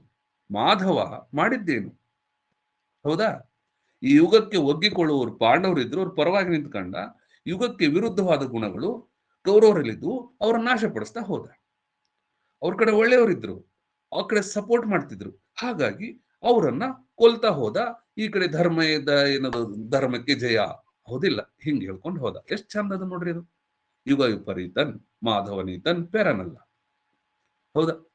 ಒಳ್ಳಿತ್ತು. ಆಮೇಲೆ ಅದನ್ನು ಇತ್ತದು ಏನು, ದಿನ ಸಾಯೋದಕ್ಕಿಂತ ನೋಡ್ರಿ, ಒಬ್ಬ ಮಾನವ ಖಂಡನಂ ಐತಲ್ಲ, ವರಂ ತೇಜಸ್ವಿನೋ ಮಾನವ ಖಂಡನಂ ಅನ್ನುವಂತ 2 ಶ್ಲೋಕ ಇದೆಯಲ್ಲ, ಏನ್ ಬ್ಯೂಟಿಫುಲ್ ಇದೆ. ಅದ್ರ 2 ಸೆನ್ಸ್ ನಲ್ಲಿ ಇದೆ. ಪಲ್ಲವ ಅರಸನನ್ನ ಕೊಂದು ಬಿಟ್ಟಿದ್ರೆ, ಪಲ್ಲವರನ್ನ ಆರಂಭದಲ್ಲೇ ನಿರ್ಮೂಲ ಮಾಡಿಬಿಟ್ಟಿದ್ರೆ, ಇಮ್ಮಡಿ ಪುಲಿಕೇಶಿಗೆ ಆ ಪರಿಸ್ಥಿತಿ ಬರುತ್ತಿರ್ಲಿಲ್ಲ. ಕಟ್ಟಿದ ಸಿಂಗಮನ್ ಕೆಟ್ಟೊಡೆ ನೆಮಗೆಂದು ಬಿಟ್ಟ ಓಲ್ ಕಲಿಗೆ ವಿಪರೀತ ಪುರಾಕೃತ ಮಿಲ್ಲಿ ಏನೋ ಇದೆ, ಸಂದಿಕ್ ಮದು ಬಂದು ಅಂತ. ಹೌದಾ? ಒಂದು ಪಲ್ಲವರು ಇವನ್ ಜೀವಂತ ಬಿಟ್ರು. ಹಂಗಾಗಿ ಈ ವಂಶದ ಗುಡಿ ಹೋಗಿ, ಮೊನ್ನೆ ಅದು ನಾನು ಹೋಗಿದ್ದೆ ಕಂಚಿ ಒಳಗ. ಆ ಗುಡಿಗೆ ನಾನು ಆಕ್ಚುಲಿ ಹೇಳ್ಬೇಕು ನಿಮ್ಗೆ, ಆ ಗುಡಿಗೆ ಹೋದೆ ನಾನು. ಗುಡಿ ಒಳಗ ಎಂಟ್ರಿ ಆಗ್ತಾ ಇದ್ದಂಗೆ ಕೈಲಾಸನಾಥ್ ದೇವಾಲಯ ಇದೆ ಕಂಚಿಪುರಂದಲ್ಲಿ. ಎಲ್ಲ ನೋಡಿದೀವಿ ನಾವು, ಬೇರೆ ಬೇರೆ ಕಂಚಿ, ಕಾಮಾಕ್ಷಿ, ಏನೋ ಪೀಠ ನೋಡಿದಿವಿ. ನನಗೇನೋ ತೃಪ್ತಿ ಬರಲಿಲ್ಲ. ನಮ್ಮ ಮಾಮ ಎಲ್ಲರೂ ಕರ್ಕೊಂಡು ಹೋಗಿದ್ದೆ. ಇಲ್ಲ ಮಾಮ, ನಾನು ನೋಡ್ಲೇಬೇಕು, ನಡ್ರಿ ಹೋಗೋಣ ಅಂತ ಅಲ್ಲಿ ಹೋದೆ ಕೈಲಾಸನಾಥ್. ಹೋದ ತಕ್ಷಣ ನಾನು ನೋಡಿದ್ದು ಬರೀ ಅದೇ ಶಾಸನ. ಯಾಕಂದ್ರೆ ಕನ್ನಡದ ಅರಸನೊಬ್ಬನು ಕಂಚಿ ಮೇಲೆ ದಾಳಿ ಮಾಡಿ ಕಂಚಿಯನ್ನು ವಶಪಡಿಸಿಕೊಂಡು, ನೋಡ್ರಿ ಯುದ್ಧಗಳು ಹೇಗೆ ನಡೀತಾವ, ಇದು ಗೊತ್ತಿರ್ಬೇಕು ನಿಮಗೆ. ಕಂಚಿಯ ಒಂದು ಶಾಸನ ಏನ್ ಹೇಳ್ತದ. ಯಾಕಂದ್ರೆ ಆ ಮಹೇಂದ್ರ ವರ್ಮ ನಮ್ ಬಾದಾಮಿಗೆ ಬಂದು ಕಪ್ಪೇರ ಭಟ್ಟನನ್ನು ಸೋಲಿಸಿ ಕೊಲ್ಲಲಿಲ್ಲ, ಜೀವಂತ ಬಿಟ್ಟ. ಹೋಗ್ ಮಗನೇ ಬದುಕು ಅಂದ. ಬಹುಶಃ ಒಬ್ಬ ಕ್ಷತ್ರಿಯನೊಬ್ಬನ ಜೀವನದ ಅತ್ಯಂತ ಕರಾಳ ದಿನ ಅದು. ಸೋತ್ ಮೇಲೆ ಕೊಂದ್ ಬಿಡ್ಬೇಕು ಮನುಷ್ಯ. ಇವಾಗ ಕೊಲ್ಲಲಿಲ್ಲ. ಮಹಾಭಾರತಗೂ ಹಂಗ ಆಗ್ತದ. ಕೃಷ್ಣ ಎಲ್ಲೆಲ್ಲಿ ಗೆಲ್ತಾನ, ಅವ ಯಾವ ಇರ್ತಾನ ನಮ್ಮ ಜರಾಸಂಧ, ಅವ ಅಂತರು ಲೇ ನಾನು ಕೊಂದ್ ಬಿಡ್ಲೆ ಕೃಷ್ಣ, ಮಗನೇ ನೀ ಬದುಕು, ನೀನ್ ಹಂಗ ಬಿಡ್ತೀನಿ, ನಿನ್ ನಾನು ಕೊಲ್ಲಲ್ಲ ಅಂತ. ಪ್ರತಿ ಸಲ ಯುದ್ಧಕ್ಕೆ ಬರ್ತಾನ, ಪ್ರತಿ ಸಲ ಅವನು ಸೋಲಿಸ್ತಾನ, ಹುಚ್ಚ ನಾಯಿ ಮಾಡಿದಂಗ ಮಾಡ್ತಾನ. ಏನ್ ಹಿಂಗೇನಾಯ್ತು, ಇಮ್ಮಡಿ ಪುಲಿಕೇಶಿನ ಸೋಲಿಸಿ ಅವನ್ ಹಾಗೆ ಬಿಟ್ಟ, ಬದುಕುವ ಮಗನೇ ಅಂದ. ಇದು ಕೆಟ್ಟ ಇನ್ಸಲ್ಟ್ ಅಂತ. ದಿನ ಅವಮಾನ ಆಯ್ತು ಅವನಿಗೆ, ದಿನಾಲು ಅವಮಾನ ಆಗ್ತಾ ಇತ್ತು ಅವನಿಗೆ. ಯಾರು ಇಮ್ಮಡಿ ಪುಲಿಕೇಶಿ. ಅದಕ್ಕ ನಿತ್ಯ ಅವಮಾನವನ್ನು ಅನುಭವಿಸೋದಕ್ಕಿಂತ ಸಾವಿಲ್ಲ ಈ ಸಲ. ಹೌದಾ, ಈ ರೀತಿ ಬರೀತಾನ ನಾವು. ಮತ್ತೇನ್ ಮಾಡ್ತಾನೆ ಗೊತ್ತೇನು, ಇಲ್ಲಿ ಬಾದಾಮಿಯಲ್ಲಿ ಇರ್ತಕ್ಕಂಥ ಶಾಸನವನ್ನು ಸಂಪೂರ್ಣ ಅಳುಕಿಸಿ, ಆ ನರಸಿಂಹವರ್ಮ ಇರ್ಬೇಕು, ಅವನೇನ್ ಮಾಡ್ತಾನ, ತನ್ನ ಶಾಸನ ಬರ್ಸ್ತಾನೆ ಬಾದಾಮಿಯೊಳಗೆ. ನೋಡ್ರಿ, ಶಾಸನವನ್ನು ಅಳುಕಿಸಿ ಶಾಸನವನ್ನು ಬರೆದಂತ ವ್ಯಕ್ತಿ ಪಲ್ಲವ ದೊರೆ. ಇಲ್ಲಿ ಕೋಟೆಯನ್ನು ಸುಟ್ಟು ಬಿಡ್ತಾನ, ಕಣ್ಣೆದುರಿಗೆ ಉರಿತಿರ್ತೈತೆ, ಅದ್ ನೋಡಿ ಅವನಿಗೆ ಎದಿ ಉರಿತಿರ್ತೈತೆ ಅವನಿಗೆ. ಅದಕ್ಕೆ ಅವ ತಾನು ಪ್ರಯತ್ನ ಪಟ್ರೆ ಆಗ್ಲಿಲ್ಲ, ತನ್ನ ಮಗ ಪ್ರಯತ್ನ ಪಟ್ರೆ ಆಗ್ಲಿಲ್ಲ, ತನ್ನ ಮೊಮ್ಮಗನಿಗೆ ಹೇಳೋದ, ಮಗನೇ ನೀನು ಪಲ್ಲವರ ಮೇಲೆ ದಾಳಿ ಮಾಡ್ಬೇಕು, ಅವ್ರನ್ನ ಸೋಲಿಸ್ಬೇಕು ಅಂತ. ಮೊಮ್ಮಗ ಇಲ್ಲಿಂದ ಹೋಗ್ತಾನೆ, 2ನೇ ವಿಕ್ರಮಾದಿತ್ಯ ಇರ್ಬೇಕು. ಇಲ್ಲಿಂದ ಕಂಚಿಗೆ ಹೋಗಿ ಪಲ್ಲವ ದೊರೆಗಳನ್ನು ಸೋಲಿಸಿ ಕಂಚಿ ವಶಪಡಿಸಿಕೊಂಡು ಅಲ್ಲಿಯ ಶಾಸನಗಳನ್ನಾಗಲಿ ಅಲ್ಲಿ ದೇವಾಲಯಗಳನ್ನಾಗಲಿ ನಾಶಪಡಿಸದೆ ಕನ್ನಡದ ಒಂದು ಶಾಸನವನ್ನ ಕೈಲಾಸನಾಥ್ ದೇವಾಲಯದಲ್ಲಿ ಬರೀತಾನ. ನಾನು ಕನ್ನಡ ಅರಸ, ನಾನು ಪಲ್ಲವನನ್ನ ಸೋಲಿಸಿದ್ದೇನೆ, ನಾನು ಕಂಚಿಯನ್ನು ವಶಪಡಿಸಿಕೊಂಡಿದ್ದೇನೆ, ಮತ್ತೆ ನನ್ನ ಸಂಸ್ಕಾರ ನಾಶಪಡಿಸುವುದಲ್ಲ, ನನ್ನ ಸಂಸ್ಕಾರ ಈ ಸಂಸ್ಕೃತಿಯನ್ನು ಉಳಿಸುವುದು, ಹಾಗಾಗಿ ಇಲ್ಲಿ ದೇವಾಲಯಗಳನ್ನು ಹಾಗೆ ಉಳಿಸುತ್ತೇನೆ ಬರೀತಾನ ಆ ಶಾಸನಗಳಲ್ಲಿ. ಆ ಶಾಸನ ಮುಂದೆ ನಿಂತ್ಕೊಂಡು ಫೋಟೋ ತೆಗೆಸ್ಕೊಂಡು ವಿಡಿಯೋ ಮಾಡ್ಕೊಂಡು ಬಂದೆ. ಕನ್ನಡಿಗರ ಶೌರ್ಯ ಪತಾಕೆನ ತಮಿಳುನಾಡಿನವರೆಗೂ ವಿಸ್ತರಿಸಿರ್ತಕ್ಕಂಥ ಅದ್ಭುತವಾದ ಶಾಸನ ಅಂತ ತಿಳ್ಕೊಂಡು ನೋಡ್ರಿ. ಅಲ್ಲಿಂದ ಇಬ್ಬರು ಶಿಲ್ಪಿಗಳನ್ನು ಕರ್ಕೊಂಡ್ ಬರ್ತಾನೆ. ಈ ಕೈಲಾಸನಾಥ್ ದೇವಾಲಯ ಯಾರಪ್ಪ ಕಟ್ಟೀರಿ ಅಂತ ಕೇಳ್ದ. ದೊರೆ ನಾನ್ ಕಟ್ಟೀನಿ. ಅವು ಬಂದು ಕೇಳಿದ್ರು. ಅವಾಗ ಬರ್ರಿ ನೀವು ನನ್ ಕೂಡ ಮಕ್ಕಳಿಂದ ಇಬ್ಬರನ್ನ ಕರ್ಕೊಂಡು ಬಂದು ಪಟ್ಟದ ಕಲ್ಲಿನಲ್ಲಿ 2 ಗುಡಿಗಳನ್ನು ಕಟ್ಟಿಸಿದ. ಲೋಕೇಶ್ವರ ಟೆಂಪಲ್ ಮತ್ತು ತ್ರೈಲೋಕೇಶ್ವರ ಟೆಂಪಲ್ ಅಂತ. ಅದೇ ಕೈಲಾಸ ದೇವಾಲಯ ಶೈಲಿಯೊಳಗೆ ಇಲ್ಲಿ ಬಂದು ಕಟ್ಟಿಸಿದ. ಕನ್ನಡಿಗರ ಸಂಸ್ಕೃತಿ ಅದ್ಭುತವಾದಂಥದ್ದು ನೋಡ್ರಿ. ಅದಕ್ಕ ಏನೇ ಹೋದ್ರಿ, ಶಾಸನ ಹೋದ್ರಿ, ಇನ್ನೊಂದು ಎಕ್ಕದಂ ಅಧಿಕೃತ ಓದಬೇಕು, ಭಾವನಾತ್ಮಕ ಅಲ್ಲ. ಇಲ್ಲಿ ಅಲ್ಲಿರ್ತಕ್ಕಂಥ ಪದಗಳನ್ನ ವ್ಯವಸ್ಥಿತವಾಗಿ ಗ್ರಹಿಸಿ ಹೇಳ್ಬೇಕು. ಮಾಧವನಿ ತನ್ಪರನ್ನೆಲ್ಲ ಯಾಕೆ ಹೇಳಿದ್ರಪ್ಪ, ಮಾಧವನೇ ಯಾಕೆ ಅನ್ಬೇಕು? ಈಗ ಜಾತಿಯಿಂದ ನಾನು ಒಬ್ಬ ವ್ಯಕ್ತಿ ಬ್ರಾಹ್ಮಣ ಆಗಿದ್ದುಕೊಂಡು ಮಾಧವ ಅಂದ್ರೆ ಬ್ರಾಹ್ಮಣರ ಬಗ್ಗೆ ಹೇಳ್ತಾರೆ, ಹುಚ್ಚತನ ಅದು. ನಾನು ಅದಕ್ಕೆ ಹೇಳ್ತೀನಿ, ಸ್ಟೂಡೆಂಟ್ಸಿಗೆ ಜಾತಿ ಇಲ್ಲ ನೋಡ್ರಿ. ನಾವು ಬ್ರಾಹ್ಮಣರಲ್ಲ, ನಾವು ಕ್ಷತ್ರಿಯಲ್ಲ, ವೈಶ್ಯಲ್ಲ, ಶೂದ್ರಲ್ಲ, ನಾವು ಯಾರೂ ಅಲ್ಲ. ನಾವು ವಿದ್ಯಾರ್ಥಿಗಳು. ನಮ್ದು ವಿದ್ಯಾರ್ಥಿ ಧರ್ಮ ಅಷ್ಟೇ. ವಿದ್ಯಾರ್ಥಿ ಧರ್ಮ ಅನುಸರಿಸಿರೆಲ್ಲ ತಿಳಿತದ. ನಾನು ಜಾತಿ ನೋಡ್ಕೊಂಡು ಹೋದ್ರೆ ನಮ್ಗೆ ಅದು ತಿಳಿಯಲ್ಲ. ಹೌದಾ, ಭಟ್ಟ ಇದ್ದ ಸಲುವಾಗಿ ಇವರೇ ಅಂತ ಅನ್ನೋದು. ಈಗ ಬಸವಣ್ಣ ಏನೋ ಹೇಳಿದ, ಮಾದಾರ ಚೆನ್ನಯ್ಯನ ಮನೆಯ ಮಗನ ದಾಸಿ, ಡೋವಾರ ಕಕ್ಕನ ಮಗ ದಾಸಿ, ಅವರಿಬ್ರು ಸೇರಿ ಅವರಿಬ್ಬರ ಮಗನಾಗಿ ನಾನು ಹುಟ್ಟಿದೆ ಅಂತ ಏನೋ ಒಂದು ವಚನದಲ್ಲಿ ಹೇಳ್ತಾರೆ. ಅಥವಾ ವಚನದಲ್ಲಿ ಹೇಳಿದ ತಕ್ಷಣ ಇವು ನಮ್ಮ ಜಾತಿಯವನು ಅಂತ ಹೇಳೋದು ಎಷ್ಟು ಸರಿ? ಹೌದಾ, ಅದು ಬೇರೆ. ಹೌದಾ, ಹಾಗಾಗಿ ಅದನ್ನ ಬಿಟ್ಟು ನಾವು ನೋಡ್ಬೇಕು, ಅವಾಗ ಬಹಳ ಚಂದ ತಿಳಿತದ. ಹೌದ್ರಿ, ಇದು ಇಂಪಾರ್ಟೆಂಟ್. ಸರಿ, ಮತ್ತೇನಾದ್ರು ಪ್ರಶ್ನೆ ಇದ್ರೆ ಹೇಳ್ರಂಗೆ, ನಮ್ಮ ರಾಮಾಯಣಗಳು ಇರ್ತಾವ. ಪ್ರಿಯಾ ಮೇಡಮ್ ಎದ್ದಾರ? ಇಲ್ಲಪ್ಪ, ಮಲ್ಗಾರಪ್ಪ. ಎದ್ದಾರಪ್ಪ, ಹೇಳ್ರಿ ಮೇಡಮ್. ಏನಿಲ್ಲ ಸರ್, ಕ್ವಶನ್ಸ್ ಮತ್ತೊಮ್ಮೆ ಕೇಳ್ಬೇಕು. ಮತ್ತೆ ಯಾಕಂದ್ರೆ ನನಗಂತೂ ಹೊಸದ್ ಅನಿಸ್ತಿದೆ ಎಲ್ಲ. ಸೊ ಇನ್ನೊಮ್ಮೆ ಕೇಳ್ಬೇಕು ಸರ್. ನೀವ್ ಹೇಳ್ತಾ ಹೋದಂಗೆ ಎಲ್ಲ ಅರ್ಥ ಆದಂಗ ಅನಿಸುತ್ತೆ. ಬಟ್ ಮತ್ತೆ ಒಂದ್ ಸ್ವಲ್ಪ ಕ್ವಶನ್ಸ್ ಕೇಳಿದ್ರೆ ಮತ್ತೆ ವಾಪಸ್ ಹೋಗ್ಬೇಕಲ್ಲಿ ಅಂತ ನೋಡ್ಬೇಕು ಇನ್ನೊಮ್ಮೆ. ಸರಿ ಮೇಡಮ್. ಮತ್ತೆ ಇನ್ನ ಉಳಿದವರು ಯಾರಾದ್ರೂ ಹೇಳಿ. ನಮ್ಮ ವಿಜಯಲಕ್ಷ್ಮಿ SR ಮೇಡಮ್,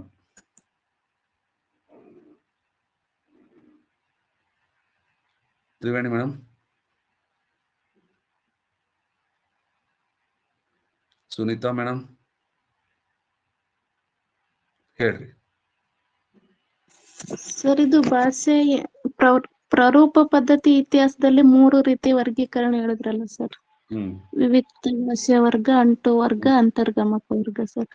ಅದ್ರಲ್ಲಿ ಮತ್ತೆ ಇದು ವ್ಯಾಕರಣ ರಚನಾ ರಹಿತ ಭಾಷೆಗಳು ಅಂತ ಹೇಳಿದ್ರಲ್ಲ, ಅದು ಮತ್ತೆ ವಿವಿಕ್ತ ಭಾಷೆ ವರ್ಗ ಸೇಮ್ ಅಥವಾ ಬೇರೆ ಬೇರೆ? ಹೌದು, ವಿವಿಕ್ತ ಭಾಷಾ ವರ್ಗ ಅನ್ನೋದು ಟೈಟಲ್. ಅದು ಸರಿ. ಪ್ರಾರೂಪ ವರ್ಗೀಕರಣದಾಗ ವಿವಿಕ್ತ ಅನ್ನೋದು ಒಂದು ಗುಂಪು. ಅದು ಏನ್ರಿ, ವಿವಿಕ್ತ ಅಂದ್ರೆ ಐಸೋಲೇಟಿವ್ ಐತ್ರಿ. ಅವು 2 ಐಸೋಲೇಟಿವ್, ಅಗ್ಲೂಟಿನೇಟಿವ್. ಒಬ್ರು 2 ಮಾಡಿದ್ರು, ಇನ್ನೊಬ್ರು ಇನ್ಫ್ಲೆಕ್ಷನಲ್ ಸೇರಿಸಿದ್ರು. ಹೌದಾ, 3ನೇದು ಸೇರಿಸಿದ್ರು, ಇನ್ನೊಬ್ರು 4ನೇದು ಸೇರಿಸಿದ್ರು. ಇನ್ಕಾರ್ಪೊರೇಟಿಂಗ್ ಏನೋ ಇತ್ತು. ಹೌದಾ, ಅದು ರೀ. ಇವೆಲ್ಲ ಪ್ರಾರೂಪ ವರ್ಗೀಕರಣನೇ. ಹೆಡ್ಡಿಂಗು ಪ್ರಾರೂಪ, ಪ್ರಾರೂಪ ವರ್ಗೀಕರಣ. ಹೆಡ್ಡಿಂಗ್ ಪ್ರಾರೂಪ ವರ್ಗೀಕರಣ ಹೆಡ್ಡಿಂಗ್. ಅದ್ರೊಳಗೆ ಇವು 4. ಇನ್ನು ಒಂದು ಬರ್ತದ ಪಾಲಿಸಿಂಥೆಟಿಕ್ ಅಂತ, ಅದನ್ನ ನಾನು ಅದು ಹೇಳ್ಬೇಕು. ಅರ್ಥ ಆಯ್ತ್ರಿ ಇದು? ಹಾ ರೀ ಸರ್, ಅರ್ಥ. ಅದಕ್ಕೆ ಉದಾಹರಣೆ ಯಾವ್ಯಾವ ಸರ್? ಚೀನಿ ಭಾಷೆ ಮತ್ತು ವಿವಿಕ್ತ ಭಾಷೆ. ಒಂದನೇದು ಚೈನಿ ಭಾಷೆ, ಇಂಡೋ ಯುರೋಪಿಯನ್ ಭಾಷೆ. ಎರಡನೇದು ದ್ರಾವಿಡ ಭಾಷೆಗಳು. ಮೂರನೇದು ಆರ್ಯ ಭಾಷೆಗಳು, ಸಂಸ್ಕೃತ ಮೊದಲಾದ ಭಾಷೆಗಳು. ನಾಲ್ಕನೇದು ಬಾಸ್ಕ್ ಅಂತ ಬರ್ತೈತೆ, ಬಾಸ್ಕ್ ಭಾಷೆಗಳು. ಐದನೇದು ಕಕೇಸಿಯನ್ ಭಾಷೆಗಳು ಅಂತ ಬರ್ತಾವ ಪಾಲಿಸಿಂಥೆಟಿಕ್ ನಲ್ಲಿ. ಕಕೇಸಿಯನ್ ಭಾಷೆಗಳು, ಬಾಸ್ಕ್ ಭಾಷೆಗಳು ಅಂತ ಒಂದ್ ಕಡೆ ಬರ್ತಾವ. ಅವು ಪದಗಳೇ ಏನೋ ಆಗ್ತಾವ ಅಂತ ಕೊಟ್ಟಿದ್ದೆ ನಾವು, ಕೊಟ್ಟಿದ್ರು ಅವರು, ಚಿದಾನಂದ ಮೂರ್ತಿ ಅವರು ಬರೆದಾರ. ನೆಕ್ಸ್ಟ್ ಅದನ್ನ ಹೇಳ್ತೀನಿ. ಅವೆಲ್ಲ ಒಂದೊಂದು ಭಾಷಾ ಗುಂಪುಗಳು ಅದರಲ್ಲಿ ಬರ್ತಾವ ಪ್ರಾರೂಪ ವರ್ಗೀಕರಣ. ಕೇಳೋದ್ರಿಂದ ನಾನು ಅಪ್ಡೇಟ್ ಆಗ್ಬಿಡ್ತೀನಿ. ನನಗೆ ಮತ್ತದು ಮರ್ತು ಹೋಗಿತ್ತು, ಈಗ ನೆನಪಾಗ್ಬಿಡುತ್ತೆ. ನೀವು ಕ್ವಶನ್ ಕೇಳಿದ್ರಿ, ಬಾಸ್ಕ್ ಮರ್ತು ಬಿಟ್ಟಿದ್ದೆ ನಾನು, ಕಕೇಸಿಯನ್ ಮರ್ತು ಬಿಟ್ಟಿದ್ದೆ, ಈಗ ನೆನಪಾಗ್ಬಿಡುತ್ತೆ. ಹೌದಾ? ಒಂದೇದು ಚೈನೀಸ್ ಭಾಷೆ. ನೋಡ್ರಿ, ಭಾಷೆಯನ್ನು ಡಿವೈಡ್ ಮಾಡ್ಬೇಕು, ಇದು ಬಹಳ ಚಂದ ಇದು. ಈ ಭಾಷೆಗಳನ್ನು ಪ್ರಾರೂಪ ವರ್ಗೀಕರಣ ರೀತಿಯಲ್ಲಿ ಕಾಲಾನುಕ್ರಮದಲ್ಲಿ ಬರೀರಿ ಅಂತ ಕೇಳ್ಬಿಟ್ರೆ ತಿಳ್ಕೊಳ್ಳಿ. ಅವಾಗ ಚೈನೀಸ್ ಒಂದನೇದಕ್ಕೆ, ಎರಡನೇದಕ್ಕೆ ದ್ರಾವಿಡಿಯನ್, ಮೂರನೇದಕ್ಕೆ ಆರ್ಯನ್, ನಾಲ್ಕನೇದಕ್ಕೆ ಬಾಸ್ಕ್, ಐದನೇದಕ್ಕೆ ಕಕೇಸಿಯನ್. ನೋಡ್ರಿ, ಭಾಷೆಗಳನ್ನು ವಿಂಗಡಣೆ ಮಾಡೋದು. ಮತ್ತೆ ಪ್ರಾರೂಪ ವರ್ಗೀಕರಣದ ವಿಧಗಳನ್ನು ಐಸೋಲೇಟಿವ್, ಅಗ್ಲೂಟಿನೇಟಿವ್, ಇನ್ಫ್ಲೆಕ್ಷನಲ್, ಪಾಲಿಸಿಂಥೆಟಿಕ್ ಮತ್ತು ಇನ್ನೊಂದು ಇನ್ಕಾರ್ಪೊರೇಟಿವ್. ಇವು 5ಗಳು. ಹೌದಾ? ಮತ್ತೆ ಅವ್ರ ಹೆಸರು ಸ್ಲೆಗಲ್, ಹಂಬೋಲ್ಟ್. ಈ ಸ್ಲೆಗಲ್, ಇನ್ನೊಬ್ಬ ಸ್ಲೆಗಲ್. ಹೌದಾ? ಹಂಬೋಲ್ಟ್, ಇನ್ನೊಬ್ರು ಯಾರೋ ಬರ್ತಾರೆ. ಅವು ಜನಗಳು. ಕಾಲಾನುಕ್ರಮ ಅಂದ್ರೆ ಅದೇ ಭಾಷೆ ತರ ಬರ್ಕೊಂಡು ಬರ್ಬೇಕು, ಯಾರ್ಯಾರು ಮಾಡಿದ್ರು ಅಂತ. ನೋಡ್ರಿ, 5-6 ಥರದ ಕ್ವಶನ್ ಇಲ್ಲೇ ಬರ್ತಾವ. ಹೌದಾ? ಅದನ್ನ ಒಂದಾದ್ಮೇಲೆ ಒಂದು ಕರೆಕ್ಟ್ ಆಗಿ ನೋಡ್ಕೋಬೇಕು. ಸರಿ, ಮತ್ತೆ ಎಲ್ಲ ತಿಳಿತು. ನಮ್ಮ ಬಾಲಾಜಿ ಸರ್, ಅನಿತಾ ಮೇಡಮ್, ಹೇಳ್ರಿ ಬಾಲಾಜಿ ಸರ್, ತಿಳಿತೀರಲ್ಲ? ತಿಳಿ ಸರ್. ಇನ್ನೊಂದ್ಸಲ ಪಾಯಿಂಟ್ಸ್ ಮಾಡ್ಕೊಬೇಕು ಸರ್, ಅದನ್ನ ಮಾಡ್ಕೊಂಡು. ಅನಿತಾ ಮೇಡಮ್ ಹೆಚ್ಚರಿಲ್ಲ. ಕವಿತಾ ಮೇಡಮ್, ಇವರು ಬೆಂಗಳೂರು ಕವಿತಾ ಮೇಡಮು, ಇನ್ನೊಬ್ರು ನಮ್ಮ ಬಾಗಲಕೋಟೆ ಕವಿತಾ ಮೇಡಮ್ ಅವರು. ಹೇಳ್ರಿ ಮೇಡಮ್. ಕವಿತಾ ಮೇಡಮ್ ಡೌಟ್ ಇಲ್ಲ ಸರ್, ಅರ್ಥ ಆಗಿದೆ ಸರ್. ಬಹಳ ಖುಷಿ ಆಯ್ತು ಮೇಡಮ್, ಪೂರಾ ಅರ್ಥ ಆಗ್ಬಿಡ್ತಲ್ಲ ಇವತ್ತು. ಅಂದ್ರೆ ಆನ್ಸರ್ ಹೇಳೋಷ್ಟಲ್ಲ ಸರ್. ಓಕೆ, ಅರ್ಥ ಮಾಡ್ಕೊಂಡಿದೀನಿ, ಓದ್ಕೋಬೇಕು ಸರ್ ಇವಾಗ. ಅನಿತಾ ಮೇಡಮ್ ಹೇಳ್ರಿ. ಸರ್ ಅರ್ಥ ಆಗಿದೆ, ವಿಡಿಯೋ ಮತ್ತೊಮ್ಮೆ ನೋಡ್ಬೇಕು ಸರ್, ನೋಟ್ಸ್ ಮಾಡ್ಕೋಬೇಕು. ನೋಡ್ರಿ, ನೋಟ್ಸ್ ಮಾಡ್ಕೋರಿ.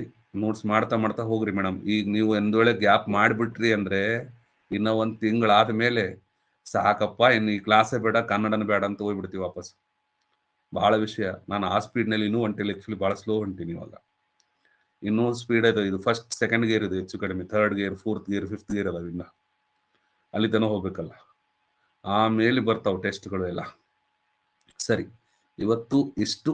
ಮತ್ತೆ ನಾಳೆ ಹೊಸ ವಿಷಯದೊಂದಿಗೆ ಪುನಃ ಭೇಟಿಯಾಗೋಣ. ಯಾರು ಉಳಿದ್ರು, ಯಾರಿಲ್ಲ. ಮತ್ತೆ ನೋಡ್ರಿ, ನಾ ಹೇಳಿದೆ, ಇನ್ನು ಯಾರಾದ್ರೂ ಬಿಡ್ಬೇಕಂದ್ರೆ ಈಗ ಬಿಟ್ಟು ಬಿಡ್ರಿ, ಮುಂದುವರಿಯೋರು ಮಾತ್ರ ಉಳಿರಿ. ಹೌದಾ? ಯಾಕಂದ್ರೆ ಕ್ಲಾಸ್ಗಳು ಬಹಳ ಮುಖ್ಯವಾದ ಕ್ಲಾಸ್ಗಳನ್ನು ಮಾಡ್ತಾ ಇದ್ದೀನಿ. ಕಾಲ್ ಫಾರ್ಮ್ ಮಾಡಿದ ಮೇಲೆ ತುಂಬಾ ಜನ ಒದ್ದಾಡ್ತಾರೆ, ನಂಗೆ ಗೊತ್ತಿದೆ. ಅದಕ್ಕೆ ಈಗ ನೀವು ಫ್ರೀ ಮೈಂಡೆಡ್, ಏಕದಮ್ ಪೀಸ್ ಮೈಂಡ್ ಇದೆ, ಈಗ ಚಂದ ಓದಿ ಚಂದ ನೋಟ್ಸ್ ಮಾಡ್ತಾ ಹೋಗ್ಬಿಡ್ರಿ. ಇಲ್ಲಾಂದ್ರೆ ಮುಂದೆ ತುಂಬಾ ಕಷ್ಟ ಆಗ್ತದೆ. ಜೊತೆಗೆ ಏನ್ ಕ್ಲಾಸ್ಗಳನ್ನು ಕೊಟ್ಟಿನಿ ಅವೆಲ್ಲ ಪರ್ಸನಲ್ ಕ್ಲಾಸ್ನಲ್ಲಿ ಮಾಡಿದ ಕ್ಲಾಸ್ಗಳು ನಿಮ್ಗೆ ಹಾಕ್ತಾ ಇದ್ದೀನಿ, ಸ್ಪೆಷಲಿ ಯತ್ನದೊಳಗೆ. ಅವನ್ನ ನೀಟ್ ಮಾಡ್ತಾ ಹೋಗ್ರಿ. ಏಕಕಾಲದಲ್ಲಿ 5 ಸಬ್ಜೆಕ್ಟ್ಗಳು ಬಹಳ ಕಷ್ಟ ಅದ, 13 ಮುಗಿಸ್ಬೇಕಲ್ಲ. ಹೌದಾ? ಅವನು ನೋಡ್ರಿ, ಅವನು ಮಾಡ್ತೀನಿ, ಇಲ್ಲಂತಿಲ್ಲ. ಬಟ್ ಅವ್ನು ಕೇಳ್ಕೊಂಡಾಗ ಒಂದು ಮಾನಸಿಕ ಸ್ಥಿತಿ ಗಟ್ಟಿ ಆಗ್ತದ. ಇನ್ನು ಕೇಳಿದ್ನಪ್ಪ, ಇದು ಕೇಳಿದ್ನಿ ಅಂತ ಅನಿಸ್ತದ. ಆ ರೀತಿ ಮಾಡಬೇಕು. ಇನ್ನು ಕೆಲವು ಜನ ಇನ್ನು ಫೀಸ್ ಪೇಡ್ ಮಾಡಿಲ್ಲ, ನೀನು ಅಡ್ಮಿನ್ ಹೇಳ್ತಾ ಇದ್ರು, ಅದನ್ನು ಎಲ್ಲರೂ ಗಮನಿಸ್ರಿ. ಇವತ್ತಿಗೆ ಇಷ್ಟು ಸಾಕು. ಮತ್ತೆ ನಾಳೆ ಭೇಟಿಯಾಗೋಣ ಅಂತ ಹೇಳ್ತಾ ಕ್ಲಾಸ್ ಮುಗಿಸೋಣ. ಸರ್ವರಿಗೂ ಧನ್ಯವಾದಗಳು. Thank you.